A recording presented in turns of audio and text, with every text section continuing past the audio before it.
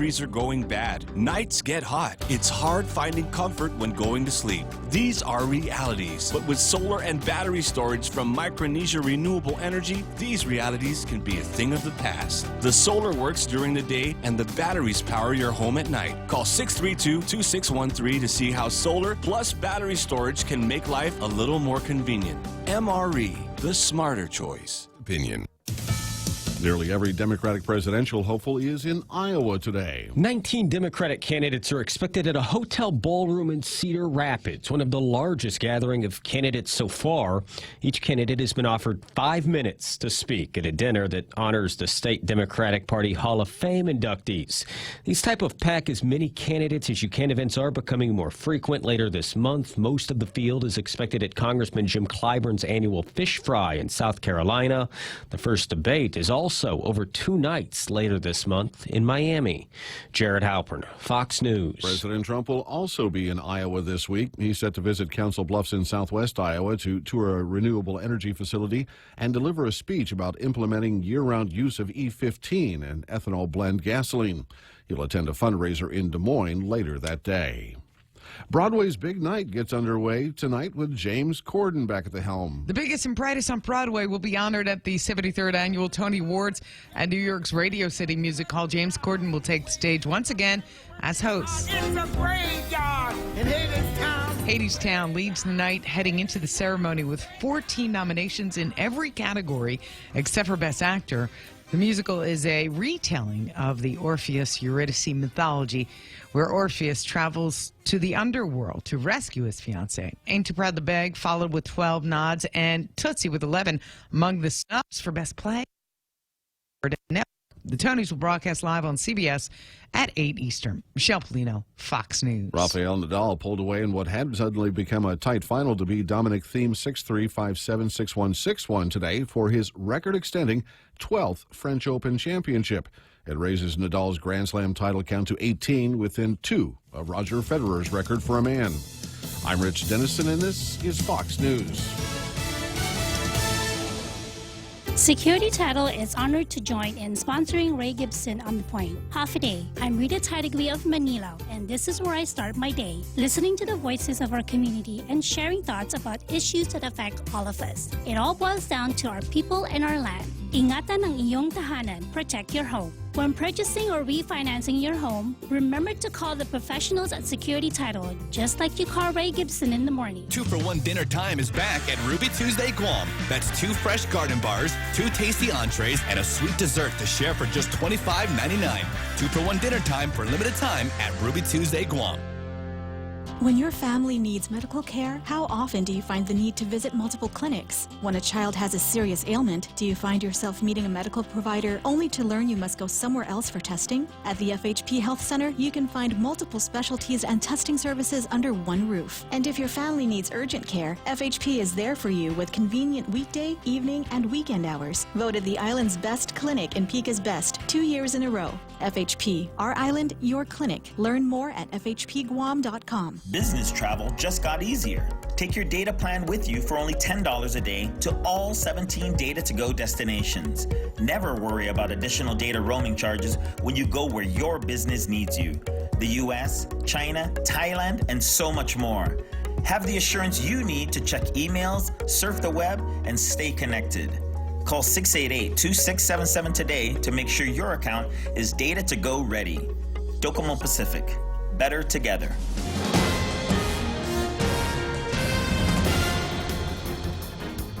Half a day and good morning, Guam. News time here at The Point is 7 minutes past 6 a.m. this Monday morning. I'm Kevin Kerrigan, and here's a look now at some of the top stories from the Guam Daily Post. Governor Lou Leon Guerrero Friday announcing that the administration is working on a plan to use local funds to pay claims to World War II survivors before Liberation Day this year on July 21st. Local legislation is now in the works to use some of the savings from the recent passage of a federal law eliminating the need for Guam to come up with matching funds to access its remaining affordable health care money. The plan is to compensate surviving Manamco only before the 75th anniversary of the island's liberation from Japanese occupation in World War II. Descendants of survivors would still have to wait for their reparations once the proposed fix to the Loyalty Recognition Act clears Congress. However, Congressman Michael San Nicolas said he supports the intent of Adeloop's quick payout of war claims, but he's concerned with the impact it may have. He said his office was not consulted about the decision, and the upcoming markup hearing on his own bill, H.R. 1365, does not include addressing the local actions. And Nicholas said he has some concerns about Adeloop's plan, including the potential for a delay in the remaining payouts and the possibility that some will be paid twice, once by the local government and again by the U.S. Department of Treasury. Guam Housing and Urban Renewal Authority is cracking down on illegal dumping activities taking place around its development properties. GURA Executive Director Ray Tapazna says over the last few months they've held town hall meetings in Agate, Maurizo, Inarajan, Talafofo, and Jonia to discuss illegal dumping in those villages. Tapazna said he suspects some tenants may be involved in illegal dumping, and we've made it very clear, he said at a meeting last week during the town hall meetings, that if you're caught dumping illegally, it could jeopardize your ability to remain in public housing. GURA has already received a written warning from the Guam Environmental Protection Agency for illegal dumping activities in a ravine area next to a GURA housing area in Agate. Tenants are required to sign up for services with the Guam Solid Waste Authority as part of their housing agreement with GURA. And the new management at GSWA is now enforcing that requirement, said Tapazna. We'll have more news after this. When it comes to power and performance, nothing compares to Dodge. And right now at Cars Plus in Mighty, you can save thousands on many Dodge vehicles in stock during our Dodge Performance Days. Like a new 2019 Grand Caravan SE, save $4,250. Or save $6,150 on a new Durango SXT. Looking for more power? Take home a new Charger SXT Plus today for only $37,689. Or save over $7,000 on a new Challenger GT. Get more power and performance at Cars Plus in Mighty during Dodge Performance Days. Cars Plus. Driven by you. Discover a new Galaxy. GTA introduces the new Samsung Galaxy S10 in 3 different sizes. The Galaxy S10 comes with cool new features like Power Share that allows you the ability to share your battery power with other devices. Or you can capture a wider world with its new camera featuring an ultra-wide lens for when you need to take pictures of the whole family. And with GTA handset payment option, you can take home a Galaxy S10 for $0 down. GTA, we start with you.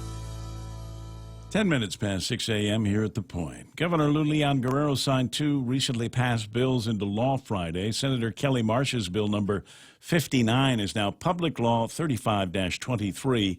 It establishes a commission to share the Chamorro perspective on the Chamorro culture since Westerners first arrived in the waters around the Marianas. The governor said she agrees that the people of Guam have been overlooked and poorly understood throughout history. Senator Tello Titegui's bill number 70 was also signed into law. It creates a task force to develop a strategy for disposing of waste oil from vehicles on island after the Cabras power plant is permanently shut down. The waste oil is currently burned at the plant, but when it closes, a new means of disposal must be found. Governor praised Senator Taitegui for her effort to protect the environment. 24-year-old Tyler Francis Regis has been arrested on allegations of fraudulent use of a credit card. Regis is accused of using a Bank Pacific ATM card from a man who died in January of last year. Bank officials discovered discrepancies in the account. They filed a complaint with the Guam Police Department, and they captured an image of Regis when he made a withdrawal from a camera at a Bank Pacific ATM. His picture was sent to the media, circulated on social media as well, and on Saturday, Regis self-surrendered to the Guam Police Department in Agana. He was booked and confined. The case has been forwarded to the AG for prosecution. For these stories and more, log on to postguam.com or pick up a copy of today's Guam Daily Post. Ray and Mike now with some weather. It says here, partly cloudy skies today, Kevin, with isolated showers. Winds out of the east, 10 to 15 miles an hour. Daytime highs today, hot 90, and overnight lows near about 79 degrees. Sunset tonight at 6:47, and we have been absolutely blessed with some great-looking sunsets over the last couple of nights here. Sunrise in the morning about 5:53. Give you an image of what Michael Knight was looking at. Where's this? When did you get this picture taken, Mike? That is not my picture. That's not yours? Nope. Was the front of the office. Are you sure? Well, it may have been from... Who's taking pictures at the front of the office if it's not one of us? That might have been from Saturday or something. I sent you one that I took Sunday, actually, from home, but that's not one that I took recently. That may be from Saturday. All right, I'll dig that one out later on. We'll take a look at the radar imagery and give people an idea of what it's going to look like now. And it's hard to tell. This looks like some kind of alien space creature here. What is that? Well, actually, there's just a bunch of unnecessary artifacts in the radar right now. Those could be flocks of birds or just little ripples of heavy cloud. There's really no rain or anything, and I'm looking at my radar on my phone, and it shows absolutely nothing. Okay. So these are just some just little weird artifacts that are popping up in the radar. It happens every now and then due to atmospheric conditions. Right now, there's really nothing. You can see on the satellite picture here, the pinks are really settling in, which means we actually have some fairly dry air over the top of us right now. High pressure pushing a band of clouds down to our south, keeping the rain down there, which is where it stayed all weekend long. And that was kind of the iffy thing that the Weather Service was talking about last week. It was whether that trough was actually going to be able to get this far north, and it never made it. So on Friday night, they actually made some pretty significant changes to the forecast, and we wound up with a dry weekend. Looking like we're going to have a dry week ahead as well. Fire danger is starting to go up a little bit more without the rain, so be careful out there. Gotcha. 6:13 in the morning, almost 6:14. That's news and weather together, brought to you by Bank Pacific, where others put branches, they place roots. The sky's the limit with Bank Pacific's secure MyCloud banking. You can access your account 24/7 with your smartphone, your computer, your iPad, or any other tablet. You can pay bills, set up alerts, check your balances, wire transfer money. It's never been easier. Enroll online or come on in and see one of our friendly staff. Digital Life, Digital Solutions. Bank Pacific. Bank Pacific, where others put branches, we place roots. Equal housing lender, member FDIC. Viva Bank Pacific. I know it as like it read his mind. I knew James Howard was going to come up and say, that's not a flock of seagulls, dude. Those are UFOs out there. That's the aliens that fly around here, and they've got that alien headquarters. It's underneath the water there. It's at the bottom of the Marianas Trench where even James Cameron hasn't gotten down to. And they fly through there and they go through. There's a little hole in the center of the island of Guam, and that's where the base is. You don't believe me, do you? All right. More on that a little bit later on. I'm really trying. 6:14, and portions of the program brought to you by the guys over at King's Restaurant. The Crazy 19 menu still in full effect out there. I said Crazy 19. Breakfast, lunch, dinner, apps, snacks, whatever you want, desserts, all on the Crazy 19 menu. Find it at King's in Tamuning and Harmon. Always open, always local. Also brought to you by American President Lines. APL is shipping the future. Micronesia Renewable Energy. You know, there's never been a better time to go solar. And the guys over at Cars Plus might still be doing their performance days. Might still have a couple of those 2018 Dodge Chargers on the lot. How about a Challenger GT? Awesome looking ride for your awesome best life. Find that at Cars Plus in Mighty. The Ray Gibson Show. Morning talk that matters. Call now, 888-TALK. That's 888-8255.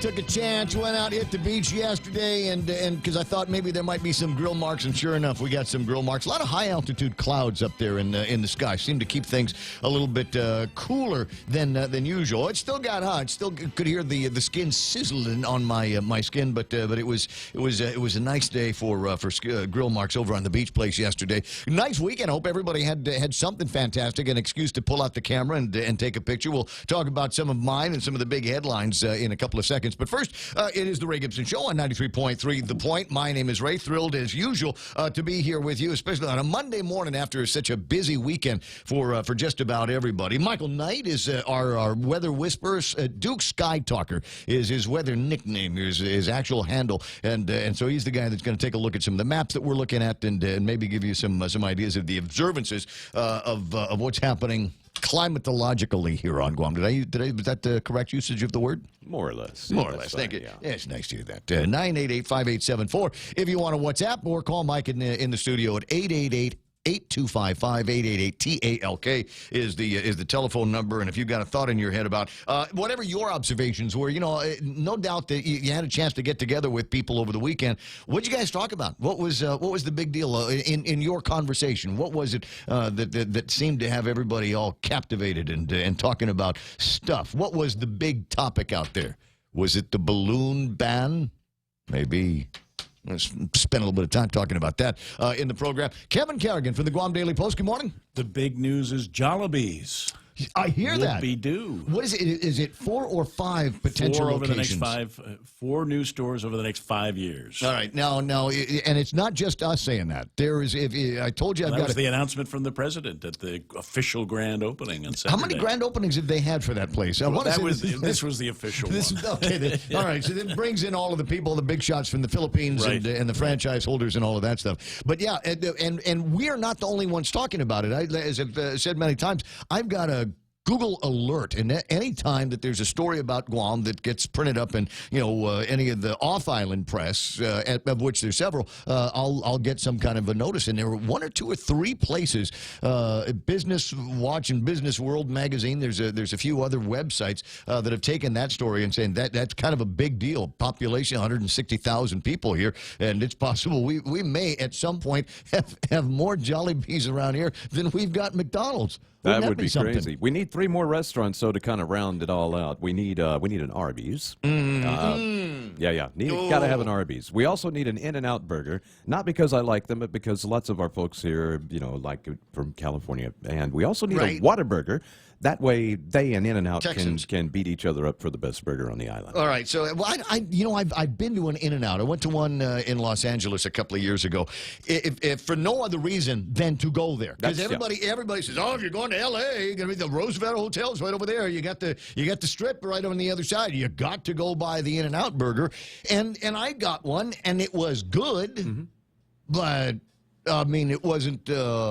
Wasn't all that. It wasn't the thing that It's not. I didn't go back at the end of the line and have another one. There you go. That's the test. I mean, when they opened up Shooters in Agania, right? I stayed away for a couple of weeks until the crowd kind of dies down, and I went in there, and it became one of those places where I think I'm gonna eat here again tomorrow, right? I was there on a Monday. I'll go back on Tuesday because I thought it was good. So I didn't get that sense from the In-N-Out burger, frankly. And I've mentioned this many times over the course of my 40 years in broadcasting. Yes, I'm going to lord that over everyone from now on, is the old House of Chinfi in Anigua.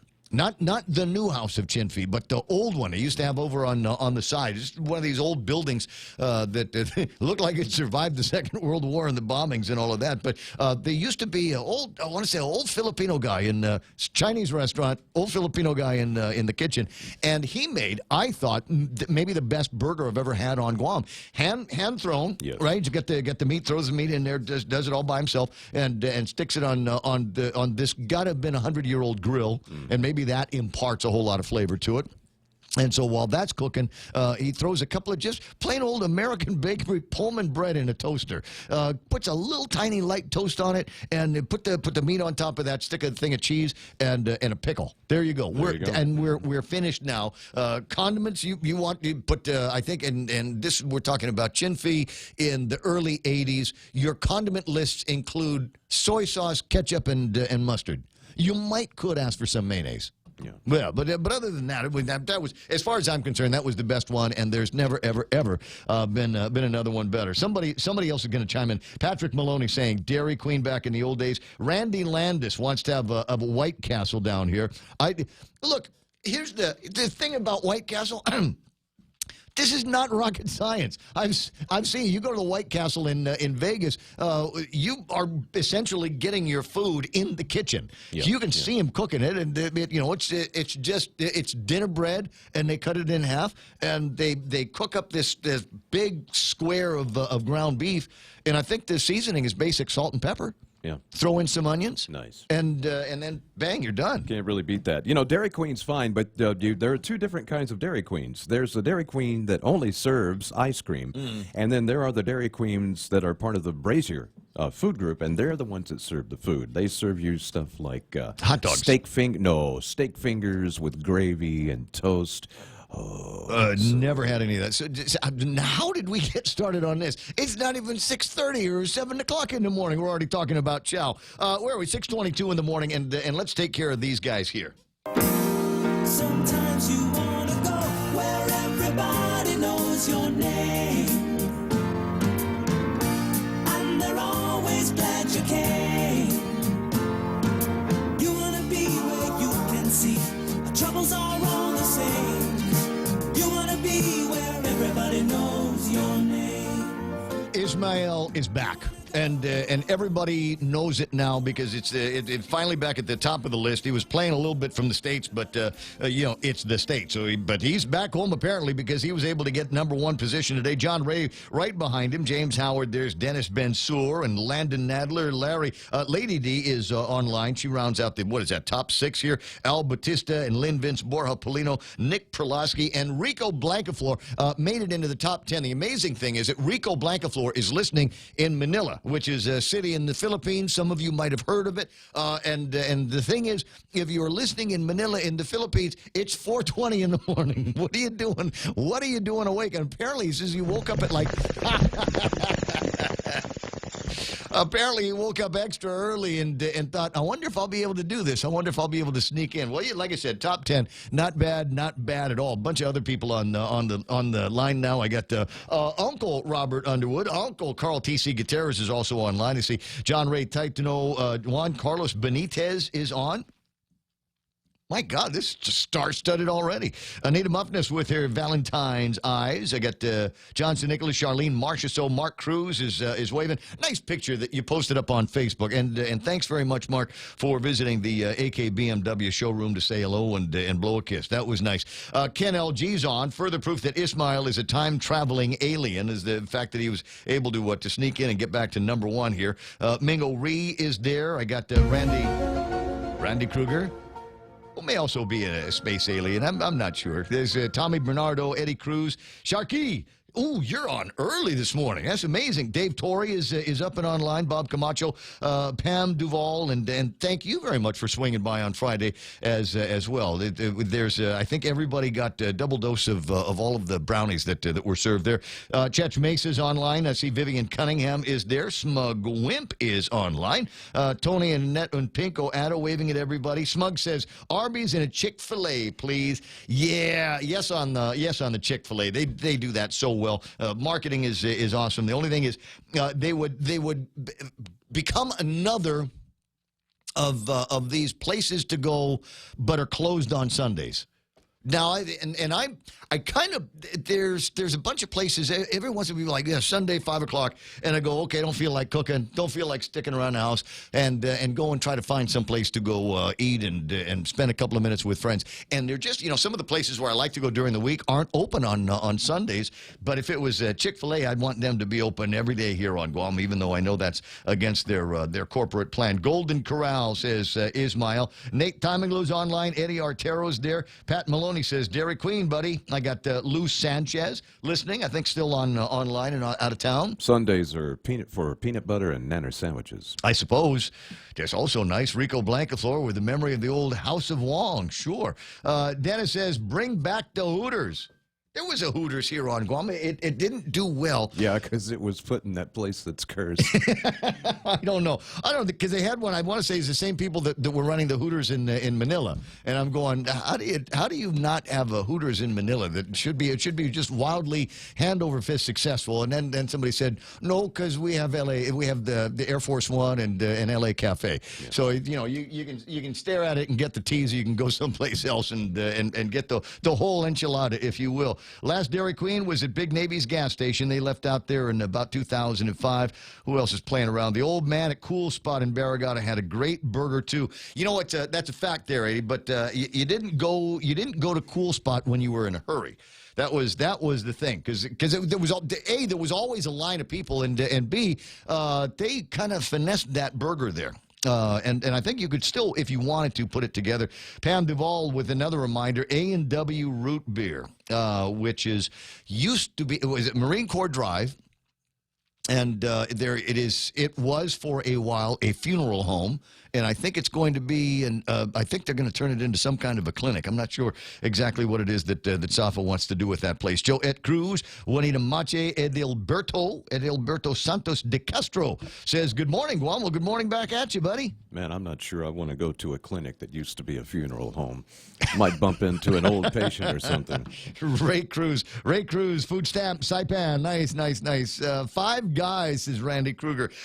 You know what? I will back you up on that one, though. Five Guys is a fantastic burger. Simplicity is the key. That's what it's all about. Anyway, 6:27 in the morning. So what'd you guys talk about all weekend? What'd you guys end up doing? There's more graduations and little award ceremonies here and there. There was some of that going on. Goofing off over on the beach with some friends yesterday. And I'd love to tell you what they were talking about, but the conversation was just all over the place. It was very difficult. It was one of those like squirrel conversations, right? So you could try to lock in on the conversation, and then somebody would say something else. And that was the conversation. So it's not like we sat around and talked about crime and machete attacks. Right. I thought it was an interesting comment on our Facebook feed here. What about the carnival? I have heard no one talk about going to the start of the carnival this weekend. How about you?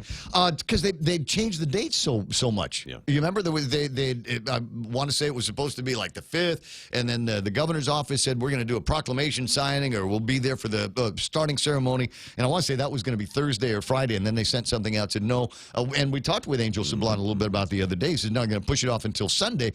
I saw that they had taken out an ad in one of the weekend newspapers, but nobody reads the weekend newspapers until Monday, babe. I don't know if anybody caught that. So that's the deal. But yeah, the carnival is open, and apparently has started it off yesterday. If you were there, love to hear from you. What was that like? 888-8255-888-TALK. Top of the table of contents today, depending on where it is that we want to go. Might want to remind you that go if you have expect a tax refund from 2018 returns, and you've got error-free up to, I think, February the 1st is where they're at now. There's supposed to be something like $6 million in refund money that's supposed to be in the mail today, bringing the total to something like $40 million since Daphne and Ed Burns started writing checks over at the Department of Administration. $40 million worth of tax refunds, and it's not that much time has passed since the first check has gone out, and this one. Do you feel it? Do you feel out there in the economy? Are you feeling that $40 million floating around here? Is the question? Is it tougher to get a seat in your favorite restaurant? Is it are there more lines for some of the services that you try to get? Gas station, whatever. Are you beginning to feel like you've got all of that business floating around out there? So that's one of the big stories that I think is out there. And obviously, there's we've got this crime thing that we've gotten. I hate to say it, but this town's starting to feel like crime island, meth island, and criminals that are either selling meth or the people that are buying it that need to be able to support that habit, going out there and burglarizing and stealing cars and doing all that stuff. And then there's the fella. The ghoulish ATM crime that's out there. Guy running around with a Bank Pacific ATM card. He was caught. Self-surrendered, is my understanding. Saturday, that's right. And decided to turn himself in. Can you imagine, though? I mean, like I said, there's something ghoulish about that. The guys, you take somebody's ATM card that's passed on and He must have felt guilty since he self-surrendered. So I'm wondering what the other side of that story is. We'll learn as we get closer and closer to it. I've got some things on the magistrate reports that I'll mess around with for you.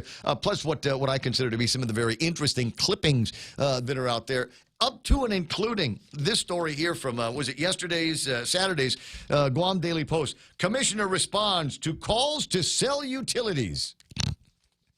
Somebody on the CC's kind of butthurt over comments made on the radios. More on that in a couple of minutes, but right now we got to break into headlines from the Guam Daily Post. Here's Kevin Kerrigan.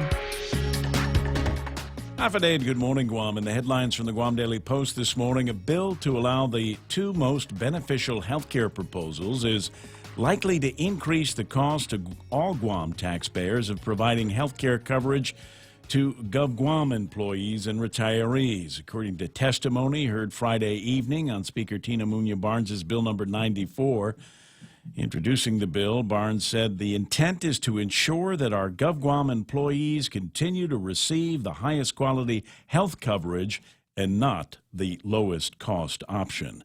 However, under questioning from Health Committee Chairwoman Senator Therese Terlahi, DOA Director Edward Byrne acknowledged that the probability is that the wider the benefit, the more it's going to cost. Guam police have arrested a 39-year-old Roque Mendiola Quintanilla on multiple burglary allegations. According to a statement from GPD spokesman Sergeant Paul Tapau, surveillance footage linked a Nissan reportedly owned by Quintanilla to at least 5 burglaries. And Saturday, Tapau says, police identified the pickup and attempted to stop it, but Quintanilla didn't comply and led police on a chase until he abandoned the vehicle and fled on foot. He was eventually caught, taken into custody. He is accused in the January 11th burglary at Changchin in Harmon, the May 16th burglary at Carrier Guam in Harmon, and the June 6th burglary at the LG store, also in Harmon, among other robberies. Quintanilla is now facing charges of burglary, criminal mischief, criminal trespass, among other allegations. The official grand opening of the Jollibee restaurant in Dededo was held Saturday, and Dennis Flores, Jollibee president, announced that the company plans on opening 4 more Jollibees on Guam within the next 5 years. Flores said Jollibee is still scouting locations for the new stores. He said it's part of an aggressive expansion plan that includes new stores in Italy, Canada, England, and Malaysia. The recently opened Guam restaurant, said Flores, is now the second highest grossing stores among Jollibee's 1,400 restaurants worldwide. For these stories and more, log on to postguam.com or pick up a copy of today's Guam Daily Post. Gotcha. 634-888-8888 is the telephone number to iConnect. Give them a call a little bit later on or swing by their website, conveniently located on the World Wide Web at iConnectGuam.com, and ask about some great plans they've got for your mobile and internet lifestyle. If you're driving, chances are you'll need gas soon. And by the growl in your tummy, a trip to the grocery store too. But don't just buy gas and groceries without getting double miles. Instead, apply for the new United credit card from First Hawaiian Bank and start earning double miles towards your next trip. Gas, groceries, getaway. With the new United credit card, apply at FHB.com. First Hawaiian Bank, member FDIC. Equal housing lender. Additional terms, conditions, and restrictions apply. Nothing traffic anywhere on Guam right now. North and southbound Marine Corps Drive up in Dededo and the Jigo area looking pretty good. I see a little bit of a slowdown over by the intersection of Marine Corps Drive and Route 3, but south of that, everything is looking all right. Some of the intersections might slow you down because they've got these lights, you see. And northbound Marine Corps Drive, if you need to take that turn to come into the iConnect building or where the radio station is, that center light there isn't changing. It's red all night long. So you're going to see a lot of cars, people that just want to hang a Louis around there, going to be waiting for a long, long time. Hopefully somebody over at DPW, which is right across the street, will recognize that and press the Control-Alt-Delete on that and reboot the system. Looking at other traffic, Marine Corps Drive, central part of the island into the downtown Agutney area, everything is looking good. Don't see anything slowing you down, not even Big Navy in Sumai. It's 6:35, and that's right now traffic here on The Point. Family Finance has been serving the people of Guam since 1959, and they'll continue to be there for you in the years to come. Whether you're looking to get a personal loan for that summer vacation or paying off those long overdue bills, Family Finance has got you covered. Apply for a personal loan from $1,000 up to $3,600 by calling Family Finance in Agutya at 475-4545, Upper Tumon at 647-5626, or in Dededo 633-4473. Family Finance, serving the people of Guam since 1959. Rediscover talk radio here. It's the Ray Gibson Show. Call now, 888-TALK. That's 888-8255.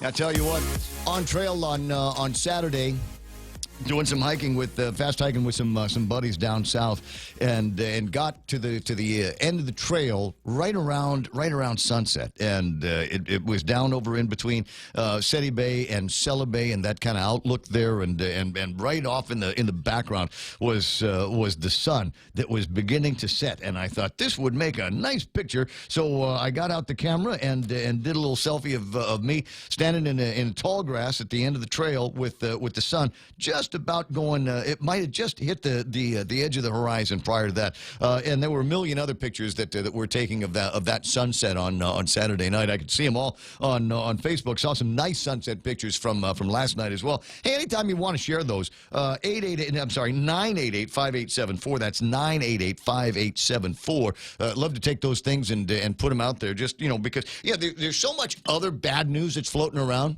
It's nice every once in a while to get into a story that does not involve crystal methamphetamine or druggies or anything like that. And there was a story. Do I have it? I want to say it is page. There it is. Page 8 of today's Guam Daily Post. And I sure do wish this story was going to be on page 1 of the Post, because I think we needed to encourage our kids to excellence. Guam's Daniel Kang brought home 2 awards from the 2019 Intel International Science and Engineering Fair, notably the largest international pre-college science competition in the world. A repeat winner at the annual island-wide science fair, the JFK High School Junior represented Guam at the fair from the 12th to the 17th in Phoenix, Arizona, came out as a 4th grand award winner in the materials science category and the top contestant of his category for the Air Force Research Lab Award, according to a news release. I don't even know if I can tell you what his experiment was, this science fair project. It's called Novel Graphene Nanoplatelet and Ket Gen Black Embedded Pigmentless Acrylic Emulsions for next generation flexible electronics. Did your head just explode there for a second? Let me just repeat that. Novel graphene nanoplatelet and Ket Gen Black embedded pigmentless acrylic emulsions for next generation's flexible electronics. Basically, making electrically conductive paint with low-cost carbon nanomaterials. We're developing students like this here on Guam. I think that's absolutely terrific. So congratulations to young Daniel Kang and his entire family. Wouldn't it be great if he was able to take the knowledge and experience he has and go on to college and get himself some kind of advanced degree in this kind of science and technology, and then come back to Guam and have a job where we can put all of that stuff at work? Yeah, that guy's gonna work for space programs or something like that. I don't know, Men in Black? Is it possible? 20 away from the top of the hour, 888-8255-888-TALK. Love stories like that when we can. We'll make sure that we can highlight them here. This one here is in Saturday's paper. I thought was interesting. I had not heard it yet. Consolidated Commission on Utilities Commissioner Francis Santos has asked the financial officials of power and water utilities to calculate the value of their agencies in response to calls for privatization. Who's been calling for privatization around here? Who is it? Who's the guy? You. Just to silence the naysayers out there, or so-called experts out there, can our 2 CFOs give us the value of what Guam Power Authority and what Guam Waterworks Authority is today? Because if we wanted to sell it, I want to throw that number out there to the people and say, here you go, this is yours. Is this something that you want to sell so my grandchildren and great-grandchildren could know we took part in selling of the Power Authority and water utility? Santos responding to apparent statements made by members of the public whom he did not name, but specified counting 3 people, and that the remarks were made on the radio. Well, I've been talking to on the radio about selling off the utilities, making another pitch towards privatization. There were 2 or 3 people I talked to last week. I'll try to remember who they are. Although now that there's going to be some kind of a pushback, maybe they want to return to some kind of anonymity. Wait. There's people chiming in on the Facebook. Says, what? Yeah, sell, says Gary Shawnols. Tall tale regulators, are they among those who are calling for it as well? I'll back you up, and I'll tell you why. It's not that I'm gung-ho Marine about selling off the utilities. It's just that there's these questions about oversteps that were made by a version of the Consolidated Commission on Utilities, and there's a lot of people that we're talking about. Well, we got to get rid of the CCU, and I'm not one of those guys. I don't want to return a wholesale return of the management of our utilities. The last people that I want to give that to is the guys over at the legislature. But that's where it was before, until once upon a time we came to our senses and said, let's unpoliticize this as much as possible and put it in the hands of commissioners. And these commissioners would work with the utilities and figure out best practices and best paths forward, like a board of directors or something like that. And there was a lot of talk about, and I remember some of the original people that were running for jobs on the CCU. I mean, there were big guys in the business leagues. There were big guys in the PEs. They had PEs at the end of their names. But all of a sudden we started getting some political names that people remember best. And those were some of the folks that began to populate the Consolidated Commission on Utilities. So we're at that at point now where maybe there is that feeling, huh? And everybody said, well, it's all politicians now, so basically it's the same as putting it in the hands of the legislature. We ought to get rid of the CCU. And I said, no, get rid of the reason that the CCU exists, if you want to do that. And that would be to take the power company and sell it to somebody that will make electricity for us. Why does it have to be the job of the government of Guam to make electricity? Really, at the end of the day, what do we want out of the government? Public health, public safety, and educate our kids, give them a decent education so they can win these science fairs in the States. And that's what we want to do with this. Well, what about the water? What about the water? Do we want to sell the water and all of the water rights out to a company, one of these multinational water companies? Won't they, at the end of the day, just rape us over the coals for increased rates? Where are they going now? Here, under our own management.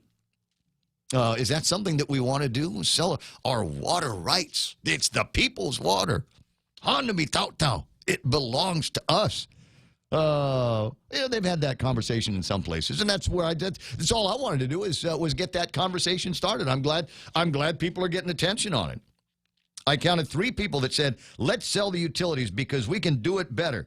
I don't know who the we is. I kind of wonder who would buy this utility on Guam. Santos said, there'll be an uprising if we try to sell the water on Guam. Everybody that's told me we own our water, never talk about selling something that we own. But nope, the experts on the radio station. Hey, let's look at it.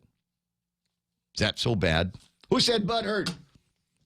Trying to remember if we're allowed to use butthurt on the radio. But at any rate, that's one of the places where we've been taking the conversation in the last little bit, and you're welcome to join it. 888-8255-888-TALK. That guy is going to replace GPA and the CCU. Not the water rights, the water delivery system.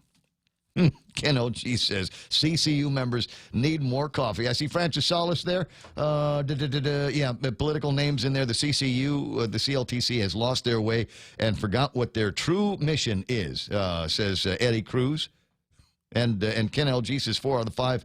What you're trying to say is 4 out of 5 commissioners are former senators, which is correct. I see Daryl Taggarty's there, Jackie Cabrera online. And more.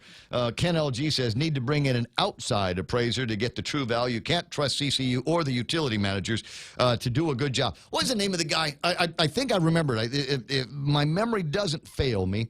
Wasn't it Chris Stahl, one of the guys that was in between, that helped broker the deal that eventually got the buyer for the old Guam Telephone Authority? I mean, this goes back 15 years, 16 years, something like that. But there's ways to do that, where you bring in somebody that it's not like we'd stick an ad in back of the Guam Daily Post.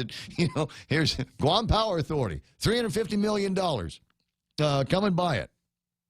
Somebody, you get somebody in, and they come and they do an appraisal and figure out what it is that we own, what the assets are, what the credits and what the debits of the system are. Figure out who's going to buy it, who's going to own our debts.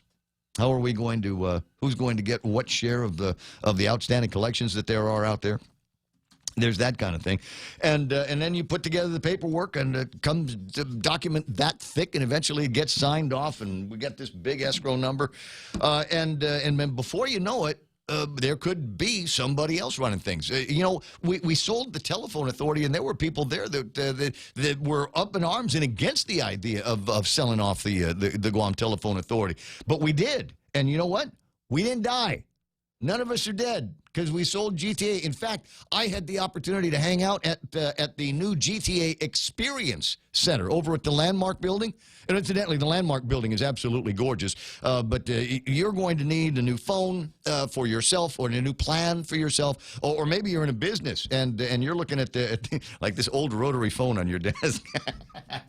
Come on, I think maybe it's time to upgrade. They can do that for you. They got these cool digital systems, and you can go in there and, quote, experience all of them at GTA. Tell you what, if it was still the old telephone company, if it was still Guam Telephone Authority, we might still be slinging old rotary phones as the state of the art. Or maybe one of those little digitals, right? What's the dual tone? The old dual tone phones. Beep, beep, beep, beep. DTMF, that's what they are. 888-8255-888-TALK. Tomas, already up on the line. Good morning. How you doing there, buddy? Good morning, sir. How are you doing? Frisky for a Monday. If Capcom would have still owned GTA, would have still be using cops on the string. But you know what? As far as the electricity is concerned, we got to ask ourselves this question. Will we have control of how much electricity a private company will sell us? Because they would have monopoly if they're the only power-producing company on the island, and they say, okay, we're gonna sell the people of Guam 80 cents per kilowatt hour. We got to pay their price because they're the only producers of power on the island. No, we still got to remember there's still a Public Utilities Commission. And the Utilities Commission would have veto power over that. They'd, in my mind, they'd be able to go back and say, no. No, you show us the numbers that justify that kind of price for a kilowatt hour. But the question is, will the Public Utility Agency have control over a private company? That's the question. Write it into the documents. I mean, the GTA Public Utilities Commission has oversight over numerous telecom companies here on Guam. If we could work it out that way, where a private company has the obligation to follow the Utilities Commission, yes. But we got to make sure that if we do that, we've got to have control of how much they sell their power to us. Well, you know? So there's all kinds of places where the utilities, where the electricity and the water are provided by a private company, a private organization, and like anything else, there are numerous cases where it appears that there has been some lousy negotiating, and certainly in the case of water. There are some companies. I remember there was, what was the name of the company that wanted to come out here? I want to say they did do some work for GWA and finish the work, and they were out. But there were people that just the mere mention of their name got people uncomfortable. I'll remember. Simon Sanchez is listening, and he knows exactly what the organization is I'm talking about. But you know, in my mind, it comes down to just being smart about putting a deal together that will always work for the people of Guam. Yeah, that's okay. That's true. We can do that. Yeah, that'll be okay. But another question that we got to ask ourselves is that if we keep selling all of our assets, what will our net worth be if we don't have any more assets because we sold them all? So we got to think about those. We got to have a long debate between the people of Guam so they can understand that if we keep selling off what we got, what would be our net worth is on the island. Okay, so I couldn't even tell you. I have no idea how GPA and GWA contribute to the island's net worth. Well, You know, and for calculation purposes, it would be nice to take some of that debt. There's between GWA and the Guam Power Authority, I'm sure that there is some debt that is accountable to the island's deficit. Not deficit, overall debt is the word that I'm looking for. And if that debt were to be taken on by another company, it would actually, I think, increase our abilities to be able to borrow funds. Yeah. Because you know, it's like they've been spun out. It's like taking their name off the mortgage. Yeah. Okay, buddy. I'll talk to you later. The rest of our credit should actually go up as a result of that. 6:52 in the. I don't have the numbers in front of me. It's not that I've been completely unprepared in this conversation. There is an abstract, if you will, on GITA's website where you can take a look at how much the government of Guam owes in total. The entire government of Guam. Not just departments and agencies that have borrowed based on legislative activities. We've got money that we've borrowed that contributes to this overall debt position that we've got on the island. You can look that up. Like I said, it's over at the GITA website, and among other important documents that you will find on that site. 6:53 in the morning. 888-825-588-TALK. Ray Tapazna on the program in the next hour. He'll be talking about cracking down on trash and crime of the Gura properties that might be being committed by Gura clients, individuals that might be living in Section 8 housing that have not yet picked up an account with GSWA and take their trash, and rather than dispose of it responsibly, might be dumping it in the boonies behind the Section 8s. So they're doing town halls and things like that. Part of it, I understand, is also a reminder that if you are a client and you are living in Gura housing, no marijuana smoking for you in the house, because there's federal dollars that are helping support your rent here. So and the federal government's not on the side of that just yet. So you're not supposed to be smoking and cultivating marijuana while you are in the Gura homes. They're the only ones that are smoking right now. They're the only ones that can afford it. Everybody, is that? I don't mean to ask like you're a subject matter expert, but if you would give me now that we've had legalized recreational marijuana acceptable here on Guam. What's it been? A couple of months now since that's been signed into law? Yeah, about that. Yeah, and so has the price gone down drastically? Is the availability of certain marijuanas, is that more accessible to the marijuana smoking community at large? Ever since the big, huge bust up there by Rev and Tax, that actually took a big punch out of the supply. Really? The guy up in Barragan Heights that had all that weed stolen? Yeah, he had a lot. That was a lot. I recall that there was jars and jars and jars of marijuana. But it looks like the inventory's rebounded a bit. Prices, same. They're going to continue to be the same until it's actually legal to sell the stuff, right. And that won't be until they get the rules and regulations figured It's out. not going to be until September if they work as fast as I know that Vanessa wants them to work. Well, see, the thing about it is you got to go through that. Then they got to get a lab here. The lab really has to be the first step, no matter what. Okay, so at the end of the day, though, the supply has not changed, but the demand has increased. So even though there was a you could look at the price of an ounce of marijuana, and that was driven by the scarcity of it, the illegality of it, the stigma that might be attached to it. Right. So now that those things have been removed, now it just comes down to there's a whole bunch of more people that want to smoke marijuana, and they'll pay whatever price they are being charged because there's still a scarcity. The fact of the matter is, the marijuana law works a lot like the gun law, in that people that wanted marijuana were smoking before the law came into effect. Sure. And the fact that they passed a law, I don't think you've had any uptick in the amount of people that are actually smoking. It's just now they realize that, I can go out onto my back porch, I can have a puff, and nobody can say anything to me. I can drive down the street, and if the policeman pulls me over, I can have a few little buddies in my pocket, and he can't say anything to me. It really hasn't changed anything up to this point, and it won't until they actually get shops open. Once there's an actual, I think you're right there. competition for the dollar, then that's when things will start to make a bit of a shift. I think competition for the discerning marijuana connoisseur and availability of different products. You know, and this is something that's come up many times in our conversation, is the fact that marijuana, being a very natural substance, is something, you know, it's like flowers. It's like making different kinds of puppies, you know. You just blend this together with that, and let's see what happens, and we'll try it out. We'll smoke it up and see if there's any additional THC, or maybe there's less THC in it. You know, maybe you've got one that's going to make you feel a little bit groovier. Maybe you've got one that's going to, you know, get you in the mood to party. Yeah, see, the legalization actually gives marijuana users a chance to turn into marijuana snobs. So now we can go into the dispensary and we can see, okay, that's got certain percentage THC, certain percentage CBD, blah, blah, blah. But you have to have a lab in order to be able to kick out that kind of information. So that's why I say that lab is going to have to be first, whether it's for recreational, medicinal, or whatever.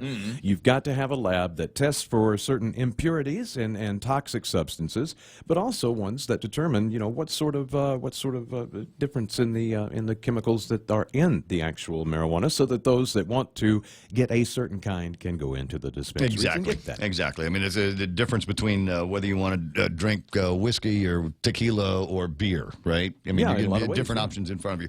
Before it gets to be the top of the hour, just a note here: if you didn't see it over the weekend, Daphne Shimizu has issued the 2018 delinquent tax assessment. Yes, it's thicker than all of the newspapers of the weekend combined. There's a whole bunch of people that have got a couple of I don't know, we'll call them holidays in their payments to the government of Guam for real property and some other assessments. That they're, I think this is all real property because it links to these pins and descriptions of the parcels that are out there. You'll look through it. You'll see some familiar names as you peruse this and in my mind, that's the sole reason why you do something like this. That's the sole reason why you put this delinquent tax notice out there, is to put the fear of God into people that, oh my God, somebody's going to see my name. Shame on you. Didn't pay the $37.45 in your real property taxes. But I got a question here, because as I said, there's a familiar name in here, and at least on one of these properties, I'm responsible for the taxes, and I've paid the taxes on that particular piece of parcel. So I'm not sure why it continues to show up. Is this would be one of those things that I have to take to the equalization branch over at the Department of Revenue and Taxation. We'll see what we can come up with in the next couple of hours of the program. I see Doris Mendiola is online. J.M. Bragg is there. That's nice. Joe Flores. Cousin Tommy Barcinas is there. Richard Leon is online. Luisa Borja-Muña is online as well. And on the air, 104.3. She's subbing for Daryl. Hope I didn't just ruin a surprise. Who else is playing around here? Margaret Bloss says, good morning, Raids, and todo Tao Guam. Therese Uggan Rigel is there. Nate Horn with the kitty cat icon. That's nice. Johnny Cruz and Randy Landis and plenty more. Thanks very much for chiming in. Hey, we got to take a quick break for news from Fox and big stories from Kevin Kerrigan next. Another round in the House for the Mueller report. I'm Rich Dennison, Fox News. President Trump says it's case closed, but Democrats have scheduled a series of hearings this coming week on the special counsel's report on Russian election meddling. The first one scheduled tomorrow. House Democrats say the hearing will be focused on lessons from the Mueller report. Rhode Island Congressman David Cicilline says Monday's hearing is about justice, not politics. This is about defending the Constitution and the rule of law. It's not just about this president, it's about future presidents and how they will regard their responsibilities in office. The American people expect us to hold this president accountable, to follow the facts wherever they lead us, and the impeachment question will be decided by the facts. But House Republicans say Monday's hearing is nothing more than a political stunt. Fox's Mark Meredith. On Tuesday, the House has scheduled a vote to authorize contempt cases against Attorney General William Barr and former White House counsel Donald McGahn for failing to comply with subpoenas from the Democrat-controlled House. President Trump today defending his deal with Mexico designed to stem the flow of Central American migrants toward the U.S. southern border. He says Mexico has agreed to enforce migration, and if they don't, he'll impose tariffs on their exports to the U.S. Minnesota Senate Republican Ron Johnson tells Fox News Sunday Congress still has work to do. We need to change our laws so that we can rapidly and more accurately determine those individuals that clearly don't have a valid asylum claim and safely return them to the home country. There has to be a consequence. We can't let this go uncontrolled the way it is. Democratic presidential hopeful Senator Amy Klobuchar says the president's threat to impose tariffs would have hurt American farmers and consumers. I think it's wrong, and I think that we should have a consistent, strong trade policy that works for everyone in America. Senator Klobuchar appearing on CBS's Face the Nation. This is Fox News.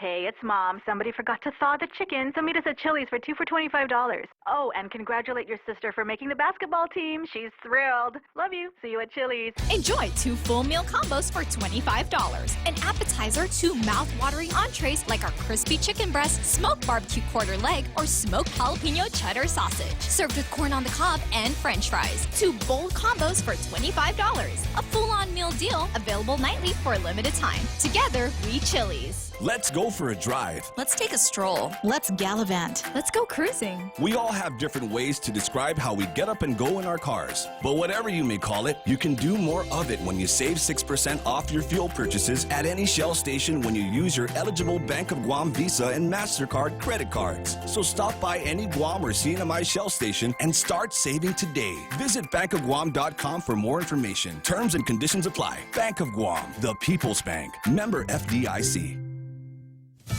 Los Angeles police officers are getting sick as homelessness rises in the city. Rotting food, trash, used syringes, human waste. The city of Los Angeles becoming a dumpster, says the LA Times. Even the police station serving Skid Row is infested with rats. It's totally disgusting. We want them to clean up immediately and make sure that all the toxins are away from the officers and their families. A detective there is being treated for typhoid fever, and 5 others show symptoms. Other officers who interact with the homeless are battling an outbreak of staph infections and hepatitis. Fox's William Lajeunesse. Hundreds of thousands of protesters in Hong Kong have marched to show their opposition to legislation that would allow people to be extradited to mainland China to face charges. Police estimated the crowd at 240,000, but organizers said more than 1 million took part. The St. Louis Blues can take home the Stanley Cup with a win in Game 6 tonight. The Stanley Cup will make the journey to Enterprise Center this evening. The question now is if it will stay put in St. Louis or if it will head to Boston for a Game 7 in the Stanley Cup final Wednesday. Blues head coach Craig Berube says his team is keeping level-headed with a 3-2 series lead and a chance to claim their first cup in franchise history. We got a big job ahead of us still. That's the way I look at it. I hope our team looks at it that way. The Bruins hopeful to even up the series and send it back to Boston. Head coach Bruce Cassidy talks shaking off that Game 5 loss. Today's a new day, so we're going to move forward. Game 6 of the Stanley Cup final gets underway at 8 p.m. Eastern. Matt Napolitano, Fox News. The total solar eclipse expected in northern Chile early next month is already drawing flocks of visitors eager to glimpse a rare view of the phenomenon through the region's clear skies. In a region spanning the Pacific coast and the Andes, tourism demand has already eclipsed offerings of some services, forcing hotels there to warn they have no rooms left for the July 2nd event. I'm Rich Dennison, and this is Fox News. 2 for $1 dinner time is back at Ruby Tuesday Guam. That's 2 fresh garden bars, 2 tasty entrees, and a sweet dessert to share for just $25.99. 2 for $1 dinner time for a limited time at Ruby Tuesday Guam. Here at APL, our core values give the company its heart and soul. Whether it's connecting your business with our global network through our newly enhanced service or investing our efforts into giving back to the community, APL is committed to serving you. We humbly honor the opportunity to find innovative solutions for you and your business. To learn more about our enhanced service, call 588-4651 or visit www.apl.com/Guam for more details. Experience the Take Care difference. Take Care members can count on accessing a high-quality, credentialed network of on-island providers, including the convenient one-stop FHP Health Center and Urgent Care, access to an extensive off-island network of providers, and the island's largest offering of free fitness classes and health education programs. You can count on Take Care to deliver comprehensive, accredited insurance coverage and quality health care when and where you need it. Take Care. Our island, your health plan. Learn more at takecareasia.com. KFC has finally answered the world's most important question. What came first, the chicken or the egg? And the answer is both. Introducing KFC's KFC AM, their new Southern and local-inspired breakfast. AM-loaded platter with chicken fried rice, waffles, and Colonel's chicken congee. KFC also has your all-time favorites, AM chicken and egg wraps, Southern biscuit and sausage sandwich, and hash browns. So for finger-licking good mornings, AM will never be the same at KFC. KFC, it's finger-licking good.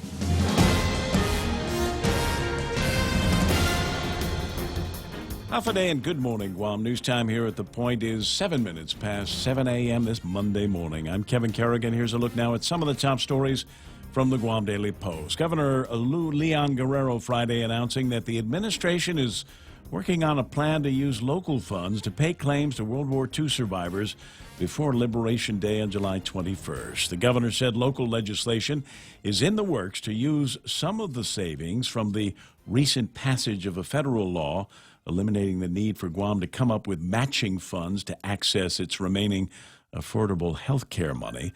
The governor said she is working with Speaker Barnes on a plan to compensate surviving Manamco before the 75th anniversary of the island's liberation from Japanese occupation in World War II. The idea is to compensate living survivors only. The immediate descendants of the survivors would still have to wait for reparations once Congressman Mike San Nicolas's proposed fix to the Loyalty Recognition Act clears Congress. However, San Nicolas told the Guam Daily Post in a statement Friday he was never consulted about the governor's plan and he has some concerns about it. While he supports the intent of Adeloop's quick payout for war claims, he thinks it may delay the remaining payouts and it might lead to double payouts for some, one from the local government and another from the U.S. Treasury. A bill to allow the two most beneficial health care proposals is likely to increase the cost to Guam taxpayers of providing health care coverage to GovGuam employees and retirees. According to testimony heard Friday evening on Speaker Tina Muñoz Barnes's Bill number 94, would effectively reverse the cost savings. Introducing the bill Friday, Barnes said the intent is to ensure that our GovGuam employees continue to receive the highest quality health coverage and not the lowest cost option. However, under questioning from Health Committee Chairwoman Senator Therese Terlahi, DOA Director Edward Byrne acknowledged that the probability is that the wider the benefit, the more it's going to cost. The measure, if passed, would overturn current law limiting the GovGuam health care plan to the single most economical and beneficial plan. That law is based on a bill introduced by former Speaker Benjamin Cruz, who proposed the measure in an effort to limit the skyrocketing cost of health care for Guam taxpayers. We'll have more news after this. Hey, welcome to this Subway ad for the new club collection. How do you want it? I'll take a book club. Absolutely. So, last week we sunk our teeth into Subway's meaty new release, the Steak Club. I didn't finish it yet. Oh, not again, Sandra. This week, it's the new Southwest Chicken Club, also by Subway. No spoilers, but there's a tasty twist. Jalapeno cheddar bread and guacamole? Sandra, get out. Subway, make it what you want. Good ending. Limited time only at participating restaurants. When it comes to power and performance, nothing compares to Dodge. And right now at Cars Plus in Mighty, you can save thousands on many Dodge vehicles in stock during our Dodge Performance Days. Like a new 2019 Grand Caravan SE, save $4,250 or save $6,150 on a new Durango SXT. Looking for more power? Take home a new Charger SXT Plus today for only $37,689 or save over $7,000 on a new Challenger GT. Get more power and performance at Cars Plus in Mighty during Dodge Performance Days. Cars Plus. Driven by you. 10 minutes past 7 a.m. here at The Point. Guam police have arrested 39-year-old Roque Mendiola Quintanilla on multiple burglary allegations. According to a statement from GPD spokesman Sergeant Paul Tabao, surveillance footage links a Nissan reportedly owned by Quintanilla to at least 5 burglaries. On Saturday, Tabao says police identified the pickup, attempted to stop it. However, Quintanilla did not comply and led police on a chase until he abandoned his pickup and fled on foot. Quintanilla was eventually caught, taken into custody. He is accused in the January 11th burglary at Changchin in Harmon, the May 16th burglary at Carrier Guam in Harmon, and the June 6th burglary at the LG store, also in Harmon, those among other robberies. Quintanilla is now facing charges of burglary, criminal mischief, criminal trespass, among other allegations. About 1,600 tax refund checks are being mailed out today. The checks total roughly $6 million and cover error-free returns filed on or before February 1st. The refund checks also reflect garnishments deducted from taxpayers who owe debts to the government of Guam. For these stories and more, log on to postguam.com or pick up a copy of today's Guam Daily Post. Ray and Mike now with a look at weather. Let me see what we've got today. Partly cloudy and isolated showers. Your standard Guam forecast here. Winds out of the east, 10 to 15 miles an hour. Going to be hot today. 90 degrees on the thermometer. Might feel a little bit warmer. There's lows near 79 degrees. Watch the sunset at 6:47 tonight. Sunrise tomorrow morning should be about 5:53. A lot of dry air out there, and we've got some. It's probably like lizards or something like that on the radar machine over at the National Weather Service, which is why we're getting this weird kind of image. Yeah, what'll happen in a lot of cases, we've heard of the term virga, and I've actually sent pictures of virga. It's rain that falls from the clouds but evaporates before it hits the ground. Well, sometimes radar will pick up that virga, so whereas there may not actually be any rain falling, the radar will show some of those showers moving across. I think that's what we're seeing here. Maybe some showers up to the north. I know there are quite a few showers way down to the south, and that's almost out of our radar range. The long and short of it is we're not going to see a whole lot of rain for us over the next several days. The atmospheric situation changed quite a bit. And one thing I want us to look at on satellite, and I was talking to my weather friends in our my other group, it's kind of odd. You have friends besides me? I do, actually. I have one or two. And I don't have to pay them. So, got some blobbage down to the south. That's the near equatorial trough, the ITCZ as they call it, but it's way down south. It's down south of 5 degrees north latitude. If you look up at the very far top of this radar picture, you will once again see these waves of energy, the frontal activity that for some reason is starting to come back down. What we call this, it's a climatological feature. It's an East Asian monsoon, also known as the Mayu front or the Bayou front, depending on whether you're in China or Japan.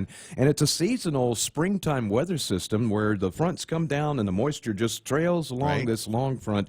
It's kind of a semi-stationary thing, and it usually lasts, 3 or 4 months, but it slowly progresses to the north.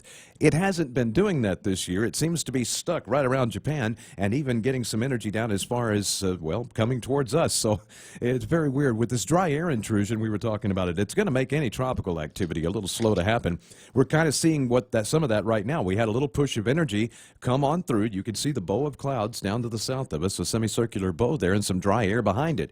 That's what happened. We had a little pulse of energy come on through over the weekend and kind of mess up what the forecast was. Long and short of it is we're not going to see much rain. It's going to be pretty warm out there. All we can hope for is some clouds like you talked about, like we had yesterday, to kind of put a damper on things. And it was nice. Cool I tell you what, it was warm enough that you could get grill marks, but it wasn't blazing hot. That's right. And I think it made it so that the air conditioner didn't have to work quite as hard. 7:14 in the morning. That's news and weather together here on The Point. This is Ronnie. Ronnie is about to break his piggy bank. Come on, piggy bank. Ronnie wants to upgrade his smartphone. And this piggy's gonna help me. If Ronnie had signed up for GTA's handset payment option, he could have selected a new smartphone with an affordable monthly plan. I could have what? Exactly.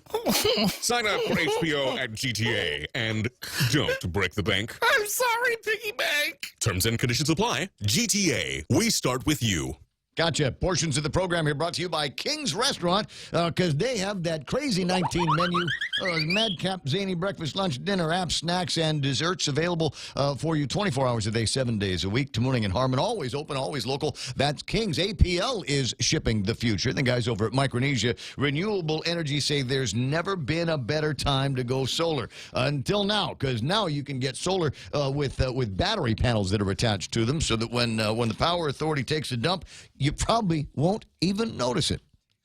Takes a dump. That's what I said. Might be a little smell associated with that. It's Jerry Roberts questioning my unique use of the English language. Is that what that was? Yes, it was. And then there's Cars Plus. And maybe your dream car when you were a little boy was a Dodge Charger. Well, they've got Chargers now for sale. You're going to love this. Financing as low as 1.99% APR. Write them with any bank you want to talk to. 5 years, 60,000-mile limited powertrain warranty. Performance Day is going on now at Cars Plus in Mighty. The Ray Gibson Show.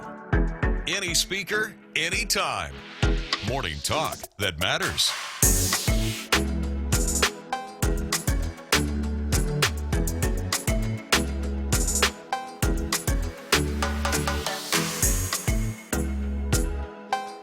Boy, it's a problem with Facebook this morning. Unable to hit that feed right now. I'm looking at my gizmo, and it's telling me that it's having a hard time locking in on Facebook. Crazy thing is, all of the other feeds seem to be working. Every once in a while, that'll happen with Facebook.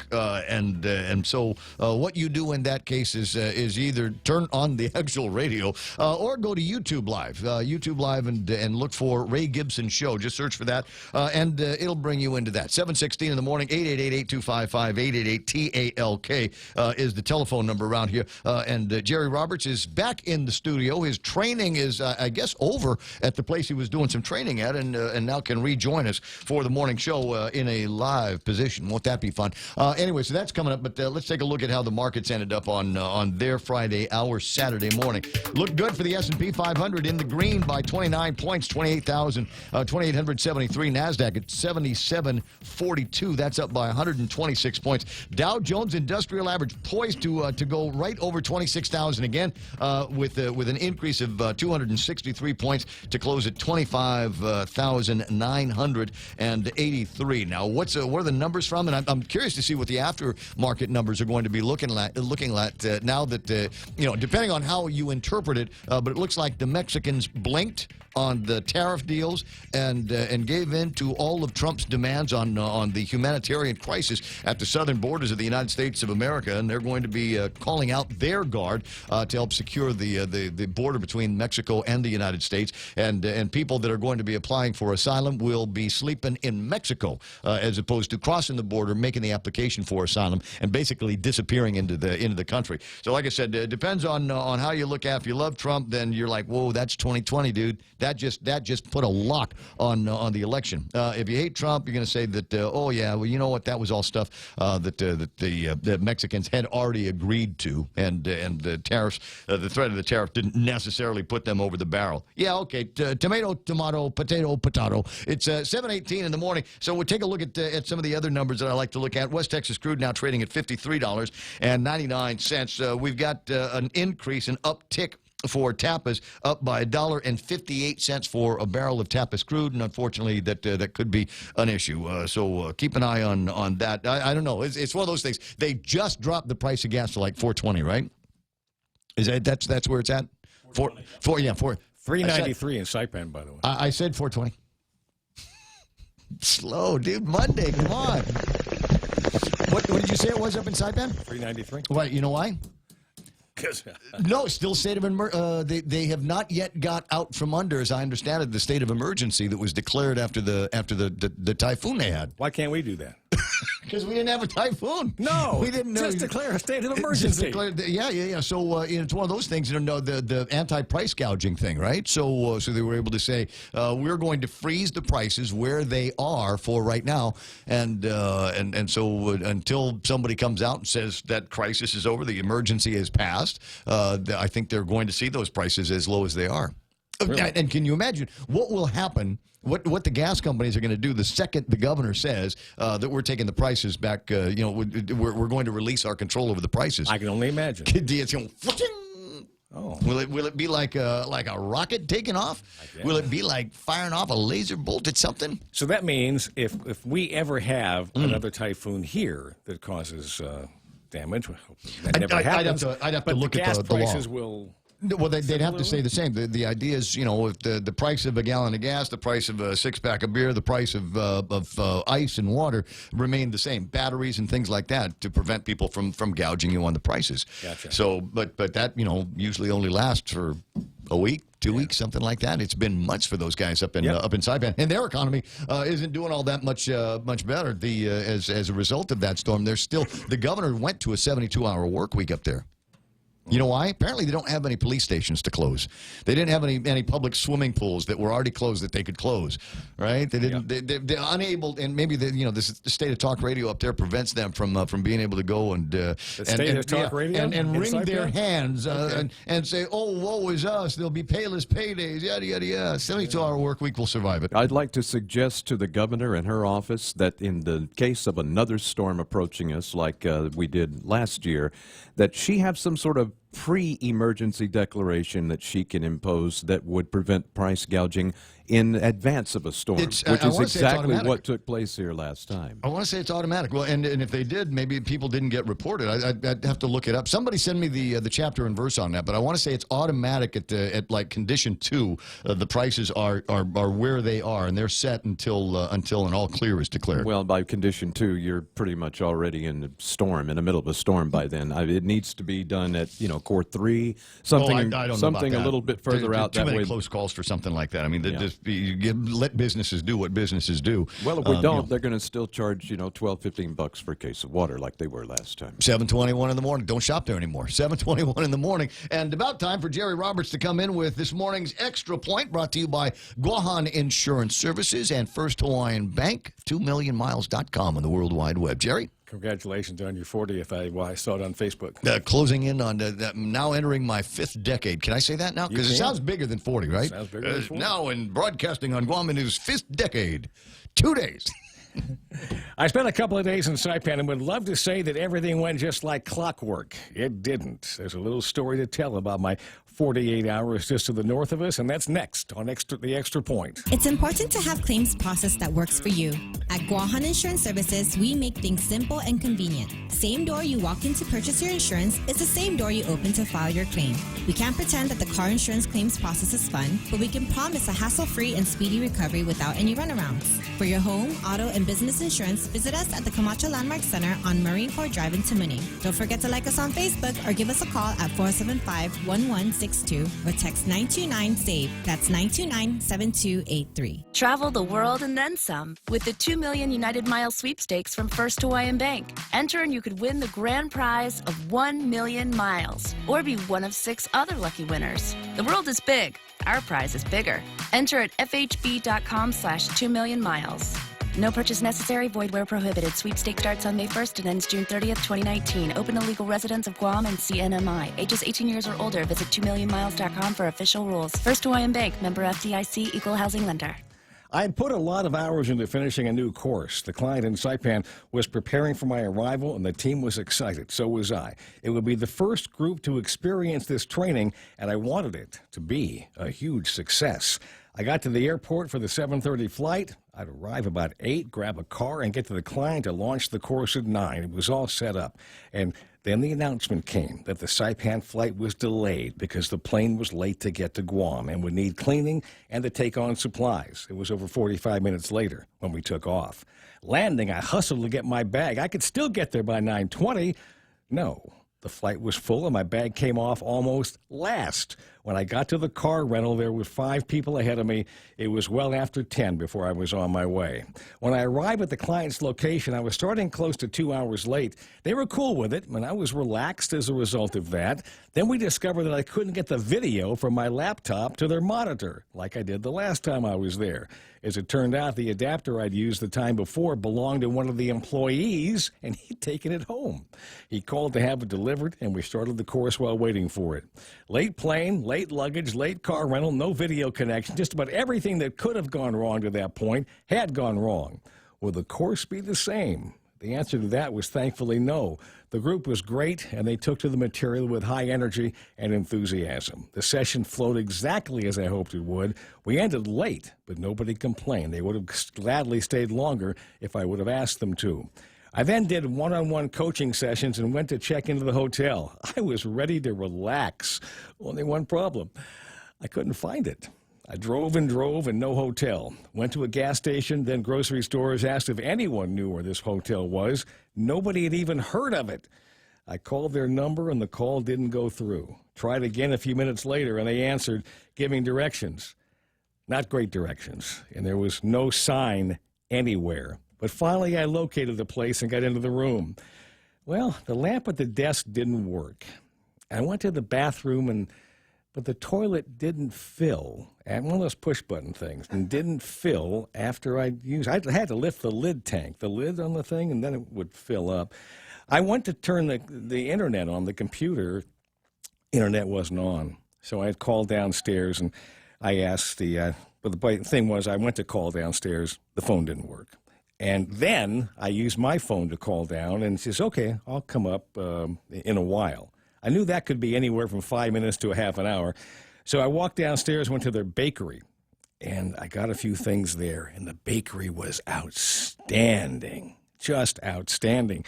So that's a win. I get back up to the room, the door, knock on the door, the girl comes in, and she walks in, and the internet goes on almost as soon as she walks in the room. It was one of those experiences, right? Like just her aura turned the thing on. So that was working. So I'm relaxing, and I'm eating, and then I decided to go in and take a shower. And they had one of these rainfall shower heads, and the water was hot. And I was in there for an hour, no exaggeration. And I would have pulled the bed into that shower if I could have. I crawled into the bed, and the bed was wonderful. I slept like a baby. Day 2 began with more of the bakery, and everything went precisely as I planned for the second day. Hallelujah. Another long shower, good sleep, and the flight home was perfect. So many things had gone wrong, but the client was great. They told me the course was great. The hotel had issues, but with that shower and the bed and the bakery, I'll be back. Yeah, a lot went wrong, but it all ended up very right. That's the extra point. Get out there and make something good happen today for 93.3. Oh, no, you can do that because there was definitely a sob story going on in there. Yeah. Oh, you get the Saipan and get 93.3. The airplane. Wiping my tears. I had to walk from the airplane to the airport because they don't have jetways there. Don't have any. Oh, I like that part of it. Yep, being outside. Yeah, being That's outside. not so bad. I That's love not that. so bad. And Saipan, it's great. What hotel was this that you couldn't find? I don't think I'm at liberty to say that because they're owned by folks down here. Oh. Anyway, for 93.3, the Ray Gibson Show, Guahan Insurance Services, and First Hawaiian Bank. I'm not giving names. I'm Jerry Roberts. I got you. No, but the other thing is. Okay. They said they're almost finished building 65 new units. And only 20 units in this thing, real small. They're building 65 new units to be finished over the summer, and the girl said she thinks this one might have a sign on it. Really? Yeah. Okay.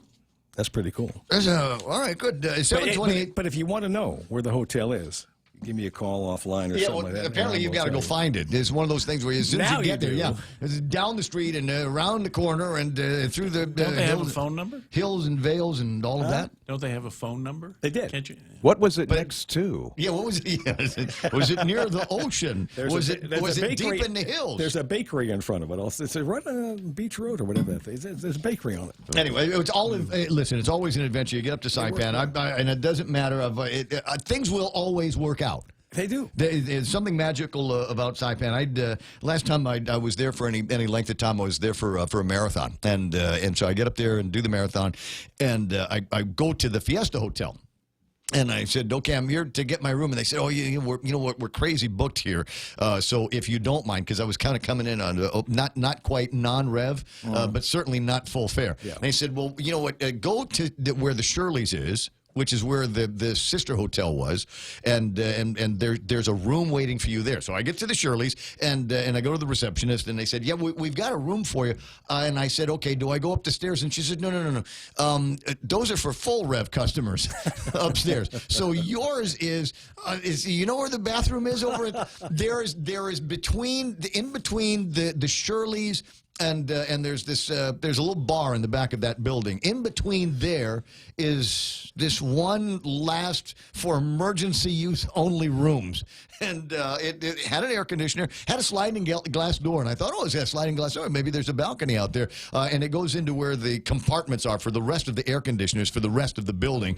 So didn't spend a whole lot of time out there enjoying that balcony and the fresh air. But it wasn't a bad room. And, the blessing is I wanted to eat at Shirley's for breakfast there anyway, There and you it's go. right around the corner. And I could still take advantage of the amenities over at the Fiesta, which is, a 4-minute walk from there. So it wasn't that big of a deal. Like I said, Saipan is an adventure. You know what I like to do around this time of day where it's possible is remind everybody about some of the cool things that are happening that are going to be coming up. I had on the phone, it was all charged and ready to go, a link. There it is. The Department of Labor's got a free clinic that's going to be taking place this week. I want to say it is the Labor Clinic for Businesses, the Fair Chances Hiring Process Act. There was a once upon a time where you take a look at somebody and they look good, and then they bring in their court clearance and they're machete wielders, and you go, well, I don't want to hire this guy. But they've come out with the Fair Chances Hiring Process, which stipulates where and when and how you might be able to not hire somebody. Rescind your offer. Yeah, kind of, sort of. And I forget what it is, and that's why they're having clinics on it. Attendees will learn how to navigate through the Fair Chances Hiring Process, which applicants will not be required to disclose or any information regarding their criminal history until the time that a conditional offer of employment has been extended. Then they can come forward. But you've already extended them the offer, and they're going to say, oh, you're not hiring me because I'm a machete wielder. Anyway, attendees will also learn and understand best practices, general rules, plus FCHPA tools used to help assist employers when deciding to recruit or fill their staffing needs. So answer to the question is, if you don't want to hire guys that might have criminal records, either don't have openings or only hire family, because every time I've thought about that, It's a crazy law. I always thought it was a kind of a minefield. Mike? Yeah, don't miss out on the machete dude, though, because our fence is looking pretty ornery out there. Is it? Could use some clearing. On a couple of days here, the wide area workflow. Do you have a federal contract and need to get paid? Guam PTAC will explain federal invoicing procedures using the WAWF system. All right, that's PTAC, and you can get a hold of those guys at 735-2596. The Fair Chances Hiring Process, that's all at the Department of Labor, and if you want information on that, find Director Cho, and she'll be able to help you out. Her real name is Hannah. Around 300 vacancies in education. GDOE is going to be having a job fair 10 to 2 day after tomorrow at Ukadu High School. And if you want, if you've got any skills, they might actually do some on-the-spot interviewing while they're doing that. So if you're looking for employment, those are the places to go. And if you're very, very lucky, the people that hire you will hire Jerry to do some training. Oh, my goodness. Did you like that? Just wrap in that plug. You are so smooth. 7:33 in the morning. It's 40 years in radio, into my 5th decade. And it's can working. I just lord that over everybody now? Yes, you can. I suppose so. 7:33. It's time for headlines from the Guam Daily Post. Here's Kevin Kerrigan. Half a day and good morning, Guam. In the headlines from the Guam Daily Post this morning, the Guam Housing and Urban Renewal Authority is cracking down on illegal dumping activities taking place around its housing properties. GURA Executive Director Ray Tapazna says over the last few months, GURA has held town hall meetings in Agate, Maritzo, Inarahan, Talafofo, and Jonia to discuss illegal dumping in those villages. At a GURA board meeting last week, Tapazna told board members that some tenants are suspected to be involved in illegal dumping. Tapazna said, we made it very clear during the town hall meetings that if you're caught dumping illegally, it could jeopardize your ability to remain in public housing. GURA has already received a written warning from the Guam Environmental Protection Agency for illegal dumping activities in a ravine next to a GURA housing area in Agate. 24-year-old Tyler Francis Regis has been arrested on allegations of fraudulent use of a credit ATM card. Regis is accused of using the Bank Pacific ATM card to withdraw funds from the account of a man who died in January of last year. Bank officials discovered discrepancies with the account. They filed a complaint with the Guam Police Department and released a picture of Regis taken by a camera at an ATM when he made a withdrawal using the dead man's ATM card. His picture was sent to the media and circulated on social media as well.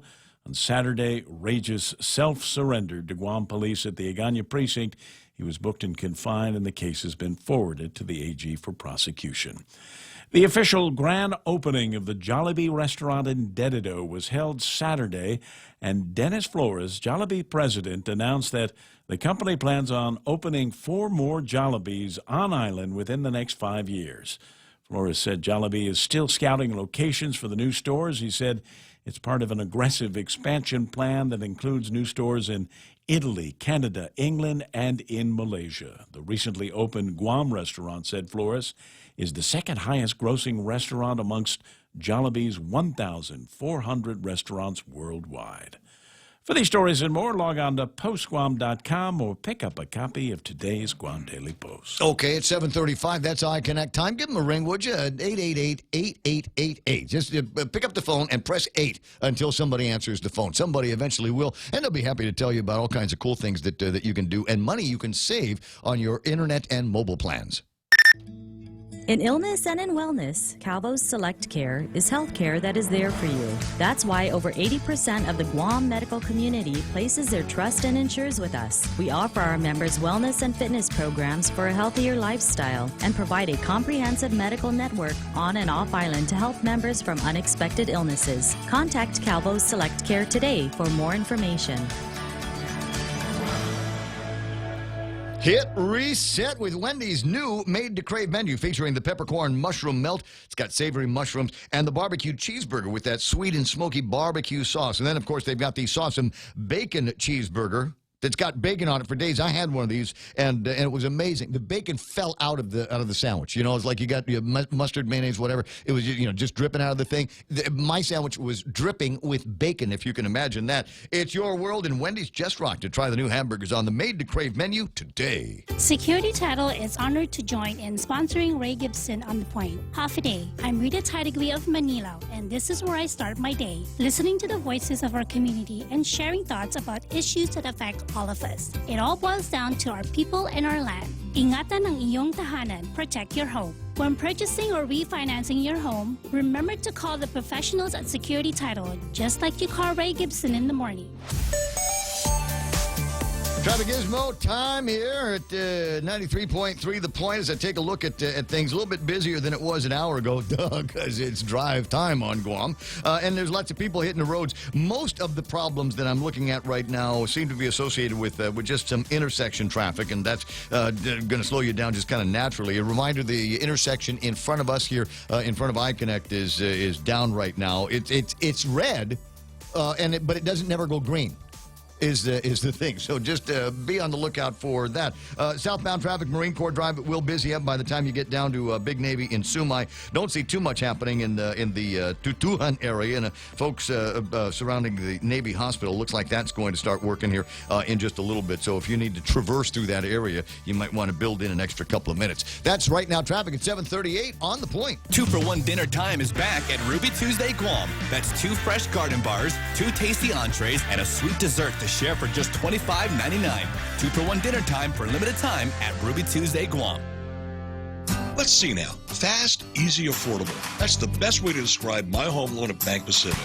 Fast, because we give quick decisions. Easy, because we've cut back on the paperwork. Affordable, because today's home loan rates are still so low. So see us today to refinance or consolidate, or to buy or build your new home and save yourself some money. Bank Pacific, where others put branches, replace roots. Equal housing lender, member FDIC. Viva Bank Pacific.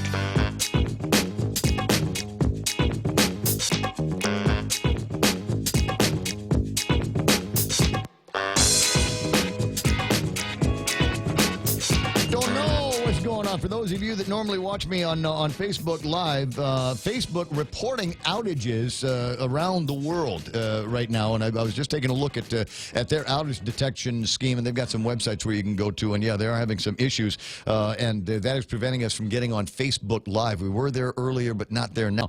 If you still want to play, if you still want to, it's a similar experience, go to YouTube Live. We streamed it there as well. So James Howard's already online. He says that Docomo down up in the north, but if I'm streaming to YouTube,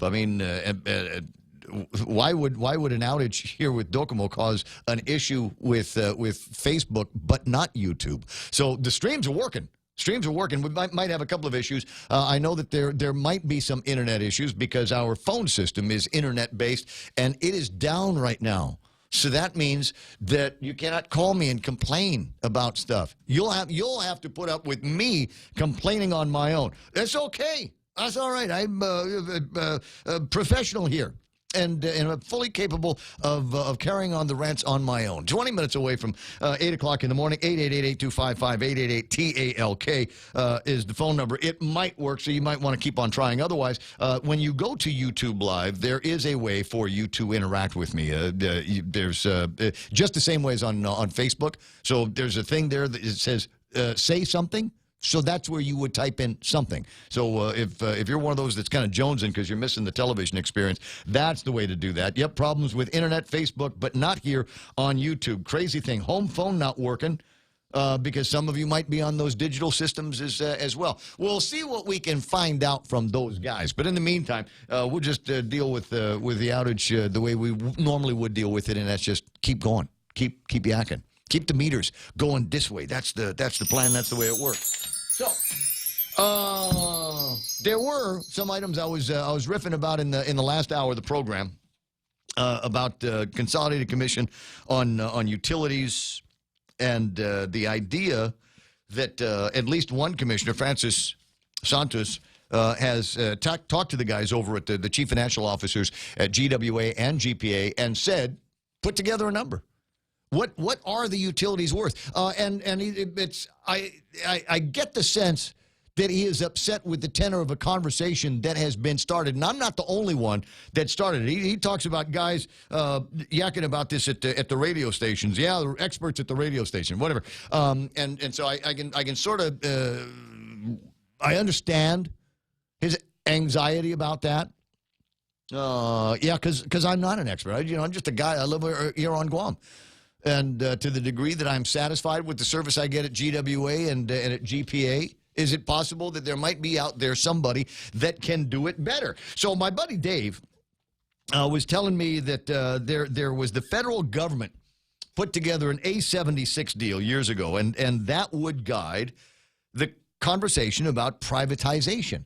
And basically the way the A76 works is if the industry could perform the function at 10% or 10% or greater of a percentage of efficiency than the government could, then they would start figuring out how to sell it out. So the question that I have, is it possible that there is somebody out there that could operate the Guam Power Authority with 10% more efficiency as the dollars come in? And you take a look at the spend, and I don't know, how do you want to characterize that kind of productivity? Is it a number of kilowatt hours that we create that are billed? Is that how you want to do it? Do we want to be able to say that Government of Guam and GPA does power like this, and these are the costs? If we have somebody come out here and say that the kilowatt hour charge could actually be lower by 10%. What's that going to be? 2.9 cents? 3 cents? If somebody could come out there and give us a 3-cent break on a kilowatt hour, it might be a target for privatization. I'm sure there's other factors, right? But that to me is kind of interesting.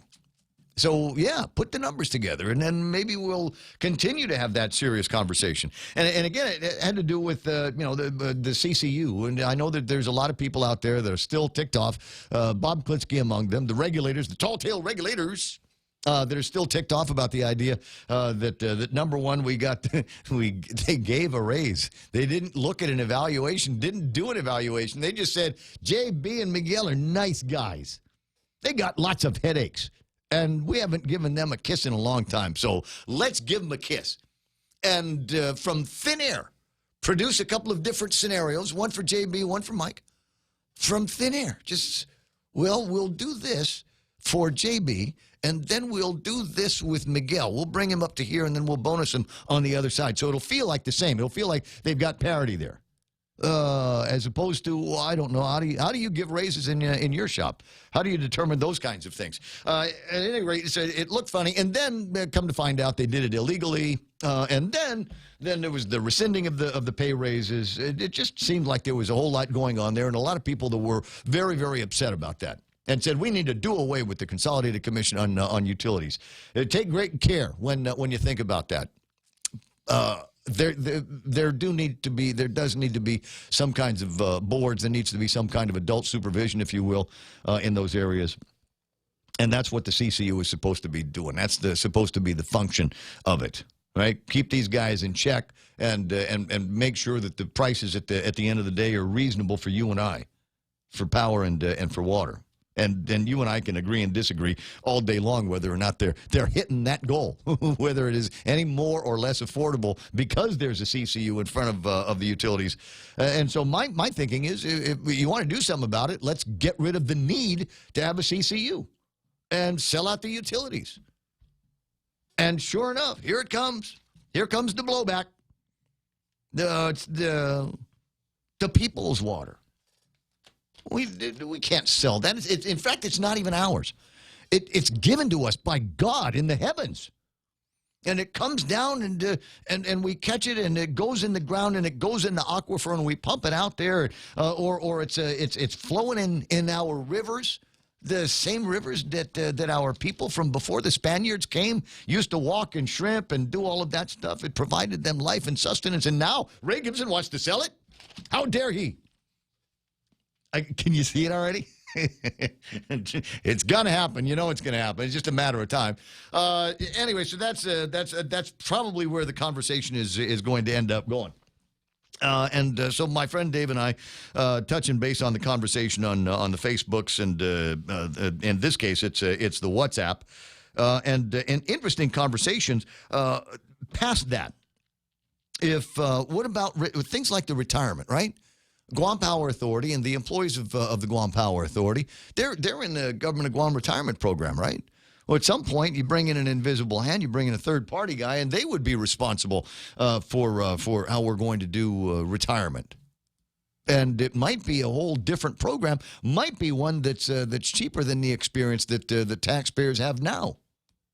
Or maybe a different way to do health insurance if a private company was behind that conversation, right? So we might have some immediate savings as ratepayers. There might already be some immediate savings that get built into it.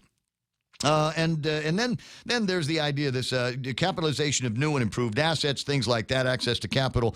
But he says, to be honest, 15 years down the road, the private industry probably screw things up. And in that case, I said, well, let's build in a reversionary clause so that if they're not able to provide that 10% or greater efficiency number to ratepayers, then it comes back and can become a utility for the government of Guam, or we are then able to resell the asset to somebody else.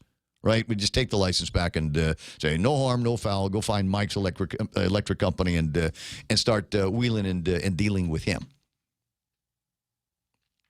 Then he brought up the receivership.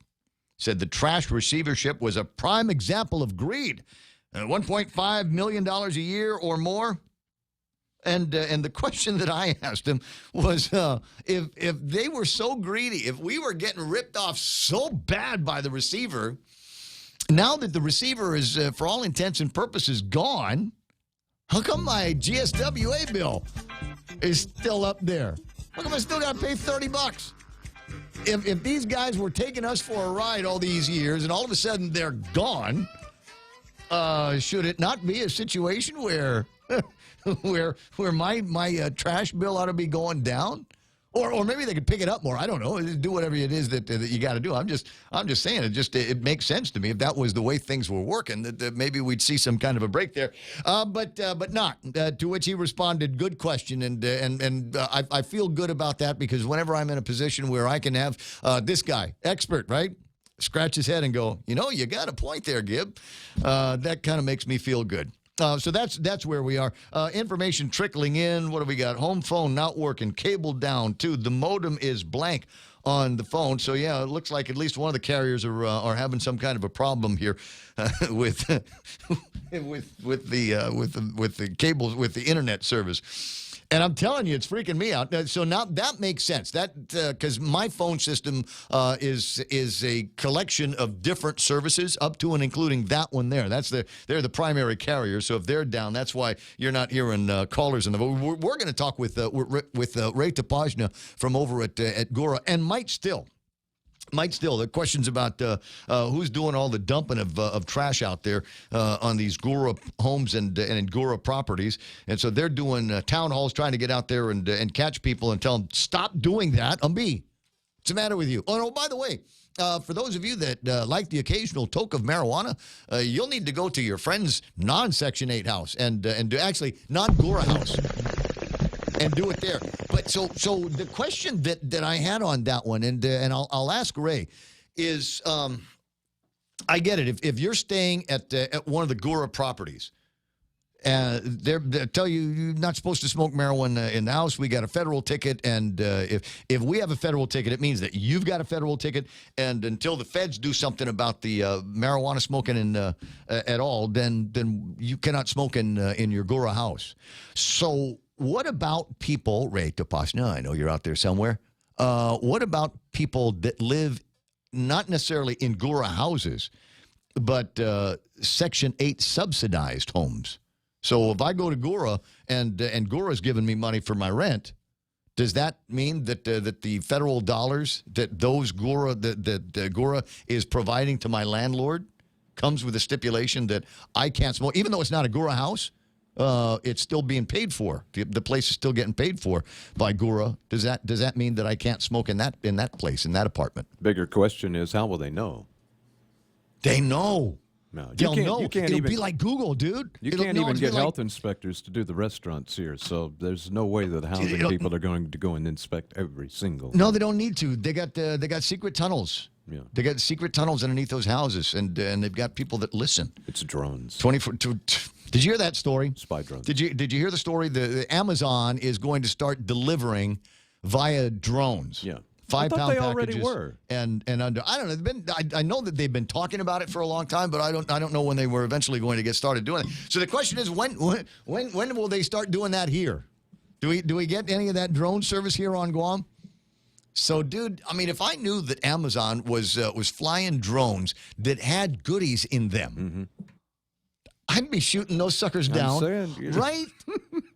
Right, and you wouldn't even need to really shoot them down. I mean, there might be a way that you could send up enough, like a concentrated signal of radio jamming frequencies, right? You know, I heard that story over the weekend too, and I was wondering how exactly is that going to work? Does the drone come to your front door and knock on the door? You open the door, and there's this suspended flying object in front of the door, and just hold your how hands does that out. work? I don't know. Yeah. I don't know. The world that these people have imagined for us, and the ways that we'll be receiving those goods and services down the road, I have no idea how that's going to play out. What if you live in an apartment building like Mike does? Right. Will it fly up to Mike's door? Excuse me. We open the door. It's the drone. Yeah. Here's the funny thing is you can train certain birds of prey to take the drones out. And they're carrying some pretty expensive stuff with them, so it would be worth the investment to get a bird or two. I'm just saying, because, you know. Oh, you've overthought this already. I'm way up ahead of it. Birds of prey, yes. 2 birds of prey could easily net you several thousands of dollars and It'll stuff be the every day. falcons. We'll all be like those Arab sheikh guys and train falcons to go and catch Amazon drones. And think about it. It's not like walking up on someone's porch and stealing their bag where they get camera shots of you and stuff. No, all they saw was a bird attack the drone, get the package, and fly away somewhere. What? Never to be seen again. We would be the perfect place for Amazon to roll this out because we don't have any birds. The snakes ate them all. Right, and they can't really go far either.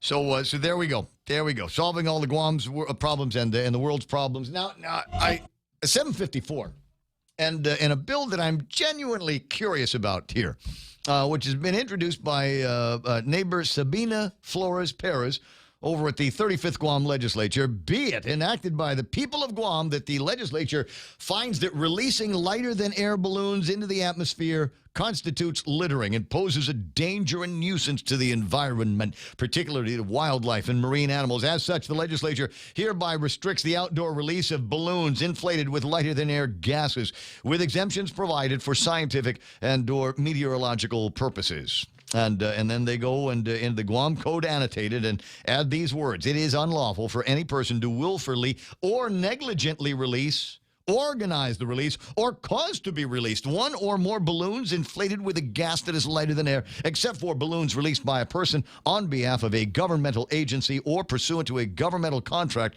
for scientific or meteorological purposes. Yeah, so what is the fine going to be, and who's going to go give the ticket to the little 5-year-old kid that accidentally lets go of their balloon? Is this a solution out looking for a problem? It's like the plastic straw ban. Have we solved all of the other problems? Is it possible? Have we solved all of the other problems that are facing the people of Guam? Machete-wielding guys in Manilao. And you're going, yeah, but the media blew that out of proportion because there were only 2. But wait a second, isn't there other information now that those guys provided themselves that says they weren't alone, that there were more than just the 2 that are being held on, what is it, $50,000 worth of a cash bond? Huh? Did we solve all of those problems yet? Has every piece of trash been picked up island-wide? Have we collected all of the meth heads and gotten them out from under their life-threatening and consuming addictions? Did we get to all of that? Because if we did, then yeah, I can see where we would entertain a measure to ban the release of helium-filled balloons on Guam. And I know what you're going to say. Don't you love the sea turtles, Ray? Yes, I do. They're tasty and delicious. Aren't you concerned about what's happening out in the ocean? Yes, of course I am. But you know what? We've got other important things to worry about besides this. I get it. You know, it's one of those. You know, wow. I just got to get this in before one of the other guys or one of the other girls gets this piece of legislation in there. And I can see everybody going to be standing around patting themselves on the back and what great stewards of the environment they are, while the rest of us need to lock up our homes and get security cameras and alarm systems. Hey, don't worry. At least there's not going to be anybody out there releasing the hot air balloons out into the environment. I'm just wondering about what certain priorities are around here. Now, there are other interesting things that are happening over at the legislature, and I will say, at least one guy over at the legislature has got his head screwed on, right? Jim Moylan out there, and we've already gone over this. Boys together, bowling league together, and all of that. So my bias for him is obvious, but I'd like to say it's earned. Anyway, he's talking about making some changes relative to pretrial releases for those charged with crimes associated with criminal sexual conduct, robbery, kidnapping, and distribution or possession of controlled substances, and mandated electronic devices for bail conditions of certain crimes. Now, I'm not going to read you the whole thing. I'm just going to say that there's at least one guy over the legislature that sits at the same side of the table as you and I, and is concerned, rightfully concerned, about the rapidly deteriorating conditions that the good, hardworking, and generally non-criminal elements of this community have to live with anymore. And you're going, yeah, well, it was an isolated incident. We don't have machete-wielding dudes all the time, do we? Yeah, we do. Over the weekend, magistrate report. On or about June 5, GPD officers responded to a complaint at Inarahan Middle School. Arrival at that location, Officer Balahaja met with Ryan Q. Dumanal, who is the victim, one of 2, who reported that earlier, same day, he saw a male individual identified as Setik Akidro punch and kick his co-worker identified as Rizan Reason. Mr. Dumanal explained that the defendant then started chasing him, wait for it, with a machete, saying, "What, you tough?" Mr. Dumanal stated that he ran towards the main office and told the defendant that he will call the police. Officer Balahaja met with Ms. Rizan, who reported the defendant tried to kick her, but she blocked the kick. She stated the defendant then saw Mr. Dumanal, at which time he took out a machete and ran toward Mr. Dumanal. Ms. Rizan also reported that on the 4th, at about 4 o'clock in the morning, while sleeping at the defendant's residence in Tamuning, mistake number 1, babe. The defendant accused her of cheating on him and slapped and elbowed her face. So this is a case, and I don't know whether this guy Cedric is worker. It works there, but it sounds like there was a domestic going on between Setik Akidro and this Rizan Reason that was played out at a school with a machete. Huh? Ponder that. Did I overblow that one? Did I exaggerate that? I'll try harder next time. It's 8 o'clock. Here's Fox News. Fighting the press, I'm Rich Dennison, Fox News. President Trump today pushing back on Twitter to reports that most of the border enforcement issues in an agreement with Mexico were agreed to by the Mexican government months ago. The president tweeting nothing was official until Friday. The president also tweeting a threat that he could still impose tariffs on imports from Mexico if the country doesn't abide by the new pact. The New York Times is reporting that officials from the United States and Mexico met back in March, agreeing then to terms which included Mexicans sending the National Guard to protect the border. But that report getting heavy pushback from the president, who tweeted this morning, "We've been trying to get some of those border actions for a long time, as have other administrations, but not able to get them or get them in full until our signed agreement with Mexico." Fox's David Spont. Democratic investigations into President Trump, his administration, and campaign moving forward this week, beginning with a House Judiciary Committee hearing, which concludes an appearance by John Dean, former White House counsel to President Richard Nixon. The hearings linked to the special counsel's report on Russian election meddling come as a growing number of Democrats are calling for the president's impeachment. Many House Republicans see Monday's hearing as nothing more than a waste of time. Congressman Mark Meadows tweeting out, quote, "We have a host of things we could be doing to help families across America, but thank goodness the Democrats are calling Watergate star John Dean to testify." Fox's Mark Meredith. The U.S. trade dispute with China continues. Well, if I'm China, I'm worried about the progress we're making with Mexico, the passage of the USMCA. Getting that partnership together here in North America allows the president to take the same sort of strategy to China. Florida GOP Senator Tom Tillis on Fox News Sunday. President Trump set to meet with China's leader later this month during the G20 summit in Japan. This is Fox News.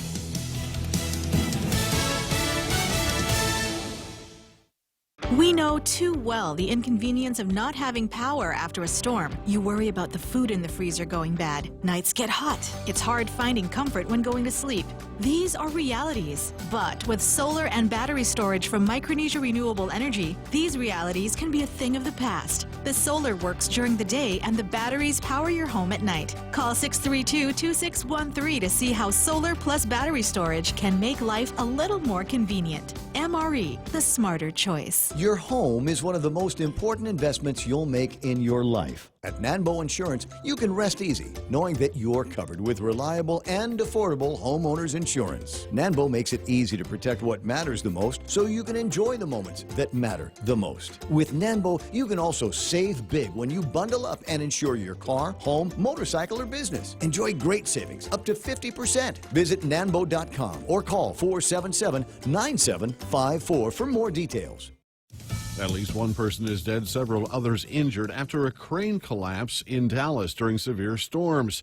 Fire officials say the crane fell into a downtown apartment building and parking garage this afternoon.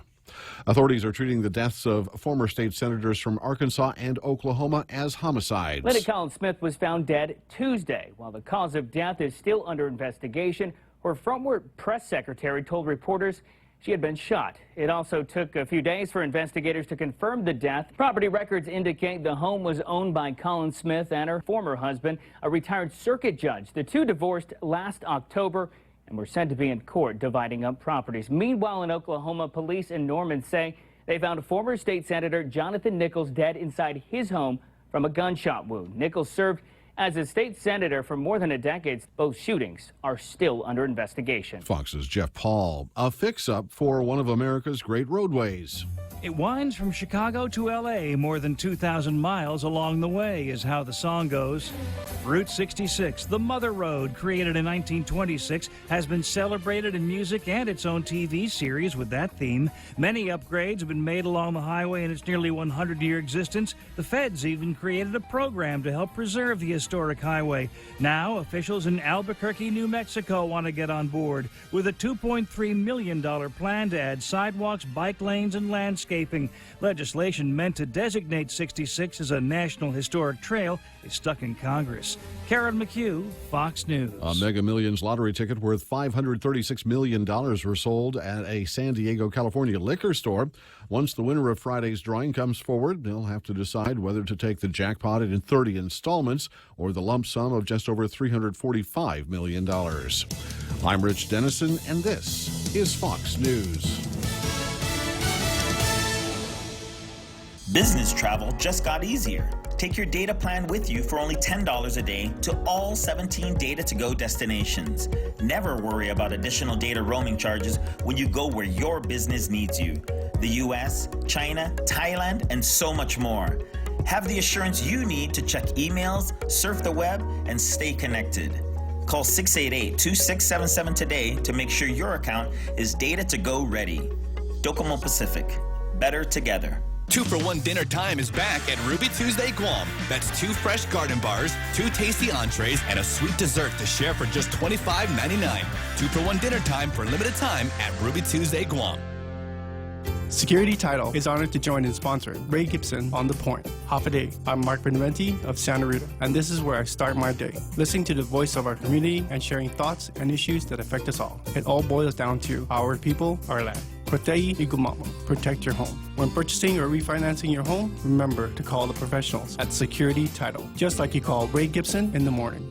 The sky's the limit with Bank Pacific's secure MyCloud banking. You can access your account 24/7 with your smartphone, your computer, your iPad, or any other tablet. You can pay bills, set up alerts, check your balances, wire transfer money. It's never been easier. Enroll online or come on in and see one of our friendly staff. Digital Life, Digital Solutions. Bank Pacific. Bank Pacific, where others put branches, we place roots. Equal housing lender, member FDIC. Viva Bank Pacific.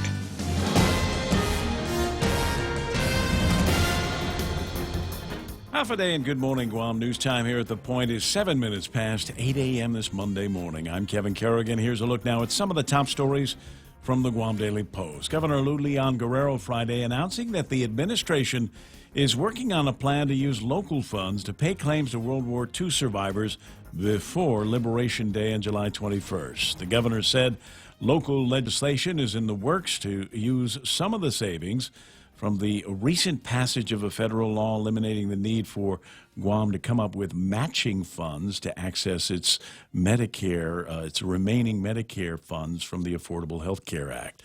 The governor said she is working with Speaker Barnes on a plan to compensate surviving Manamco before the 75th anniversary of the island's liberation from Japanese occupation.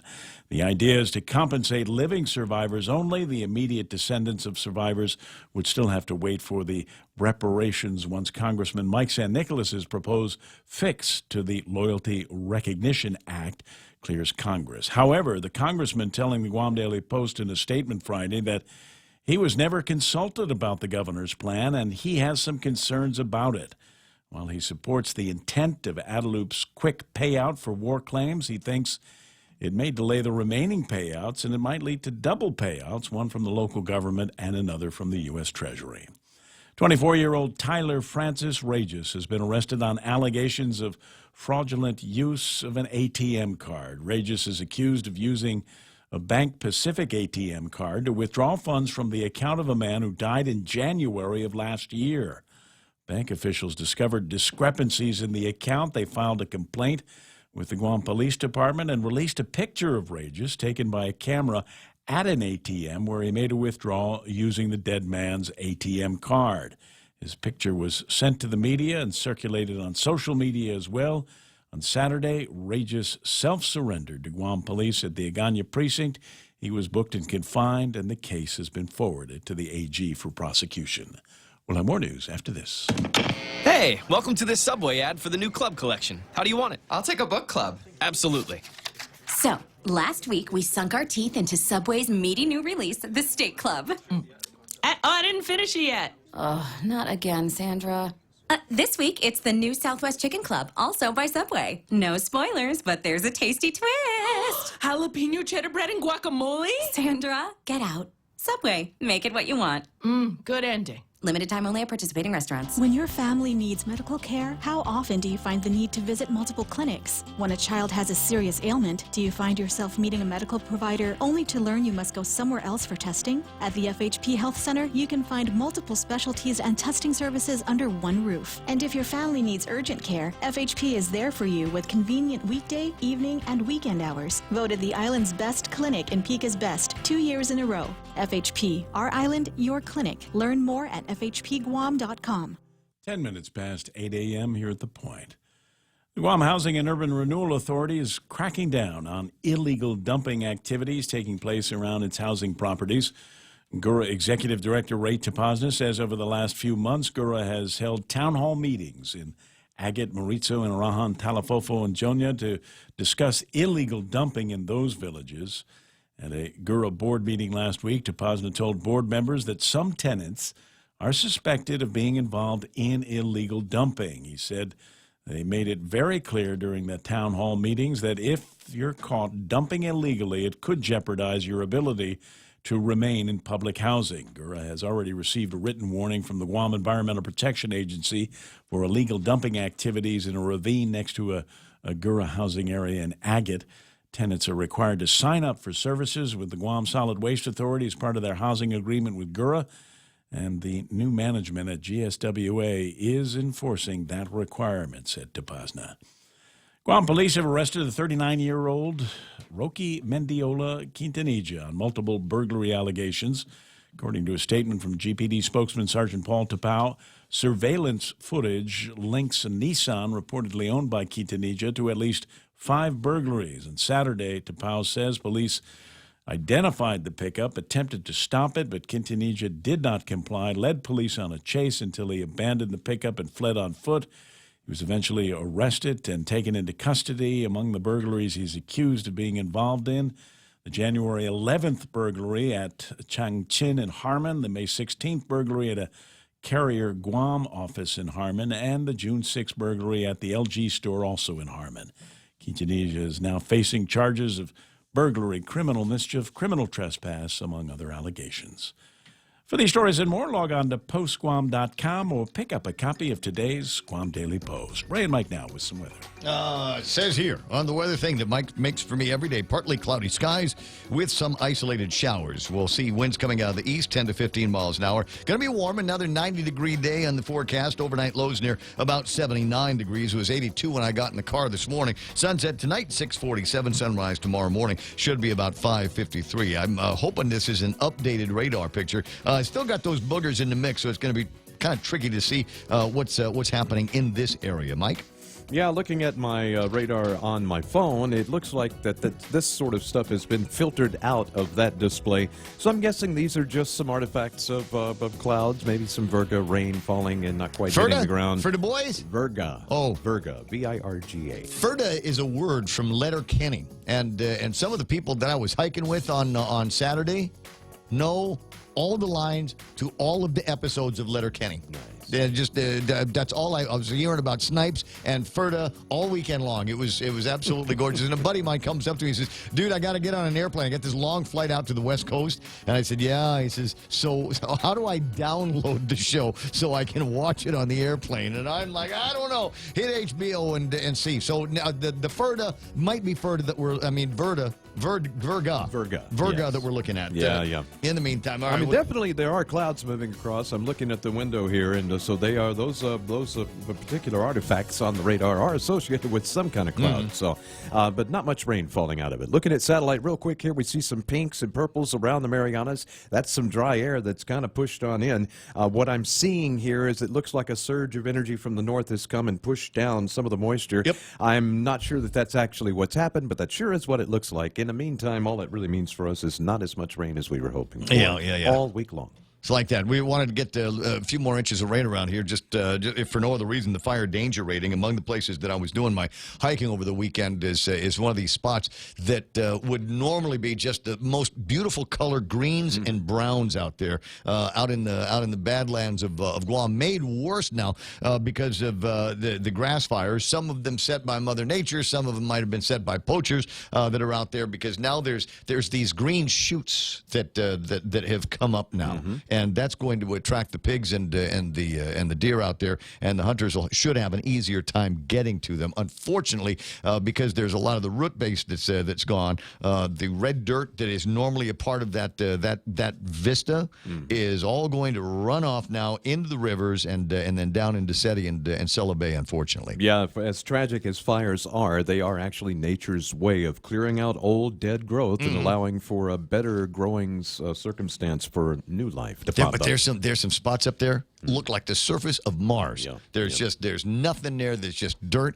Anything that had grown there had been washed away years and years ago, and nothing else is taking hold, is taking root in some of those places. So that's something to be concerned about for sure. 8:15. That's news and weather together here on The Point. Discover a new Galaxy. GTA introduces the new Samsung Galaxy S10 in 3 different sizes. The Galaxy S10 comes with cool new features like Power Share that allows you the ability to share your battery power with other devices. Or you can capture a wider world with its new camera featuring an ultra-wide lens for when you need to take pictures of the whole family. And with GTA handset payment option, you can take home a Galaxy S10 for $0 down. GTA, we start with you. Quarter after 8 o'clock, the Ray Gibson Show brought to you by my friends over at American President Lines. They're shipping the future. Micronesia Renewable Energy. There's never been a better time to go solar because now they got batteries can get attached to those solar panels. In fact, now it might even be mandatory if you've got a solar system. GPA might want you to always have a battery attached to that. And then, of course, folks over at King's with their Crazy 19 menu. Breakfast, lunch, dinner, desserts, apps, snacks, and more. Available at King's in Tamuning and Harmon. Always open, always local. If you're driving, chances are you'll need gas soon. And by the growl in your tummy, a trip to the grocery store too. But don't just buy gas and groceries without getting double miles. Instead, apply for the new United credit card from First Hawaiian Bank and start earning double miles towards your next trip. Gas, groceries, getaway. With the new United credit card, apply at FHB.com. First Hawaiian Bank, member FDIC. Equal housing lender. Additional terms, conditions, and restrictions apply. Yeah, got to hang out with the folks over at Security Title. If your plans involve buying or selling a piece of real estate around here, talk to them first because they know all of the different things that might slow you down and get you crazy in the process. That's what their crazy relief is what they are over at Security Title. Take Care Insurance. Nice to see Greg Karabrox online every morning. Greg, incidentally, the winner of the Ray Gibson 40th Anniversary Program drawing for free accommodations for his next trip to Resorts World Manila. And Cars Plus, where they've got the performance days going on these days. Challengers and Chargers. That's the kind of cars they've got some other cars on the lot too. But I mean, if you were one of those matchbook and what do you call it, Hot Wheels collectors from back in the 60s and 70s, no doubt you had your eye on those cars. The updated version's waiting for you at Cars Plus and Mighty. It's the Ray Gibson Show. Call now, 888-TALK. That's 888-8255.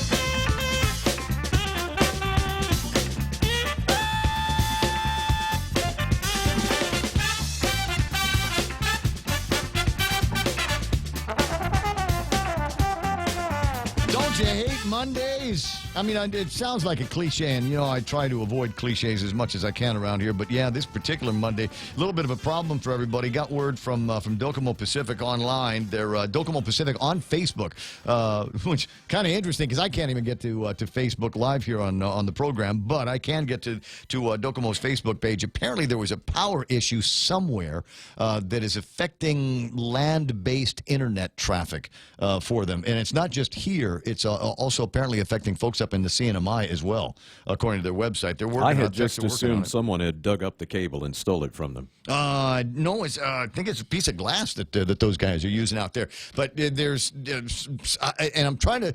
There's a whole topography, if you will, of how we get the internet around here, and all kinds of connections between all the different telecoms.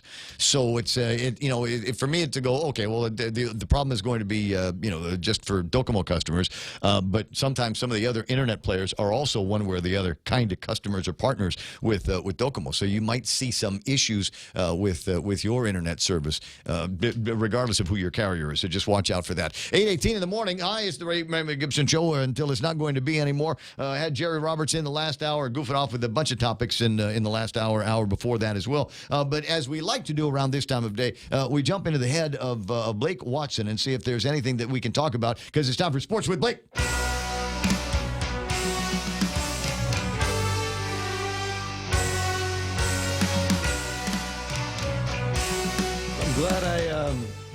I'm glad I saved all my tabs because there's no internet.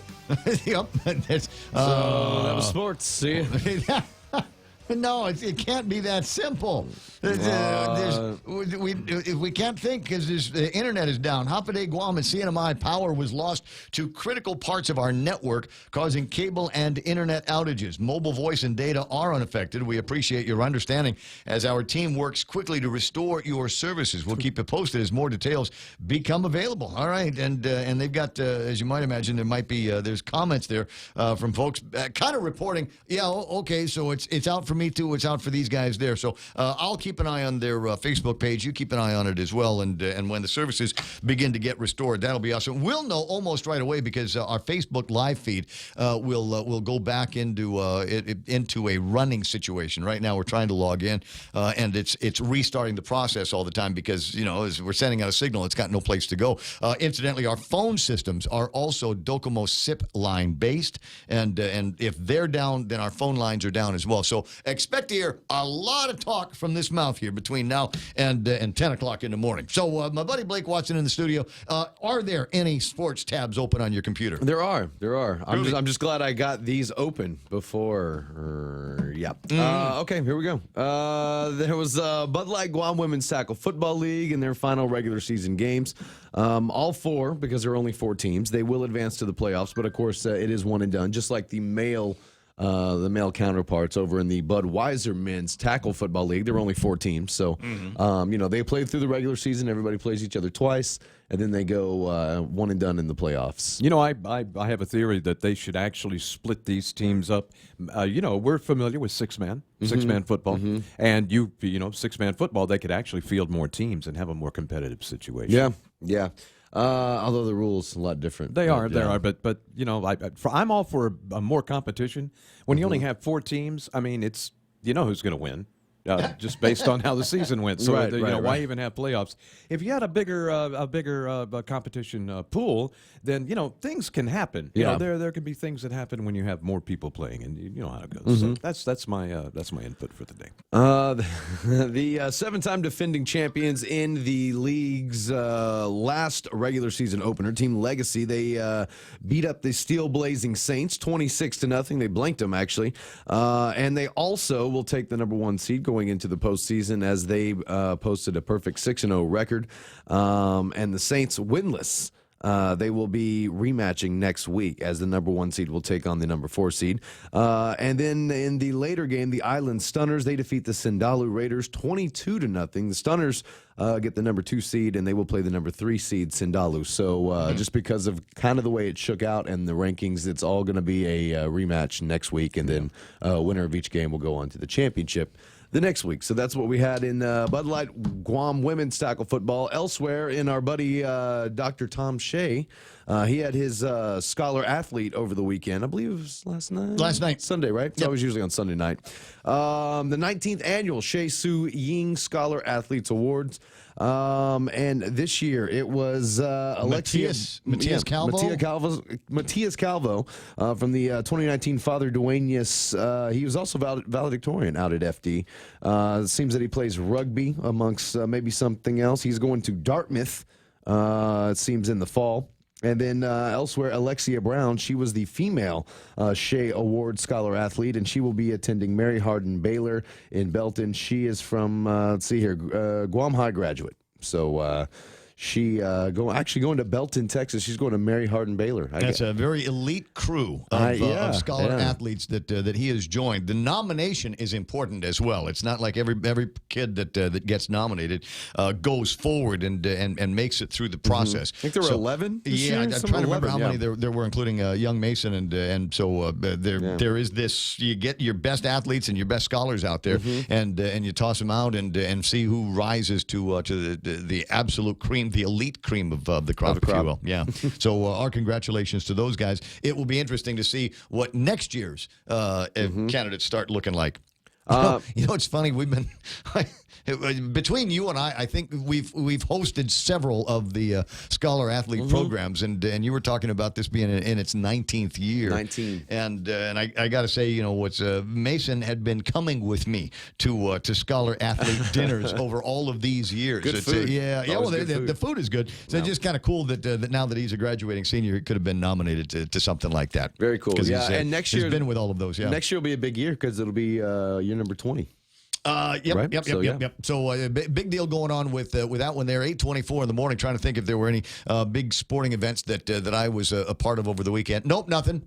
Nope. No. I didn't do much. You know what? I just hibernated. Didn't even watch sports.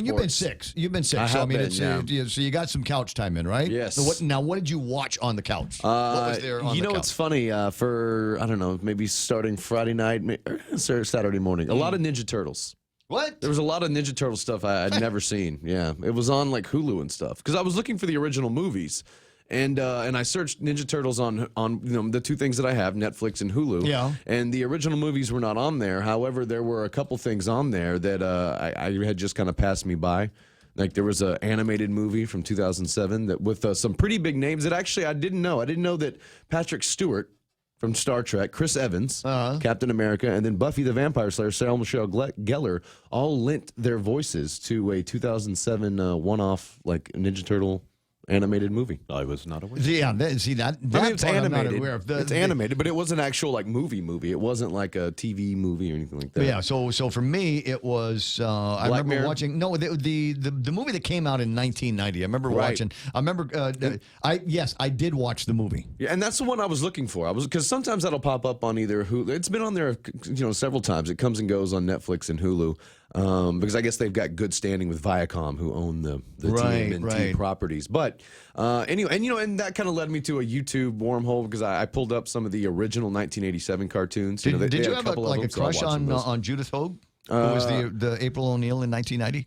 It's okay to say you were. The thing is, and there's nothing wrong with it. She was replaced very early on. But I liked her better because the original April O'Neil and the red hair and. Yeah. Hair like fire. Yeah, I like the second one better. Paige Tirico or Paige Tirico or whatever. She was the April O'Neil in the second and the third one. I liked her better. I don't know why. She had more tame. Her hair didn't scare me as much. It was more tame, not as 80s and permy. I don't know. I'm sorry. I'm distracted because I just clicked into a Facebook Live and I see us, but it's from 6:25 this morning, so I'm not sure if there has been a new deal on that. I've been refreshing my Facebook on my Google Chrome now, and it keeps giving me the site can't be reached. Dude, this is so weird. It's really weird, right? I mean, just the whole. I've got internet. I mean, I'm on the computer that would normally be part of the stream, so I'm pulling stuff down on Facebook. I can see things on Facebook, but for whatever reason, I can't. It's not even loading for me. I know why can't it's even get happening. I can tell you why it's happening. Why? Okay. Because the Toronto Raptors have a 3-1 lead in the series finals against the Golden State Warriors. Ooh, I'm liking that a lot. I really am too. It looks like we may have a champion other than Cleveland or the Golden State Warriors. And by the way, all you people on Facebook crying about the Warriors. Are you seeing Facebook? 6 years ago, you didn't even know where Golden State was. So. He's assuming that they're crying. That's what people. I'm going to Facebook and I'm going to complain about something. That's what I'm going to do. And it doesn't matter how perfect the world can be, but if you see somebody complaining about something, you go, "Oh, I can top that." Yeah, I've got a terrible service story from somebody that I could throw in there. Just we had a sunset, just wasn't pretty enough. I don't know. Somebody in charge just falling down on the job. 8:28. So did you stream anything new over the weekend? Did you, well, I was going to say before I get into what I was going to ask you, I was going to say that led me to that there is a new rendition of the Ninja Turtles I didn't even know about. Saying all that, and with young kids now, I may show them, but I guess it started on Nickelodeon. They rebooted it. And this is more like along the lines of like 4Kids. They started it maybe in September. Mm-hmm. So there's a whole new season, and they're way, way different. More for kids. But anyway, that's what it led me to. But I did see a little bit because I know that you posted on before Facebook went out over the weekend. Yes, I about did. the 3 episodes of Black Mirror. 3 episodes. I watched one. Yeah, Black Mirror, and the first one has got Miley Cyrus in it. Mm-hmm. And it's great, right? And it is absolutely terrific, and she's a nut job.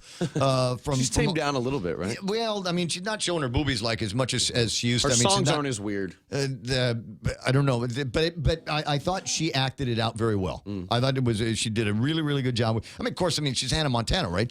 We know the kid can act, so it wasn't really that much of a stretch. She played a performing artist in the thing. So that first episode of Black Mirror, I will say that the second episode of Black Mirror,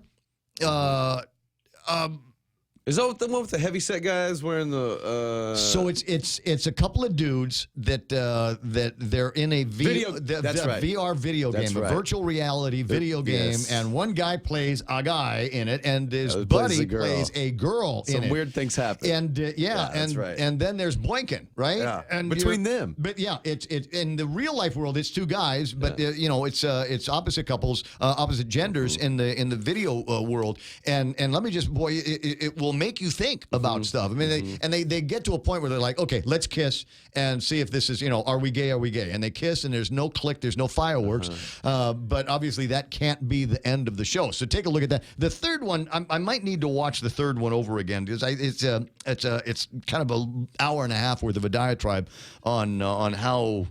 That's the one I watched the most of. Everybody's feeling it today. I guarantee if you're having issues with your internet, you're feeling it today because it tells the story of how we have become so addicted to the dopamine high that we get every time we go to a Facebook or an Instagram or a WhatsApp, and there's blue check marks, or there's new thumbs up on a post that we did, or there's a comment on a post that we did, or a comment on a comment that we left, right? And and that's why we go back to the phone 150, maybe 200 times a day. We look at our phones. And you post a story, that's even more addicting, seeing how many people watch my story. Because that's usually always more than what you get likes. So I put up a picture of me enjoying the sunset at at the trail's end, and so I go back to Facebook about once every 2 hours to see how many more people liked it. And I'm like, well, dude, I'm over 150 now. This is great. So you do the same thing with your stories, right? If you post up a story, you got a picture of the kid, you post it up on the story, and you go back and forth looking to see if how many people besides your family are clicking on it. I always like to see who, because not even if it's people that I know, but like sometimes not that famous people watch, sometimes like some organization, you know what I mean? Some some big name things will come across. You your never stuff. know. Lulian Guerrero is thumbs up on my stuff, right? Yeah. And there's something magical when it's the unexpected Valentine and you're going, well, what am I going to read into that? That's like the actor that played the Candyman, the guy from Candyman the movies, the actor, the guy. The guy? Yeah, he follows me on, which is kind of ominous. Yeah, he follows me on Instagram. Yeah, his name's Tony Todd. He also he does some voiceover stuff and all that. But yeah, so never know who's watching. If the internet's up at the house, always be my maybe might get watched today. Chernobyl. I made it all the way through that series, and I got to say it's absolutely delightful. So much so that the Russians are so upset about it. They're going to make one. They're going to do a Chernobyl story based on what they believe that happens, and that is American espionage there and industrial sabotage. There's The Good Omen. I might have mentioned this before. Neil Tennant and something Gaiman, the guy that wrote American Gods. Which they have made. Sam Gaiman?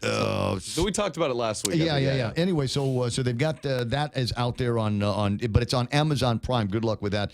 And Letterkenny said, and I got to remember the guy that turned me on to that series a couple of weeks ago, right? We were just sitting random conversation between a couple of guys. What are you binging? And he started talking about Letterkenny. So I made the discovery and was telling this to Mike virtually all weekend long with people that could recite chapter and verse. Scenes from Letterkenny. Really? Yes. All the catchphrases are out there. How are you now? Right? Yes. Good and you. Yeah. You gotta have the whole thing out there and be ready to go. Anyway, so that's all the time that we got to pretend to talk about sports. We'll do some more later on when the internet's working again. In the meantime, headlines with Kevin Kerrigan right around the corner. Family Finance has been serving the people of Guam since 1959, and they'll continue to be there for you in the years to come. Whether you're looking to get a personal loan for that summer vacation or paying off those long overdue bills, Family Finance has got you covered. Apply for a personal loan from $1,000 up to $3,600 by calling Family Finance in Agutya at 475-4545, Upper Tumon at 647-5626, or in Dededo 633-4473. Family Finance, serving the people of Guam since 1959.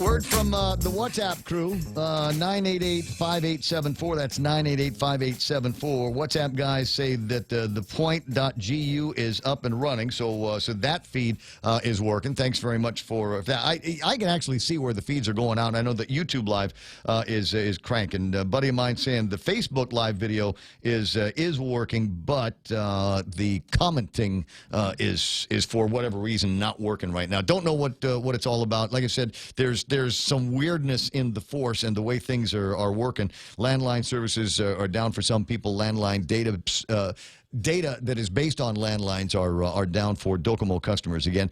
They say power was lost to critical parts of the network, causing cable and internet outages. And this is going to both Guam and the CNMI. Mobile voice and data are unaffected, but again, land-based cable and internet outages are being experienced virtually island-wide. Says, we'll keep you posted as more details become available. I'll keep an eye on their Facebook page and keep you posted on all of that, too, as well. It's 8:35 and time for headlines. From the Guam Daily Post, here's Kevin Kerrigan. Half a day and good morning, Guam. And the headlines from the Guam Daily Post this morning. A bill to allow the two most beneficial GovGuam healthcare proposals is likely to increase the cost to all Guam taxpayers of providing healthcare coverage to GovGuam employees and retirees. That, according to testimony heard Friday on Speaker Tina Munya Barnes' Bill number 94. Introducing the bill on Friday, Barnes said the intent is to ensure that our GovGuam employees continue to receive the highest quality health coverage and not the lowest cost option. Health Committee Chairwoman Senator Therese Terlahi asked DOA Director Edward Byrne whether the bill might lead to a more expensive GovGuam health care plan. Byrne acknowledged that the probability is that the wider the benefits, the more it's going to cost. The measure, if passed, would overturn current law limiting the GovGuam health care plan to the single most economical and beneficial plan. That law, based on a bill introduced by former Speaker Benjamin Cruz, who proposed the measure in an effort to limit the skyrocketing cost of health care coverage for GovGuam employees and retirees. Governor Lou Leon Guerrero signed two recently passed bills into law Friday. Senator Kelly Marsh's bill number 59 is now Public Law 35-23. It establishes a commission to share the Chamorro perspective of the Chamorro culture since Westerners first arrived in the waters around the Marianas. The governor said she agrees that the people of Guam have been overlooked and poorly understood throughout history. Senator Tello Taitagui's bill number 70 was also signed into law. It creates a task force to develop a strategy for disposing of waste oil from vehicles on island after the Cabras power plant is permanently shut down. The waste oil is currently burned at the plant, but when it closes, a new means of disposal must be found. Governor praised Taitagui for her effort to protect the island's environment. About 1,600 tax refund checks are being mailed out to island residents today. The checks total roughly $6 million and cover error-free returns filed on or before February 1st. The refund checks also reflect garnishments deducted from taxpayers who owe debts to the government of Guam. For these stories and more, log on to postguam.com or pick up a copy of today's Guam Daily Post. Thank you, buddy. It's 8:37 in the morning. That's Kevin Kerrigan from the Guam Daily Post. iConnect time is 8:37. Give them a ring later on, 888-8888, and ask them about how you might be able to get some great internet and mobile plans without forking over an arm and a leg. They really do have some great packages at iConnect. If you're driving, chances are you'll need gas soon. And by the growl in your tummy, a trip to the grocery store too. But don't just buy gas and groceries without getting double miles. Instead, apply for the new United Credit Card from First Hawaiian Bank and start earning double miles towards your next trip. Gas, groceries, getaway. With the new United Credit Card, apply at FHB.com. First Hawaiian Bank, member FDIC. Equal housing lender. Additional terms, conditions, and restrictions apply. Celebrate the special men in your life this Father's Day at Cold Stone Creamery. They've got the signature ice cream cakes going. Choose from the tall, dark, and delicious or the Oreo cookies and cream. Order online at coldstonecakes.com. Only at Cold Stone Creamery, making fresh batches of ice cream cake at every store. When it comes to power and performance, nothing compares to Dodge. And right now at Cars Plus in Mighty, you can save thousands on many Dodge vehicles in stock during our Dodge Performance Days. Like a new 2019 Grand Caravan SE, save $4,250 or save $6,150 on a new Durango SXT. Looking for more power? Take home a new Charger SXT Plus today for only $37,689 or save over $7,000 on a new Challenger GT. Get more power and performance at Cars Plus in Mighty during Dodge Performance Days. Cars Plus, driven by you. Yep, got a note from Evelyn over at GTA. They said SARE systems are up and running. Haven't seen any issues all morning long. Glad to see that. 8:39 in the morning, and time to take a quick look at what may or may not be happening with the traffic gizmos. Internet-based, don't you know? And so let me see here. North and southbound Marine Corps Drive. Not bad at all. You might see a little bit of a flicker of business over at the intersection of 1 and 3, mostly on the 3 side. Up and down Route 16 could experience some delays as you get around the intersections. Same thing all the way into the downtown area. It looks like everything clears up basically after St. John's once you get past that. Might be a little bit of traffic on the Marine Corps Drive over by the ITC building, and a little bit just before you get past Horse and Cow. Let me see what else we got here. Route 8 looking okay. Yep, Route 8 looking okay, except at the intersections. 4 into town, 1 into town. No major problems there. Might be a little bit of a snag, a little bit of delay getting past the Navy Hospital. And let me see, all the way down to Sumai. Yep, blood red in and out of Big Navy. It's 20 away from 9 o'clock in the morning. Just avoid that place if you don't have to go to Big Navy, if you don't have to go commissary or, exchange or anything like that. 20 away from 9 o'clock in the morning on the point. Here at APL, our core values give the company its heart and soul. Whether it's connecting your business with our global network through our newly enhanced service or investing our efforts into giving back to the community, APL is committed to serving you. We humbly honor the opportunity to find innovative solutions for you and your business. To learn more about our enhanced service, call 588-4651 or visit www.apl.com/Guam for more details.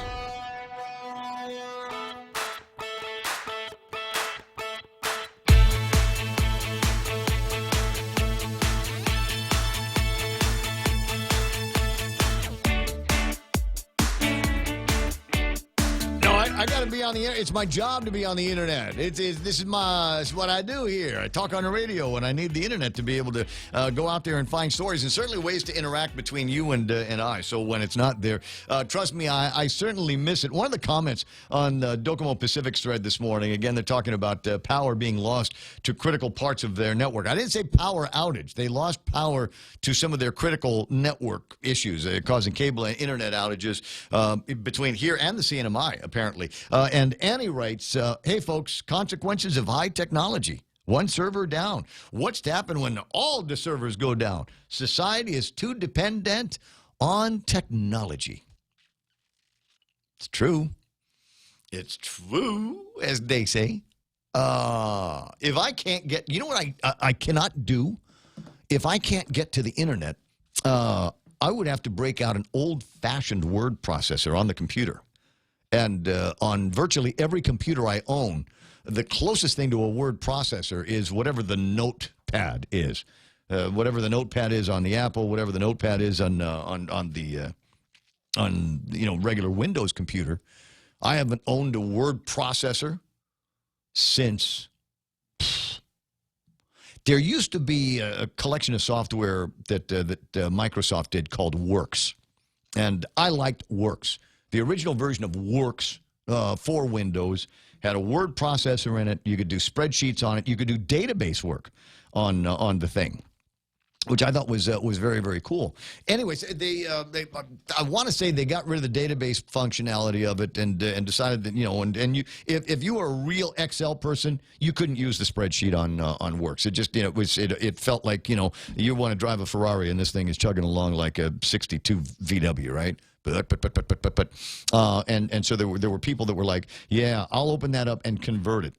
So, and faced with that kind of, well, I'm not sure about the usability or the portability of the documents. About the same time, Google came out with their word processors, their spreadsheets, and all of the software suite that they have, plus email, plus what was the name of the photography thing that they did? They had a Photoshop, Photo House. I don't know. They had a really good system. I don't know why they stopped working it. But anyway, so Google comes out with all of this cloud-based stuff. Then I said, this is perfect for me. I love this. I don't have to have a word processor. I'll use the one that Google's got in the cloud. Now, it might not be the absolute best word processor in the world, but I'm not a lawyer. I'm not a secretary. I'm not an administrative assistant. I might have to type a document in a word processor maybe a dozen times a month, if that. Most of the rest of the time, it's just send people stuff in the emails. or maybe make an adjustment mark on a PDF. But it was the idea that it was based in the cloud that I was in love with, which meant that I didn't need to lug around a computer with me just to be able to do all of my word processing or spreadsheet work or photography stuff. The computer that I have at the office was, because it was cloud-based now, made it so that the computer I have at the house, they were virtually the same thing. The portability between a Microsoft unit that I'm in front of right now versus the MacBook Pro on my desk, but the same software, it's the same browser. So they're identical to each other. And if I don't feel like carrying a computer today, if I just want to work from the phone, I can work on the phone because it's all cloud-based. But what happens if I can't get to the cloud? That's what it was called. Yeah. Productivity Suite. Picasso was the name of the Google Photo. Now it's Google Photos, right? But before it was Picasso, and I always thought that was the best version of it because I love the way that you could edit, and it was so almost intuitive putting albums and things like that together. They've completely changed. One of my favorite features of Picasso, and I think you can still download Picasso. It's just an old version of it, and might be buggy on new computers. Might not do what it wants, but it'll do. It was one of the first things that did face recognition out on a mass scale. So you could go in and say, I want to see all of the pictures of my grandmother, and it would go through your entire library and find all of the pictures of Anna Underwood. It just knew what her face looked like, and it did pretty good catching young Anna Underwood versus middle-aged Anna Underwood versus old Anna Underwood. Did a pretty good job of keeping up with that. And then it had another feature, and it was almost creepy the way it worked, was it would take all of these pictures and stitch them together and make a little, like a movie out of it, where the head would stay in the same place. So, and I did this with young pictures of my daughter, from between 3 and about 6 years of age. And it was very interesting to watch her kind of grow up in these pictures. Again, the face stays the same position in the picture, and we all take basically the same picture, right? So the face stayed the same, but the background and the clothes and everything else were transitioning out. Like I said, it was almost a kind of a creepy thing when it all came out. But the point that I'm making here is, it's a tricky time, isn't it? Where everything is connected. What was it Blake and I were talking about? Is the new way that we entertain each other. There was a time where if you wanted to hear the Ray Gibson Show, you needed to be in front of a radio while I was on the air. Not now. Now, if you want to, it'll be 10 o'clock in the morning, and this will become, even on Facebook and YouTube, it'll become a video on demand, which means that you don't have to watch me in real time. You can catch me anytime you want to. You want to go back? Did he really say what I think he said? Did he say so-and-so from the Commission on Utilities was butthurt? I better check that. And so you can just pull up the stream and click around and find that statement. What's next? What's next? Probably the capability of being able to, without my interaction, put like tabs on the show. So if I talk about the CCU for a particular period of time, you ought to be able to go to Ray Gibson Show on YouTube or Ray Gibson Show on Facebook and type in Ray Gibson Show Consolidated Commission on Utilities.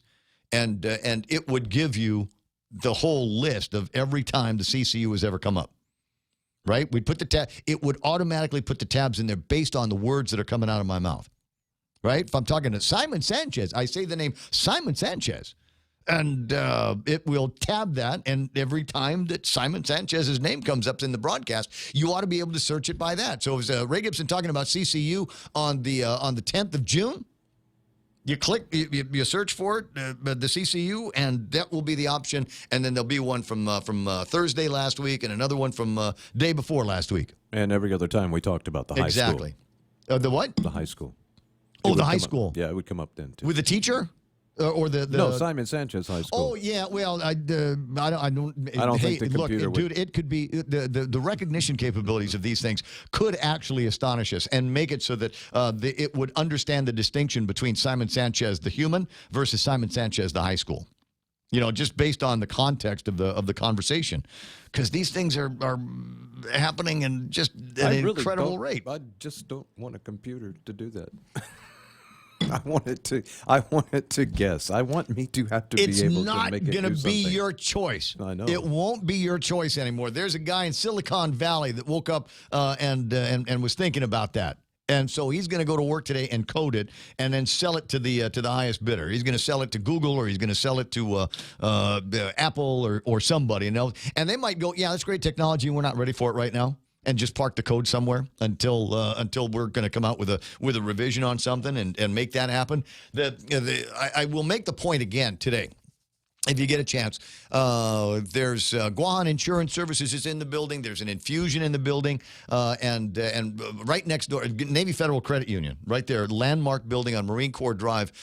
You need to go in there and take a look at this GTA Experience Center. We had the girls in here last week talking about it, and so I was there, and it was actually kind of amusing because they invited me over there to meet up with Andy Gale. So we got.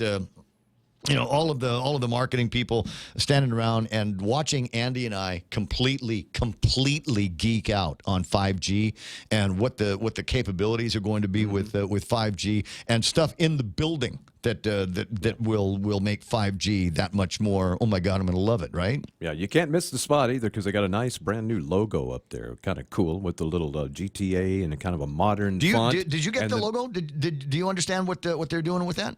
I have no clue, but I'm guessing. But I'm guessing it has something to do with just remote access and the little thing that they have up there. And it's a coconut tree, but it looks like a little wireless transmitter. But it's a coconut tree. Don't look like one. Coconut. It's a digital coconut tree, and the idea, and we talk about it every once in a while. The original coconut wireless, right? And so that would be the update of the concept of a coconut wireless. So you got a digital coconut tree out there. What does a digital coconut taste like? It's the same. It's the same. I got to ponder that one here for a second. I got a recipe. I've got a recipe book. It's not a recipe book. It's more. I ordered this. It's a runner's diet thing, and I got this, and it comes with all kinds of meals. I'm supposed to go on this 6-week program where I'm going to lose weight, but it's going to be a very specific. You go to Payless like on Saturday and buy everything that you need for the following week. Wow. All right. So they've got all these recipes in there, and there's one that I want to say is where they put coconut milk in something instead of like beer. And I'm trying to decide whether I want to try it or not. 8:52 in the morning. When the system starts working again, you'll be able to hit me up at 888-8888. You should be able to send me WhatsApps at 988-5874. That's 988-5874. Near as I can tell, that part of our systems are still working. Earlier today, talking about an opportunity for you to get a new job at the Department of Education. They've got a job fair that's going to be coming up day after tomorrow. Over at Ukadu High School. Fun starts at 10, goes until about 2 o'clock in the afternoon. During the job fair, applicants will have the opportunity to submit their resumes directly to the GDOE Human Resources Division. Imagine that. They'll be there where you are instead of you having to go the opposite way. And you may have an opportunity to interview directly with schools. So this is a good deal for everybody. 300 vacancies that they're looking to fill in the Department of Education. Now, if you're looking for, I know what's going through your head because you and I are, the same thinkers, right? Virtually, sometimes, occasionally, where you're going, I'd love to be a teacher, but you know what?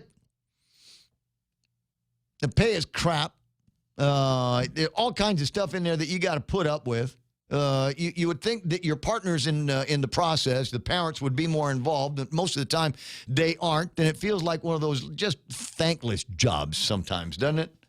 So if you come to me and say, Ray, we got an opportunity for you, we'd like you to be a teacher. Hard pass. I don't think so. Hard no on that one. Principal, maybe. I'd like to, if I'm going to get into education, I'd like to be right up there at the top. I own my own parking space and all of that. I think that might be a little bit more fun than actually being a teacher. Now, I say that knowing that there's another side. I'm blessed to have a lot of teachers, instructors in my life, including my nephew, R.D., and almost everybody I run with is a teacher one way or the other. And I absolutely love spending time with them, right? And I know that they know that there are challenges with their jobs. But you know what? They almost never, ever, ever complain. I never hear them say anything bad about certainly their schools and the people they work with. So I don't know. It's six of one, half dozen of the other. But like I said, the pay is crap. And near as I can tell, you got to be in the system for an awful long time before you start making any decent dough in there. Yeah, if I were going to be a teacher, I would have to be teaching one of those really cool, fun electives. I.e.? Oh, I don't know, but anything but math or English or none of the basics. But yeah, something cool. I don't know, communications for one, or like PE. Could you be I could totally be a PE see you in teacher. PE guy shorts. Yeah. In the PE like the half shorts with my whistle. Yes, In my I hat. could totally see that. Yeah, I could totally see that. That was the deal? Like the PE teachers were always like the PE teachers that it was like. I don't know. They're just a step up from the maintenance guy, right? Yeah, well, they had to teach one other class, but usually it was something no one cared about, like Introduction to Science or something, and so it didn't really matter if they did a good job. Yeah, no, we had. I'm lucky I got exposed to some good PE teachers in my life, and I always liked the way that they just absolutely put zero pressure on me, just whatsoever. Can you run fast? Nope. Okay. All right, hit that ball as hard as you can. Dink. That was it. Yep. Good job. There you go. Yeah, but one thing that used to frustrate us is usually our football coaches would be our PE teachers, and these were some big, fat, corn-fed Texan guys. I mean, really, at 12 years old, we could outrun them. Of course. It made it kind of hard to follow instructions. Yeah, if you can't do it, teach it. There's another job that is going to be going up. If you want to work around the schools and maybe a chance to make some better than teacher dough. Hold on a second, I got to relog into something here. Food service workers, cooks, drivers, and supervisors for the 2019-2020 school year. Sodexo, a world leader in food and facilities management, provide food services for the Guam Public School System. If you have previously worked in food service or have customer service experience and wish to apply for any of these positions, visit the Sodexo Career Center, sodexo.balancetrack.com. And then just do a search in there for Guam, and it'll give you the positions and maybe a little bit about competitive wages, benefits. I gotta imagine this is an all-you-can-eat kind of thing, right? Because you're working at a place that makes food for the kids. Yeah, I would go for one of the driving jobs, and so they would never know how much I eat. Would that be one of those things where they search you? You have to test all the time. Probably, right? Yeah. Because you got the car. Give me the keys to the van. Yeah. All right. But you can still be a cook or a food service worker or a supervisor. Test taster. Right. Well, I don't know. I've heard from the kids. They're not. I don't know that Sodexo it's any flavor home runs with the kids. God, that we'll look for that in the first part of the new year. First part of the new school year. Watch out for this. Somebody's kid will take their phone to school and take a picture of their meal, and that will go up on the internet. And then you want parental involvement. Parental involvement. Yeah. Did you go to any of the last 20 PTA meetings since your kid's been in school? No.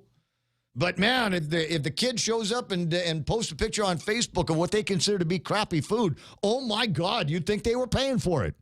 The way people come out and just jump in and stand on the necks of the people that are slinging this food under fuzzy federal regulation, I might add. But they do a good job over at the Sodexo. I know a couple of people there. Was school food okay when you were going to school here?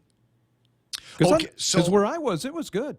All right, I will cop to Catholic school privilege.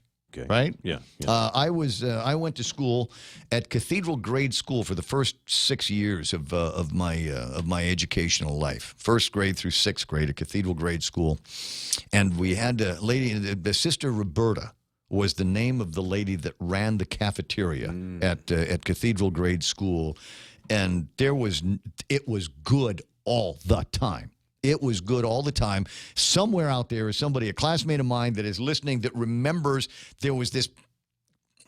I love pizza. And she made, and maybe it was only once a month, something like a deep dish pizza.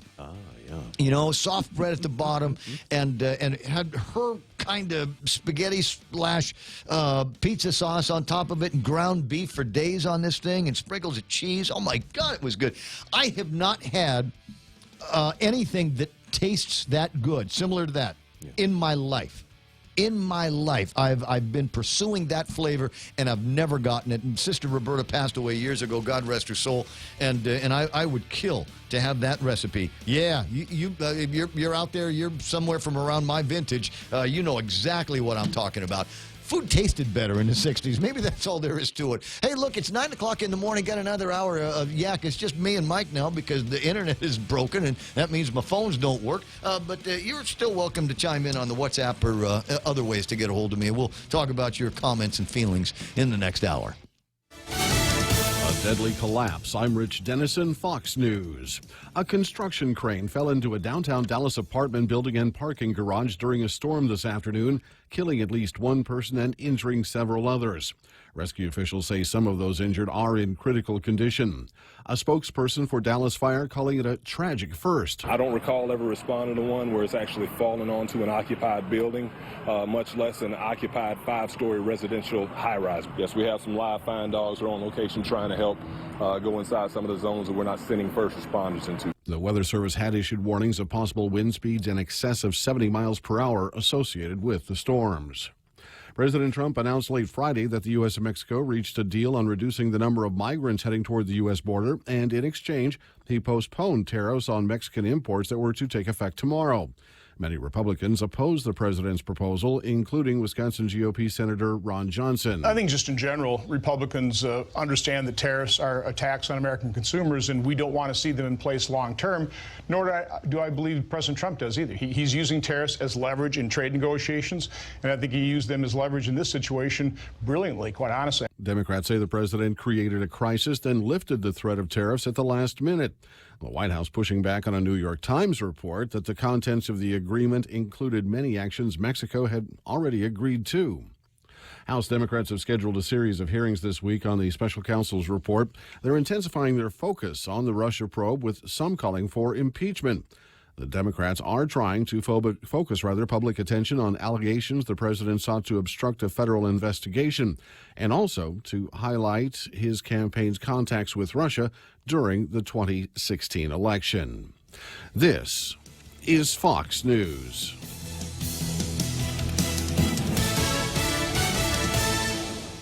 This is Ronnie. Ronnie is about to break his piggy bank. Come on, piggy bank. Ronnie wants to upgrade his smartphone. And this piggy's gonna help me. If Ronnie had signed up for GTA's handset payment option, he could have selected a new smartphone with an affordable monthly plan. I could have what? Exactly.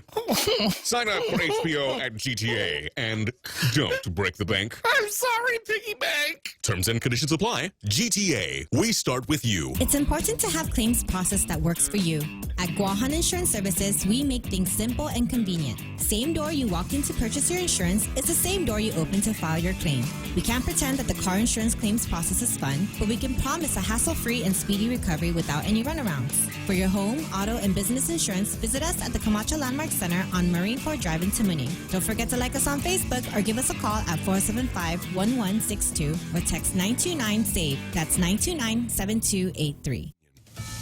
The U.S. Navy on Saturday sending a signal to Iran as its carrier-based aircraft conducted missions from the Arabian Sea. Amid increased sanctions against the Iranian regime and also that continued tension between the United States and Iran, leadership today from the Iranian regime actually called on European countries to try to normalize trade practices with the Islamic Republic. Speaking today in Tehran, Iran's foreign minister Mohammad Zarif warned of consequences for European countries who do not seek common economic ground with Iran. After withdrawing from the Iran nuclear deal last year, the Trump administration has imposed heavy sanctions on a variety of Iranian sectors, forcing the country to look to other countries for relief. Fox's Trey Yingst. Most Democratic presidential candidates are in Iowa today in an effort to demonstrate early support in the kickoff caucus state in what amounts to an afternoon-long political talent show. 18 of the 24 declared Democratic hopefuls are set to speak at the Iowa Democratic Party's annual summer fundraiser in Cedar Rapids. Former Vice President Joe Biden, who leads in Iowa and national polling, is scheduled to be in Iowa Tuesday. A pricey bathroom break for one teen. The teen driver in the province of Manitoba in Canada clocked at 105 miles an hour. The 16-year-old telling police he was driving well over the speed limit because he had eaten hot chicken wings and really needed to use the bathroom. He was fined $727 for speeding and more than $150 for driving without a supervising driver. Officials also said the teen's license would most likely be suspended, and the department added there was no excuse, not even when nature calls, for that kind of speed. Ted Linder, Fox News. The average price of gas fell 9 cents a gallon over the past 3 weeks to $2.84. Industry analyst Trilby Lundberg says the price is 17 cents a gallon lower than a year ago. Lower crude oil prices are contributing to the price drop. I'm Rich Dennison, and this is Fox News. Let's go for a drive. Let's take a stroll. Let's gallivant. Let's go cruising. We all have different ways to describe how we get up and go in our cars. But whatever you may call it, you can do more of it when you save 6% off your fuel purchases at any Shell station when you use your eligible Bank of Guam Visa and MasterCard credit cards. So stop by any Guam or CNMI Shell station and start saving today. Visit bankofguam.com for more information. Terms and conditions apply. Bank of Guam, the People's Bank. Member FDIC. 5 after 9 o'clock in the morning, the Ray Gibson Show brought to you by American President Lines. They're shipping the future Micronesian renewable energy. Never been a better time to go solar, especially now because they got batteries. It's like living in the future. Except it's now at Micronesian Renewable Energy. Guys over at King's with their incredible Crazy 19 menu. That's crazy with a K. That's how you know that they're zany about it. Breakfast, lunch, dinner, appetizers, apps, snacks, all of them available 24 hours a day, 7 days a week. Always open, always local. We're talking about King's. And, of course, Cars Plus, where they're having the performance days. I have performance anxiety from time to time, but in this case, we're talking about performance automobiles, Chargers, and Challengers from back in the old days when everything went vroom, vroom. Well, imagine what they can do with the technology today and then put them inside the chassis of those old cars. Well, they did, and you can buy them today at Cars Plus and Mighty. The Coconut Wireless is back. The Ray Gibson Show. Call now, 888-TALK. That's 888-8255.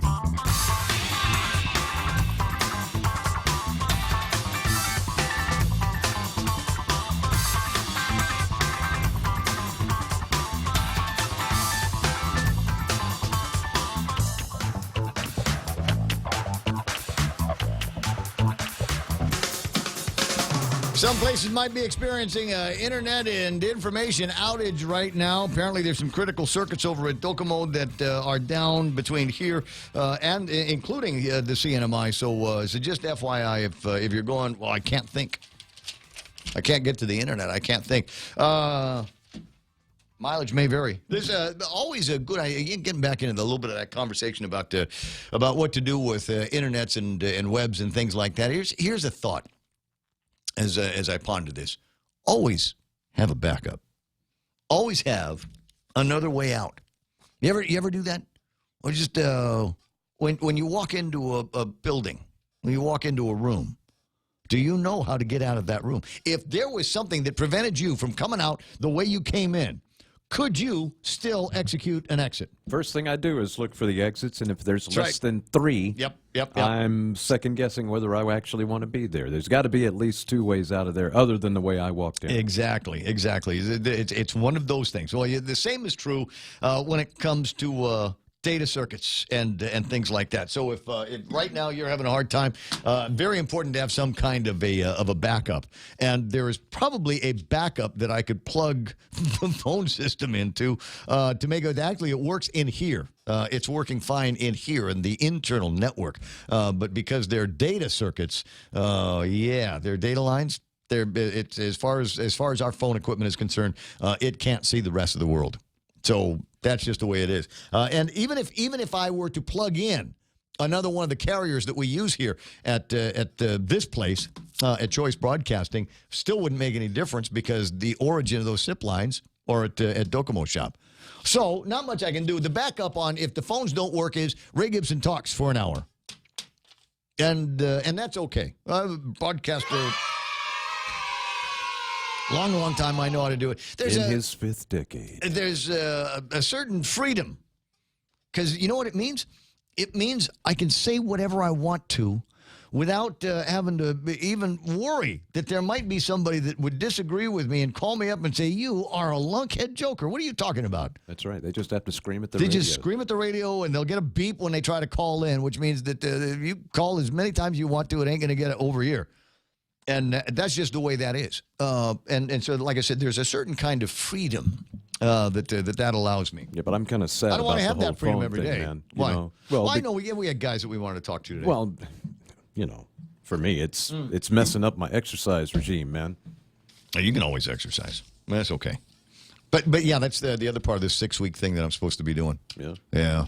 It's got all these workouts. Yeah. And I'm going to hate them because they're all core and ab workouts. Yes, that's what you need, bro. You got to strengthen. You will be so happy you did I because it know, will I actually know. make your running easier. I know and it better. will, and I'll be healthier because it takes care of some of that inside cares fat, about that, all of but that. it'll make you it's- faster. I'm just saying. Faster. It's just. It will make you faster. My ankle's still jacked up, so I don't, Well, it'll help in that regard, too. Well, one of these days. Anyway, 10 because listen, the I ankle sound bone is getting connected to whiny. the ankle bone is My connected. ankle's still jacked up. I went hiking on Saturday on a lousy ankle. Nobody stepped on it. Hurt like hell. Woke up Sunday morning, hurt like hell. What do you want to do today? Nothing that involves anything any tougher than walking in sand. How's that? That's where you need that CBD oil. You can rub it in there at the end of that walk. Oh, there's rubbing of CBD oil in there. Yeah, CBD oil and icy hot at the same times in fun combination. Wash your hands before you use the bathroom after that. And where was it? 10 after 9 o'clock in the morning. I'm just there's a stream of consciousness that I'm going to be dipping into and out of as the program continues. As I mentioned earlier today, I might have mentioned earlier today that this is a good clipping day. There's all kinds of great stories. Mondays are fun for me because Mondays I get in and I've got 3 days worth of 2 newspapers to look at, right? So I've got PDNs and posts from Saturday, Sunday, and today that I can look at. So there's and it's Guam. There's always something to talk about anyway. But in this case, I've got 3 days worth of piled high newspapers that I can go through. Well, at least you have 3 days of newspaper to read and 3 days worth of cat box liner. Exactly. So we've got from the clipping from today. There is going to be at an informational hearing Wednesday at 9 a.m. over at the legislature. Sabina is going to be asking for information from the Department of Revenue and Taxation. Collection plans and efforts, enforcement of bed and breakfasts and short-term rentals, pending rules and regulations, technology needs updates, human resources status and their needs, insurance licenses updates, the impact of the Tax Cut and Jobs Act of 2017, military buildup associated revenues, technical research and appeals branch process and purpose. All of that will be a part of what it certainly looks like it's going to be an all-day deal for Daphne and the folks over at the Department of Revenue and Taxation. We had earlier tried to snuggle up with her on the phone to talk a little bit about something that you might have seen over the weekend. And it is the 2018 delinquent tax assessments. Now, I don't know just how bad the computer systems are over at the Department of Revenue and Taxation. I will say, though, that to the degree that they are able to, on the annual, in the very least, spit out the delinquencies. Look how fat this thing is. Is that property tax? These are all property taxes. Okay. Yeah, delinquent property taxes, right? That they could spit something like this out on a regular basis is just kind of amazing to me. So even though it doesn't sound like they're the most technologically advanced of the departments and agencies in the government of Guam, they've at least got the capabilities of being able to toss something like this out. Now, you might be going, wow, look at the size of that 2018 delinquent tax assessment, page after page after page. How many pages in total? What have we got? 88 pages in total of people's names attached to properties. And you're going, all these people owe all that money to the government of Guam. Okay. So most of these are 2 digits. I mean, if you take a look down most of the pages, I think you will find that the majority of the unpaid taxes in some cases might be $22, okay. $60, something like that. Yeah. I mean, the taxes out here aren't that high to begin with. So you might see on some of the bigger, crazier properties and things like that, you might see something going into the 3 and 4 figures. There's a Woostig property. It's got to be up in Gigo, $1,690, and that might be the highest on the entire back page, and it is. That's the highest of the liabilities in the back page here. There's others. So I like to do. For me, the fun here is looking at these and going through them and seeing if there's who's famous here, right? Look up senator names. The fun part is not finding your name on that list. Well, like I said, there's a familiar name on the list, but at least one of the properties is a property that I am responsible for, and I know that tax bill has been paid. So I'm not. That would have been one of the questions that I wanted to ask of the lady. See if we can get. Let's see this. See if we can get to the Leon Guerreros, and see if there's any property here with Lourdes Leon Guerrero. JKL. Okay, almost. LMN. What? Don't tell me you didn't do that either. Leon Guerrero, Robert. Okay, let me go back up. Jess LG. Do I have any Lourdes? No, I've got a Lucille Leon Guerrero, but I don't see anything else under that Leon Guerrero. Maybe I got to look for Cook or something like that. I don't know, but it might be fun. Right? Where was I? I'm in L's. Let's see. What do we got for a Lee?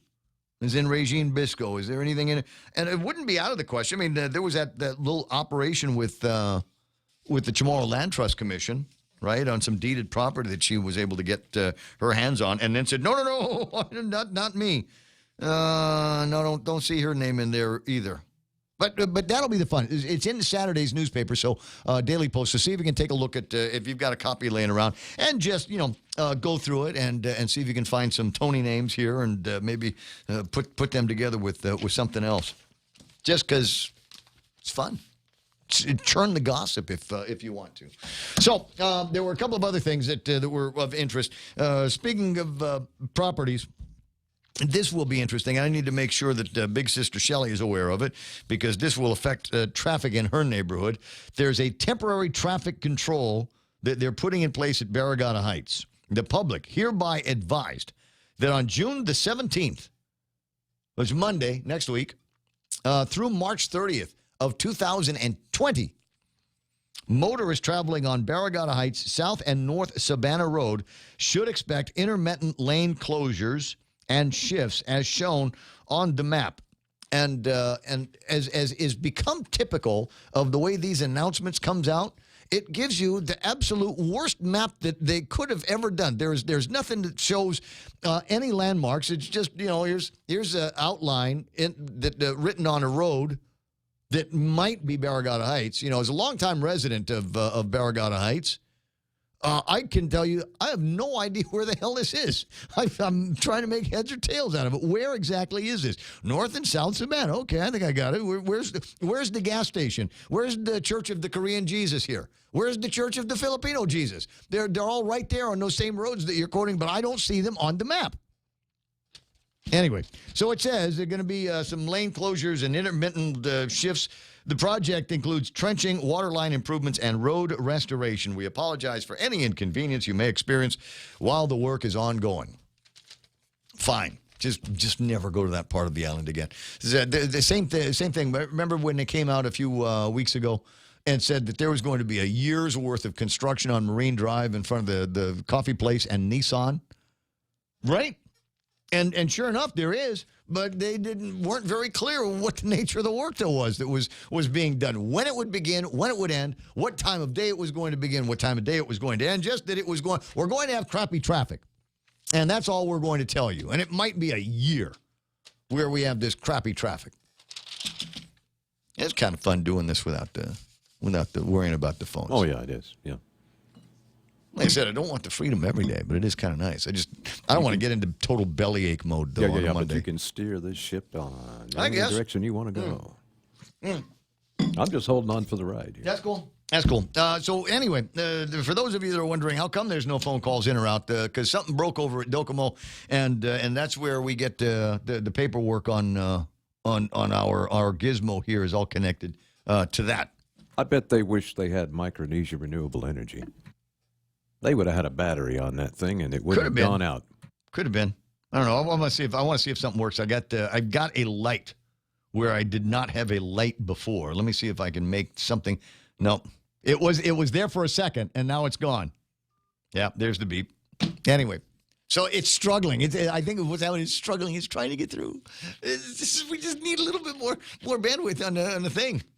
Just imagine when it's time for 5G, we can have outages at like twice the speed, 3 or 4 times the speed of no information coming down. Sorry, yeah, comedian. I'll be here all week. 9:19 in the morning is where we were. A couple of stories that we touched on a little bit earlier today. One of them has to do with the fact that the carnival is open.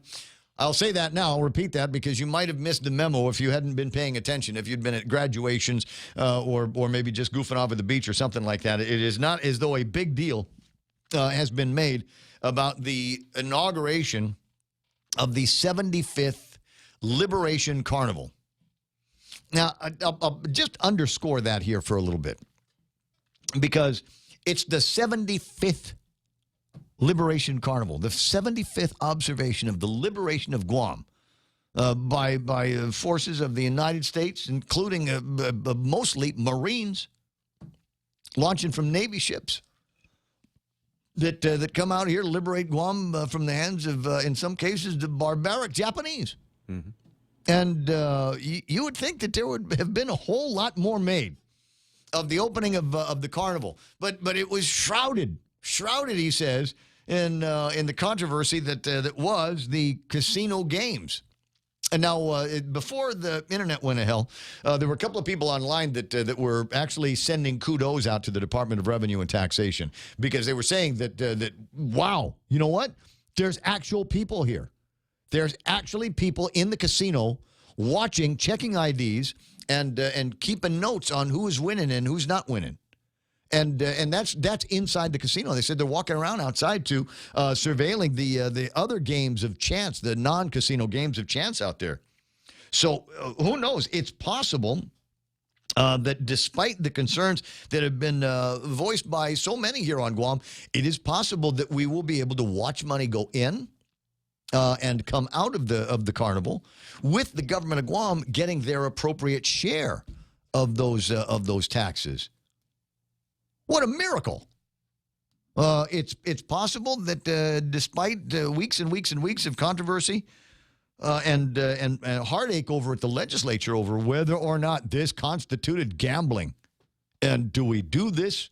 If we do it, then we're hypocritical, and we can't say with one side of the face that we don't like gambling and casinos are bad. It's a sin against God and Jesus, but it's okay at carnival time, right? So we made it through all of that stuff, and then we made it through the rules and regulations, the promulgation of the rules and regulations, and it now looks like there is something going on over at the carnival that might actually meet with the expectations of us in the community that says if there's going to be gambling, it should be for the public benefit. Hey, we might actually be there. On the other hand, it's early. On the other hand, they just opened yesterday. So I don't know when I'm going to do it, but I could work out a program here where I come up with some money. Really don't want it to be mine. Maybe yours. Maybe that's what we'll do. You will front me, and we'll say it's for investigative journalism, and we'll take your money, say $100, not going crazy here, and give it to Michael, right? Because Michael's, he can be incognito in this town. Unless he opens his mouth, most people won't know that that's Michael Knight from the Ray Gibson Show. And just have you go there with your sunglasses on, right? We'll put your hair up in a thing, and you can wear a hat. Oh, please, not a man bun. I didn't say man bun. I was very careful about not saying man bun. I left that for you. I can wear one of those cool Joe. You could do up your hair so that it all fits in your hat. The real Joe Cruz actually has several hats. I could borrow one of his. Exactly. So, and then you go over to the casino, and we'll bet. You bet with the $100, and let's see what happens when you win, right. And let's see what happens when you lose. Oh, I don't. Right? Lose, Is there? You don't lose. I don't lose, bro. Come on. Dude, they got baccarat there. I don't even know how to spell baccarat. Not even sure if I'm saying baccarat right. But they've got that game there, I think, like and they've got different kinds of head cold. They got different kinds of poker And the only poker game that I know is the one that we all played when I was a little kid. That was it. I mean, it's not like, they've got 50 different variations of what basic poker is now, and so I don't know anything of it. I haven't kept up with it. God, speaking of things I haven't kept up with. Yeah. I went to Mass on Friday. Oh, boy. Yeah. They've changed a bunch of the words. Did your skin start to burn when you walked in the building? That's what happens to me. Everybody's skin was burning because it was down in Arahan and the air conditioner didn't work. It's the craziest thing. In Mass, the Pully gets up and starts talking about how hot it is and really would like to. And you want to talk about your crazy times to be doing this. It's a funeral mass, by the way. And so he gets up there and starts apologizing because the air conditioner doesn't work and starts talking about the bankruptcy of the church and the archdiocese and all this stuff. I'm going, maybe you might want to get back to the, something, I don't know, feels like a eulogy or a statement, from Scripture about what happens when you die or something like that. Yeah, we get it. It's hot, but we don't need the editorial in here. And I thought, well, this is kind of crazy. But then everybody said, well, wow, raised at a mass. That is kind of crazy. If he's talking about, if the Pully is talking about bankruptcy of the archdiocese and Ray Gibson is at mass at the same time, that's got to be two of the four horses, right? Yeah, sign of the end times, bro. 25 after 9 o'clock in the morning. But if the end times come, keep them as far away as possible from right now. We've got so much to live for. There's so much to live for. I asked Kevin Kerrigan what he thought was one of the big stories today. And you know what his answer was? For those of you that wake up late and didn't hear him at 6:15, Kevin, what's the big story? And he looks at me and straight as the day is long says, Jollibee. Jollibee. Yeah, you're right. Is the big story. There was no hesitation on his part. It just, popped right out of his mouth. Do you love your mother? Yes. What's the big? Jollibee is the big story. The idea that over the next couple of years they want to put 4 more stores up, at least. Well, now the question that I have in my head, because you can throw now that we've gotten the surge in the community. Now everybody's had their Chicken Joy and their sweet spaghetti, right? Now it's not like they're going to open up another one and it's going to be 4 weeks of people in line. Yeah. Right, because the dead locations open, everybody's gotten their fix, and by now, and it's kind of amazing to me is the number of people I see posting on Facebook that are now just the happiest people in the world because A, there's a Jollibee, B, it has a drive-through. Yeah. And so they're posting about that. Oh, I was the last person in the drive-thru last night. But they're going to. It's the idea that they're going to be opening up a whole bunch of other locations. So the question that I've got is, where are the other 4 locations going to be? Yeah, because location is everything. And keep in mind, this isn't Jollibee's first time here. Yep. They've had them here in the past, and they have failed. I'm not trying to poo-poo anybody's plans. No, there's no poo-pooing on Fridays or Mondays. Whoever's coming up with this idea needs to keep this in mind, and maybe so many locations is probably not a good idea. I'd say 2, maybe 3 max for an island this size. You have less than 200,000 people here. You're just not going to be able to do 5 Jollibees. Well, to the degree that there might be something to that, right? But think about multiple locations in other businesses. It's not like we can't support X number of gas stations. There's gas stations literally across the street from each other around here.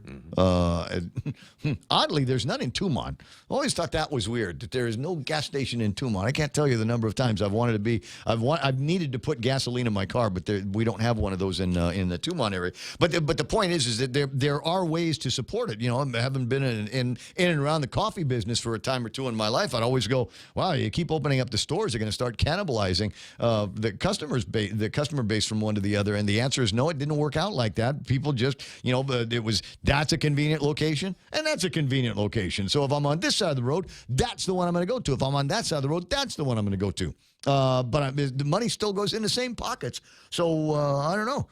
Might be that we've got a lot of business to do here, and we've got one location that's going to be doing gangbuster business all the time, and the other ones will just do all right.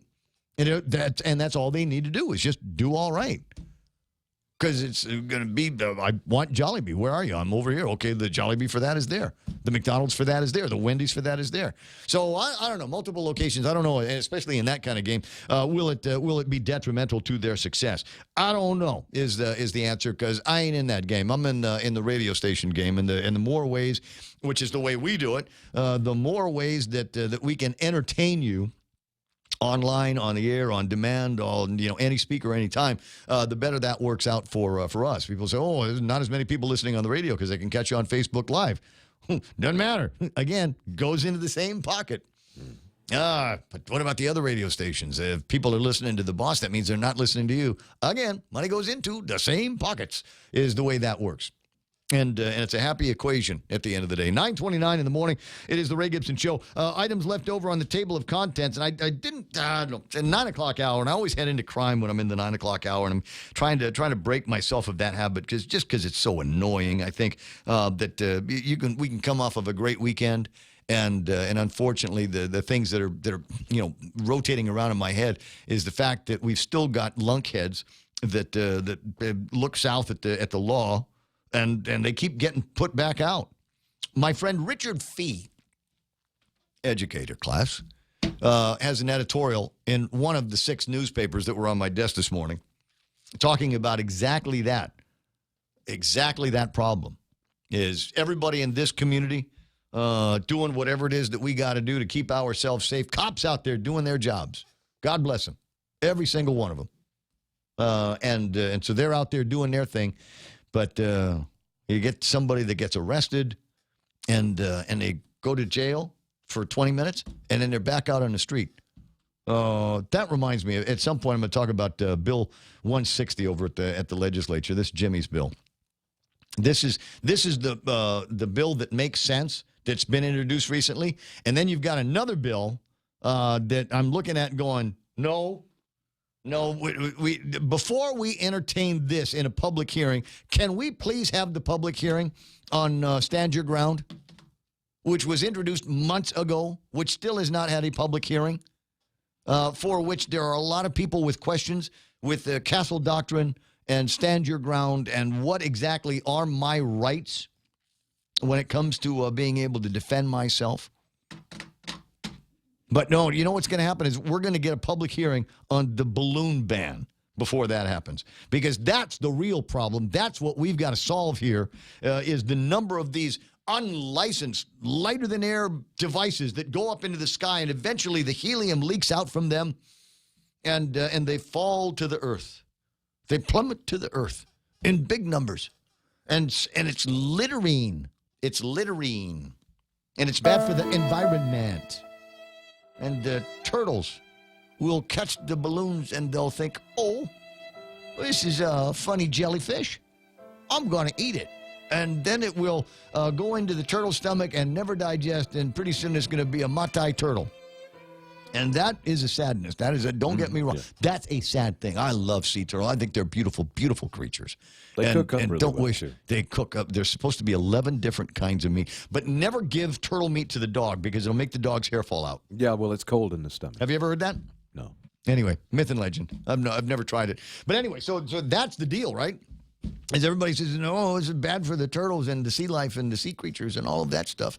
We'll never find Nemo because Nemo is swimming in an ocean that's filled with these balloons that went up from the Teads and High graduation. Did you feel the island shake a little bit when I said it's cold in the stomach? Every Filipino listening to us said, oh, yeah, it is.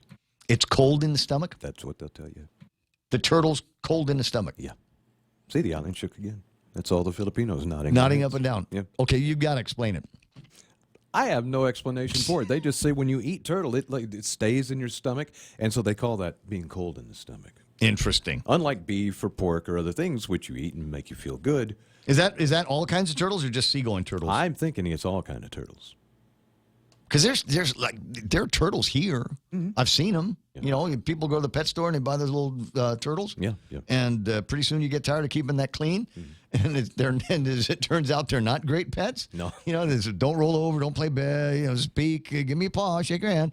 And so they'll get thrown out in the rivers. And so I've seen many of them grow. You go to Tower of London, not too far away from here, right down the street. Yeah. They've got a couple of turtles in there. that I keep waiting for somebody to turn into soup.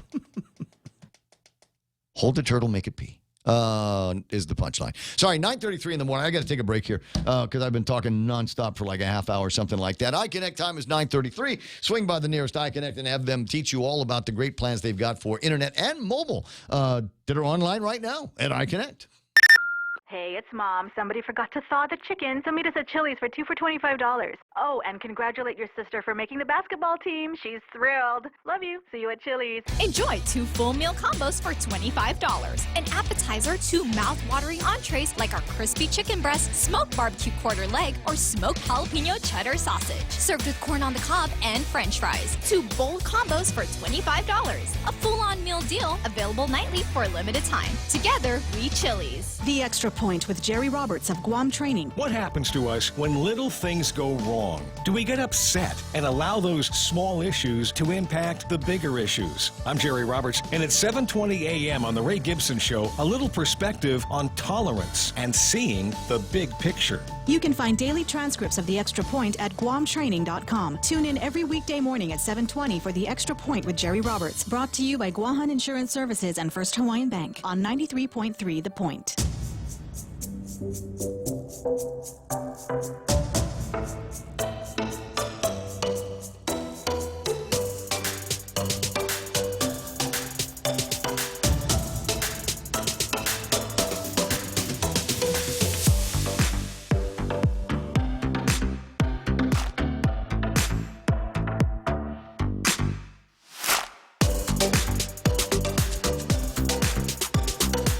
No, I'm sorry.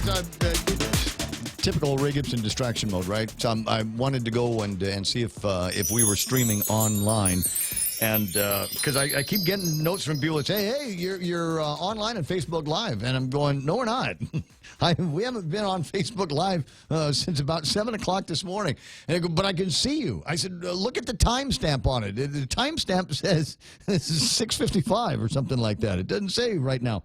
So that's going to end up being interesting all morning long. So currently 9:35, and at the end of the day, you know what? This is a radio broadcast, so as long as I'm getting on the radio, I'm fine. For those of you that absolutely positively have to be watching and interacting, do it on YouTube. YouTube Live is online and awesome, which is the craziest thing in the world because you'd think that it would be all the same internet. And if I can't get on Facebook Live, how is it possible that I'm still getting on YouTube Live? How is it possible that I'm still able to get on thepoint.gu? And the answer is I have no idea.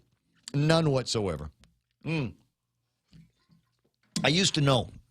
And, yeah, you're going to get a slurp every once in a while because I got to catch my breath from time to time. I used to know how things work, but I don't anymore. Things have gotten, the world is just so complicated and complex.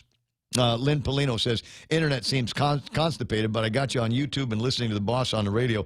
Enjoying the cheerful voice on that side, by the way. Perfect sub rate. Duh. Yeah, Daryl's kind of a family vacation out there right now. So Lynn's sister...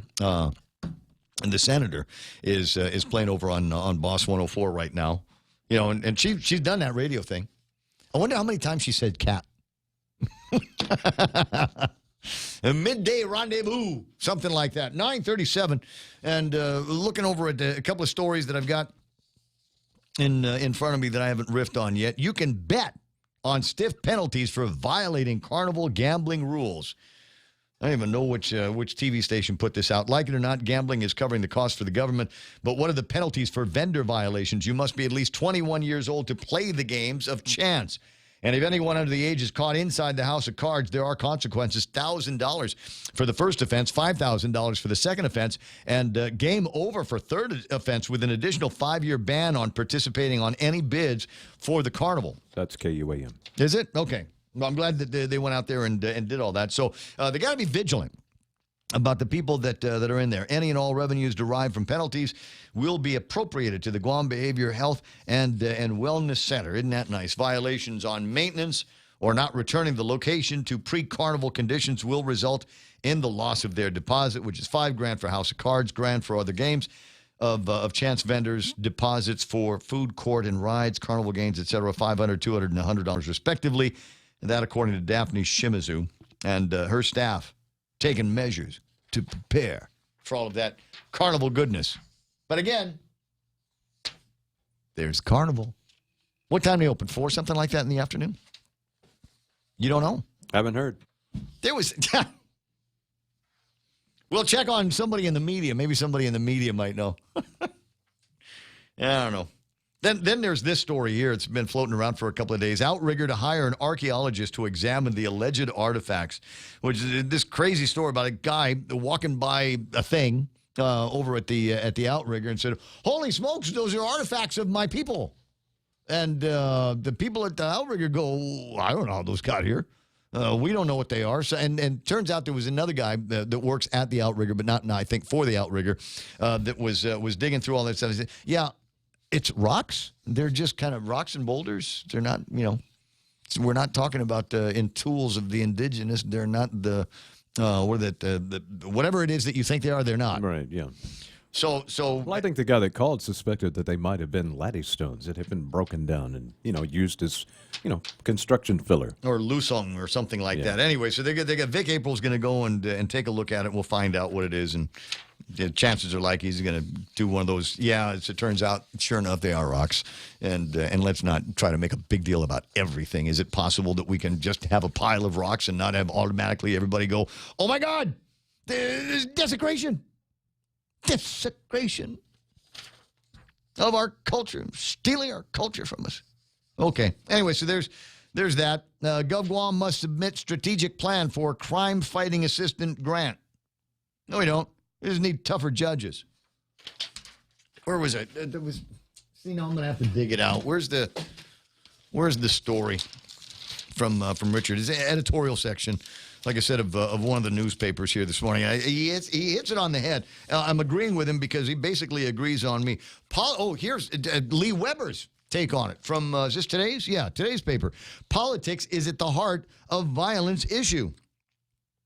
If you scan the arrest blotters during the past few years, you would have seen this gradual creep of violence out from the home communities you'd spent years reading about and into communities that are heretofore had not been touched by violent behavior. It's one thing when you've got these crimes, this violence that occurs at the Himlani apartments, right?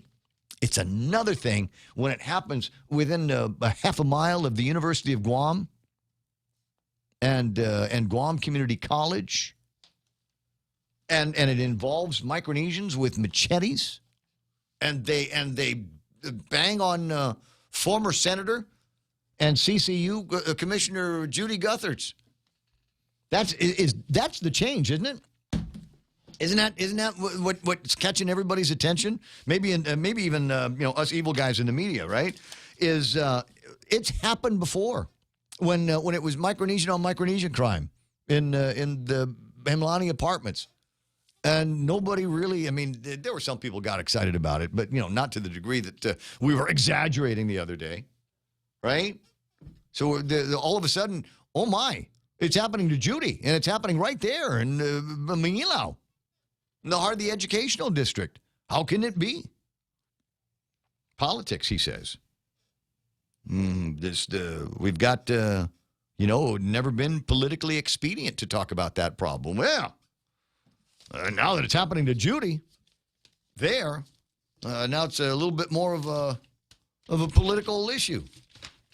To the degree that they're paying attention over at the legislature, maybe. I don't know. As I said, there's only one bill out there that seems to make any kind of sense, and Jimmy Moylan has authored this bill. I don't know if he's got any cohorts on it, but asking the question about how do we prevent, not so much the crime. Crime's crime, right? There's always going to be crime. But how do we better prevent this kind of thing from happening, especially the felony on felony crimes, where you've got somebody that's already been arrested for touching little girls or little boys.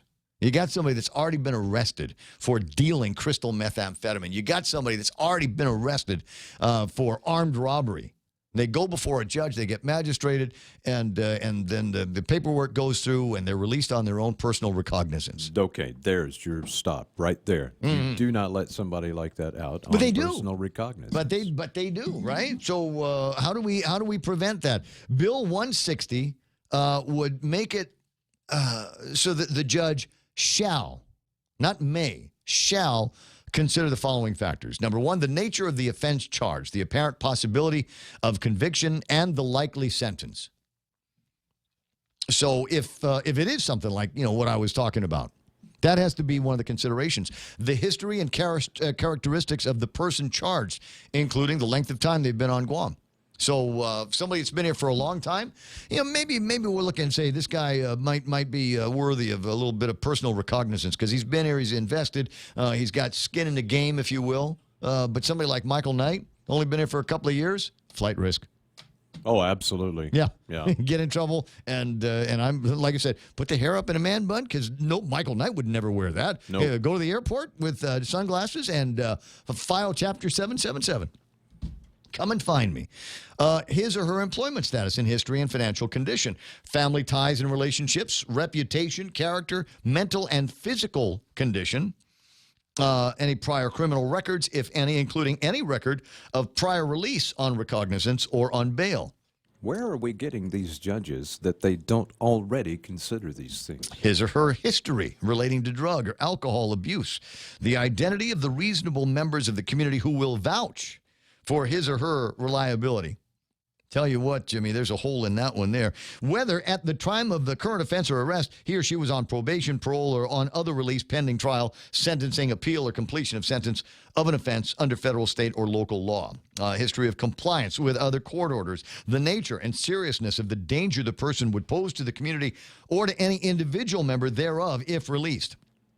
Third-party responsibility is a waste of time. You cannot hold them liable, even if they are not responsible for this person. Yeah. What can you do to them? They didn't commit the crime. Right. So you can't can't really hold them. You're going to release somebody back to his parents who haven't been able to control him since he was 5 years old? Exactly. So what difference is it going to make there? That should be discontinued entirely. Statement of the alleged victim or others as to previous incidences of violence, lethality, risk assessments, or other risk assessments deemed appropriate by the judiciary. Any other factor which bear on the risk of willful failure to appear or the danger the person would pose to the community or any individual member thereof if released. So there's and then there's a couple of additions and pursuant tos and redirects to the Guam Code annotated. But it seems to me that it's just a matter of common sense. I mean, we don't need to have check marks on all of this stuff. The guy has been accused of messing around sexually with little kids. That just the accusation alone, and the fact that there was sufficient evidence to bring it to the courts, that ought to be good enough to keep you in jail. They better be glad I'm not a judge, because I'd make those kind of guys wear a special jumper that let everybody know. Yeah, they were messing sexually with little kids. Then you've got the other guys, drug pushers. As far as I'm concerned, drug pushers, just shoot them. But apparently we've got this innocent until proven guilty thing. All right, I understand. I understand. I hate it when that happens. Just get in the way of my plans for world domination. Right. So anyway, but once we find him guilty, then we can shoot him. There ought to be that thing. It is the scourge of this island. It's a scourge of everywhere. And talking to a couple of friends about it, and one who just came back from Washington State, where there's Bula, Chamorro Tautau up there. Plenty of Chamorros that live up in that part of the country. And you know what? There's an ice problem there, too. You go up to Canada, there's an ice problem there. And the question that I had, and maybe I'll find a public health professional, i.e. a doctor, somebody that might know what the answer to the question was. And I might have brought this up years ago when it was the 70s and we were having a problem with heroin. Mm-hmm. There was methadone. Yeah. There was a way that the kids could go and see somebody if they really wanted to quit, and we would unhook you from heroin, but hook you to methadone, which was I guess easier to come to get away from. Yeah, that was the theory, right? Right. That's So you're still hooked, but this one will take care of the feelings of withdrawal. But now you're hooked on that. But it will be easier to wean you off of that, and maybe it won't kill you. So we had these programs there, and I'm wondering is there a methadone? Is there a substitute for crystal methamphetamine? There's really not, and I'll tell you why. It has everything to do with physiology. Okay, heroin, is a depressant. It brings you down. So you can simulate that, and you can kind of fool the body into weaning off of the real stuff. Meth being an upper, it's a little different situation because there are already so many uppers in our diet and everything anyway. You can't really...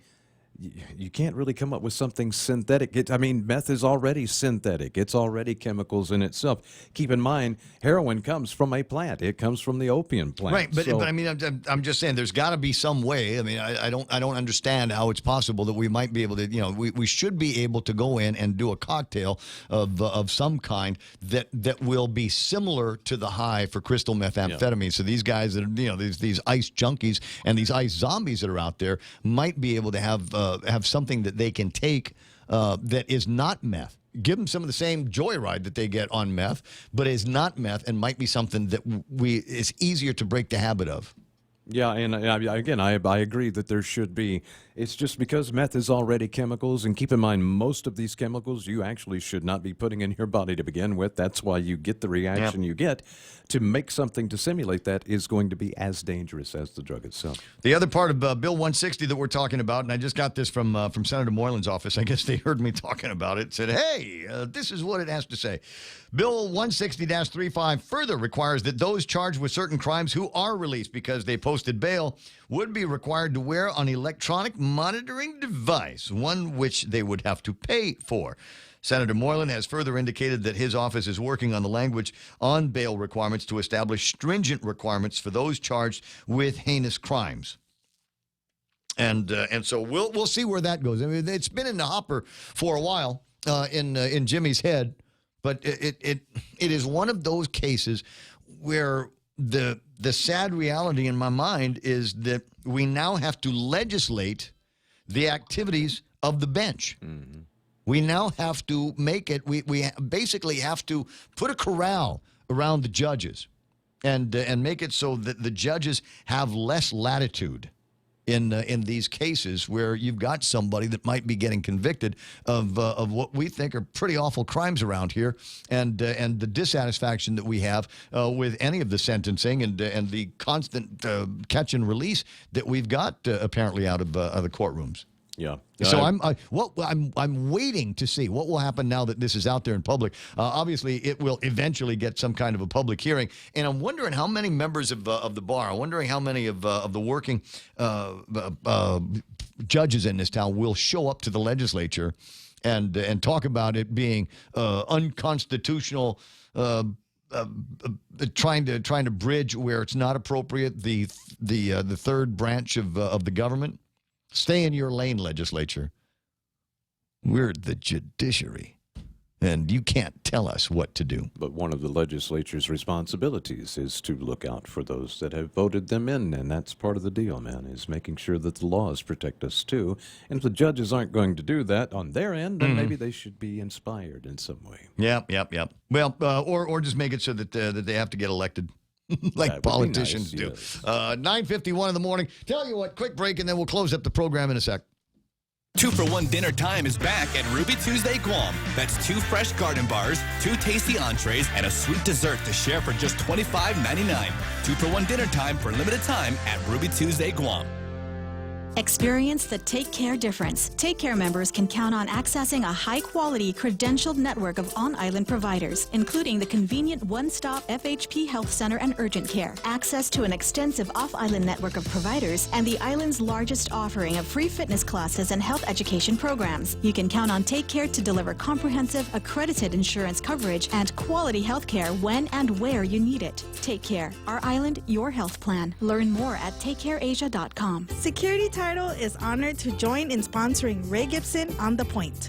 My name is Alicia Blas from Agate, and this is where I start my day, listening to the voices of our community and sharing thoughts about issues that affect all of us. It all boils down to our people and our land. Putehi Igomamu. Protect your home.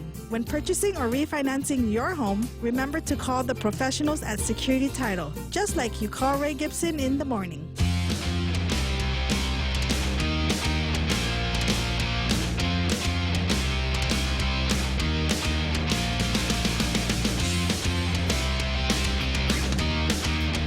Because I'm vanidoso, that's why. I'm looking over the Facebook, and you would think on a day like today, where you got a major carrier in town and they're having internet outages and things like that, you'd think that I would be a little bit more focused on the job.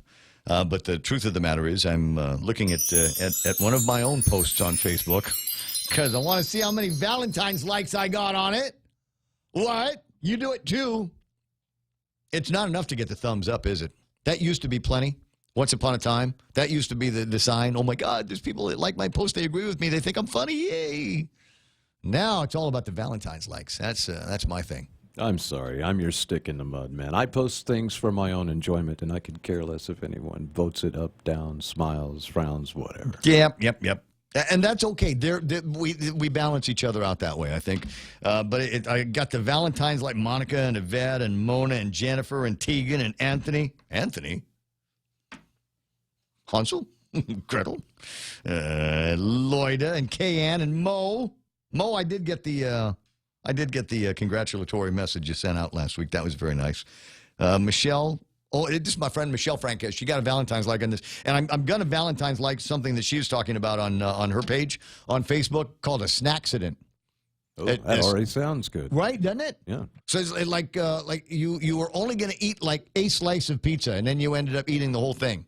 Or you accidentally fix up a bowl of vanilla ice cream, and then for some miraculous accident, chocolate syrup gets spilled on it. Darn it.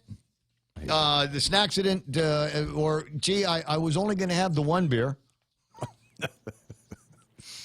That counts, right? I hope so. Anyway, so now that I've distracted I have to distract myself from the distraction. Getting back to Docomo, they have posted online. And thank you for your understanding as internet and cable services are being restored in Guam and the CNMI. Our restoration team reports that certain areas are back online. Not all, but while internet and cable services are being restored, please note that mobile, voice, and data are unaffected.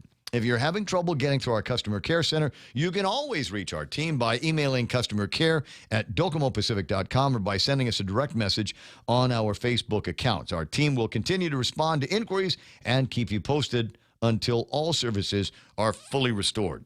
And so what we used to refer to in the cable biz as AP, area problem.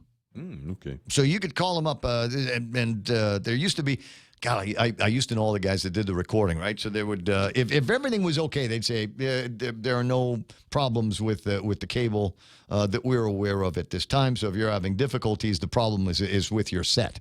Or maybe it's an isolated problem. But every once in a while, we get into cases where there'd be a couple of area problems, and we'd be able to identify pretty handily where those problems were and, nail it down to individual streets and things like that. So you call them up and say, there'd be a recording, that we got a problem, area problems in Mighty over by the old Manglotnia store, or up in Barragata by Vinny's or something like that. But today it looks like it was an island-wide issue with Docomo.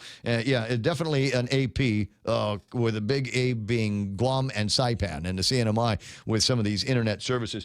I got my fingers crossed that you know what? They're probably going to get everything repaired and restored at 9:59:59, right?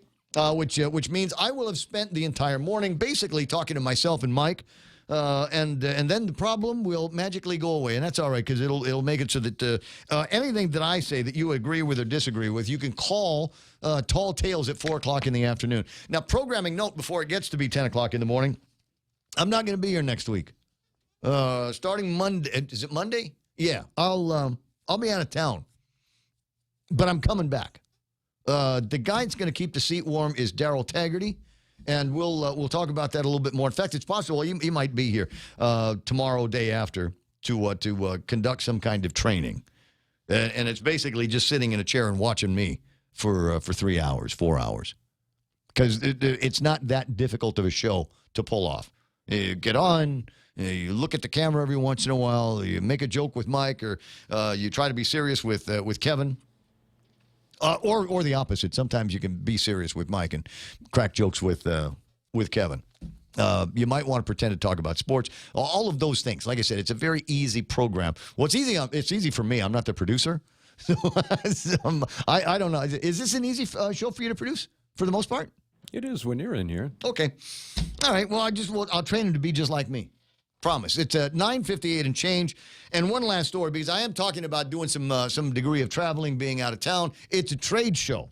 So first thing is a visit to St. Luke's so they can poke and prod me and prick me with needles. Yeah, we'll get the bad stuff out of the way.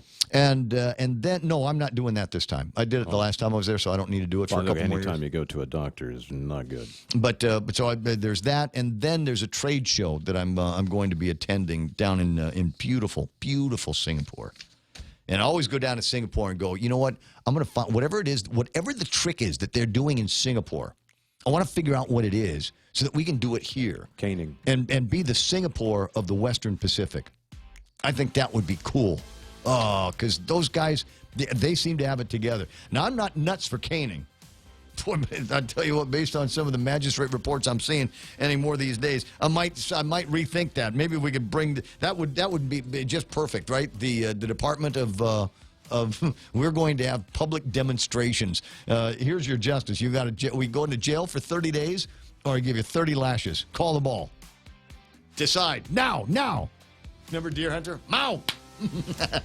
What, 10 already? Okay, so check Bison again tomorrow morning at 6 o'clock for the show. For Kevin Kerrigan and Michael Knight and the occasional Blake Watson, this is Ray Gibson saying thanks so much for listening. I'll catch you in the morning on this here radio station. We're KUSG Agana, headquarters on Guam for Fox News. Judge came up with a solution, a 5-foot physical barrier separating their seats. At a council meeting a few days ago, others injured after a construction crane collapses into a downtown Dallas apartment building and parking garage during severe weather. Officials say 2 of those injured are in critical condition. This woman's apartment was damaged in that collapse. I went next door to doors, knocking on doors, making sure everybody was okay. A few people came out, they were okay next to us. The man next door, he was yelling for help. I knocked on his door and he cracked it open enough for me to get to him, and I helped pull him out of his apartment. Winds in excess of 70 miles per hour had been forecast to accompany the storm. President Trump says he may renew his tariff threat against Mexico if it doesn't cooperate on border issues. Acting Homeland Security Secretary Kevin McAleenan says the Trump administration has procedures and plans in place to ensure Mexico complies. There's a mechanism to make sure that they do what they've promised to do, that there's an actual result, that we see a vast reduction in those numbers. The White House pushing back on a New York Times report that Mexico had already agreed to most of the immigration actions several months ago. The House Intelligence and Judiciary Committees plan hearings this week on the special counsel Robert Mueller's report featuring former national security officials and experts.